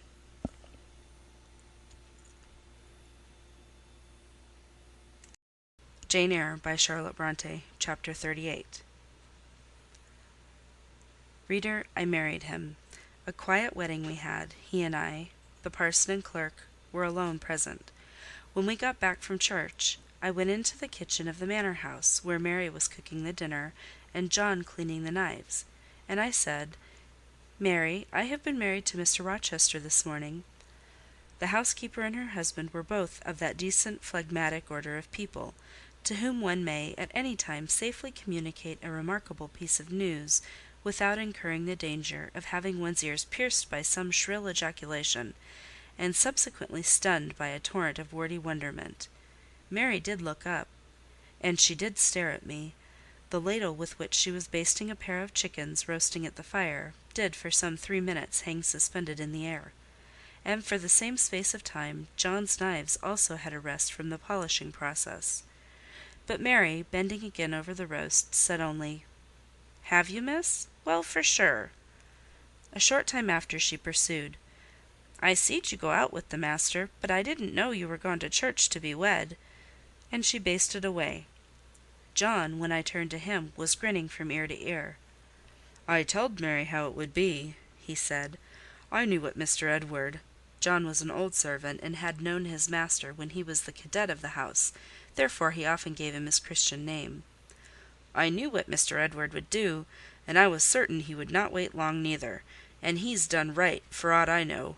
I wish you joy, miss," and he politely pulled his forelock. "Thank you, John. Mr. Rochester told me to give you and Mary this." I put into his hand a 5-pound note. Without waiting to hear more, I left the kitchen. In passing the door of that sanctum some time after, I caught the words, "She'll happen do better for him nor any o' t' grand ladies," and again, "If she be'nt one o' the handsomest, she's noan foul and very good-natured, and i' his een she's fair beautiful. Onybody may see that."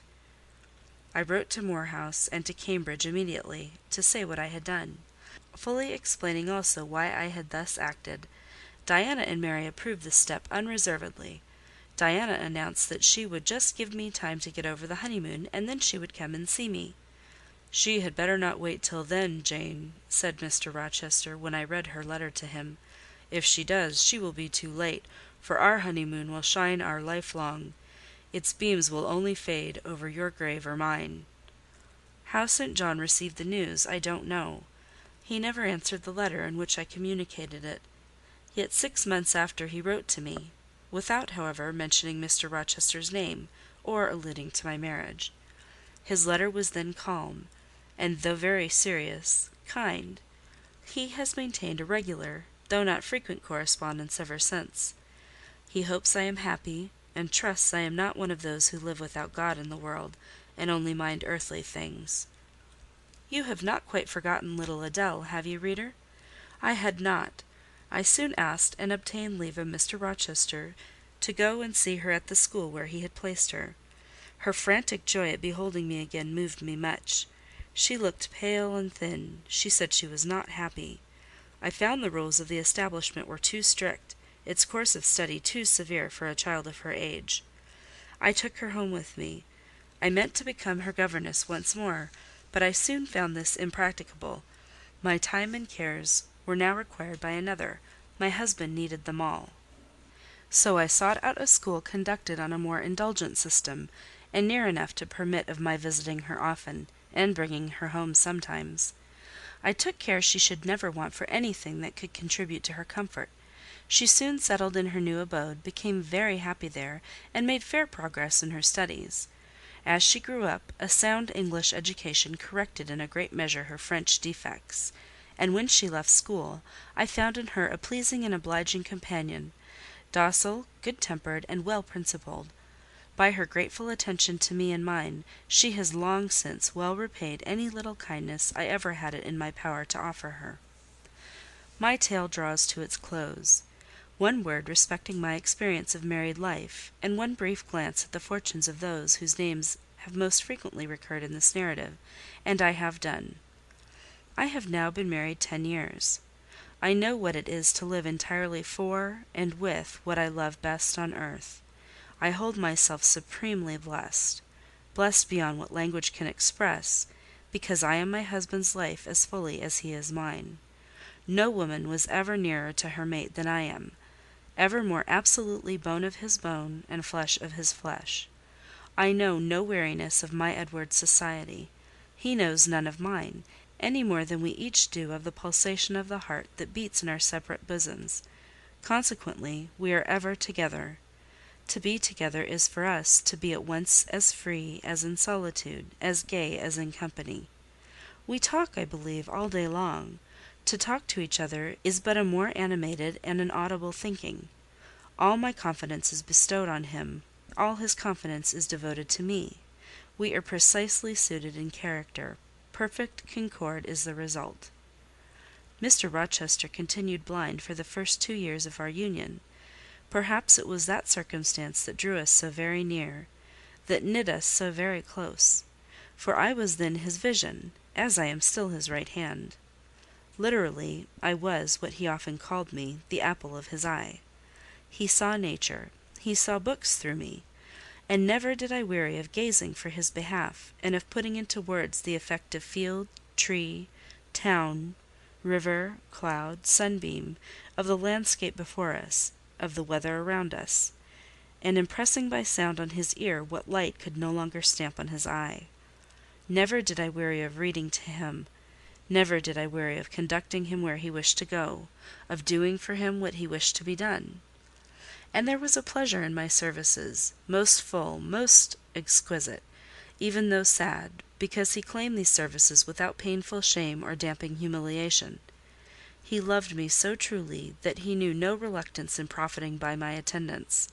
He felt that I loved him so fondly that to yield that attendance was to indulge my sweetest wishes. One morning at the end of the 2 years, as I was writing a letter to his dictation, he came and bent over me and said— "Jane, have you a glittering ornament round your neck?" I had a gold watch chain. I answered, "Yes." "And have you a pale blue dress on?" I had.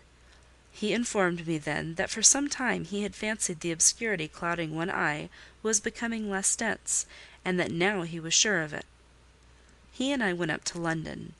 He had the advice of an eminent oculist, and he eventually recovered the sight of that one eye. He cannot now see very distinctly, he cannot read or write much, but he can find his way without being led by the hand. The sky is no longer a blank to him, the earth no longer a void. When his firstborn was put into his arms, he could see that the boy had inherited his own eyes, as they once were, large, brilliant, and black. On that occasion, he again, with a full heart, acknowledged that God had tempered judgment with mercy. My Edward and I then are happy, and the more so because those we most love are happy likewise. Diana and Mary Rivers are both married. Alternately, once every year, they come to see us, and we go to see them. Diana's husband is a captain in the navy, a gallant officer and a good man. Mary's is a clergyman, a college friend of her brother's, and from his attainments and principles worthy of the connection. Both Captain Fitzjames and Mr. Wharton love their wives, and are loved by them. As to St. John Rivers, he left England. He went to India. He entered on the path he had marked for himself; he pursues it still. A more resolute, indefatigable pioneer never wrought amidst rocks and dangers. Firm, faithful, and devoted, full of energy, and zeal, and truth, he labours for his race. He clears their painful way to improvement.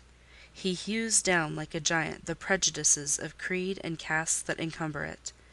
He may be stern, he may be exacting, he may be ambitious yet, but his is the sternness of the warrior Greatheart, who guards his pilgrim convoy from the onslaught of Apollyon. His is the exaction of the apostle, who speaks but for Christ, when he says, "Whosoever will come after me, let him deny himself, and take up his cross, and follow me."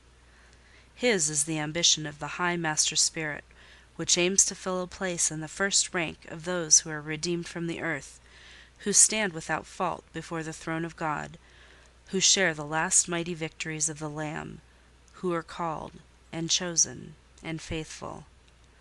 St. John is unmarried. He never will marry now.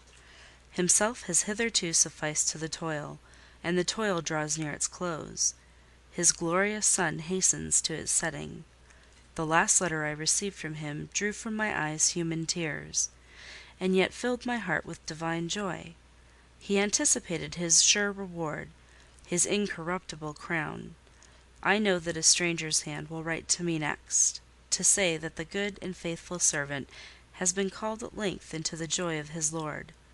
And why weep for this? No fear of death will darken St. John's last hour. His mind will be unclouded, his heart will be undaunted, his hope will be sure, his faith steadfast. His own words are a pledge of this.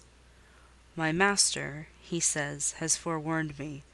Daily he announces more distinctly, 'Surely I come quickly,' and hourly I more eagerly respond, 'Amen, even so come, Lord Jesus.'" End of Jane Eyre by Charlotte Bronte.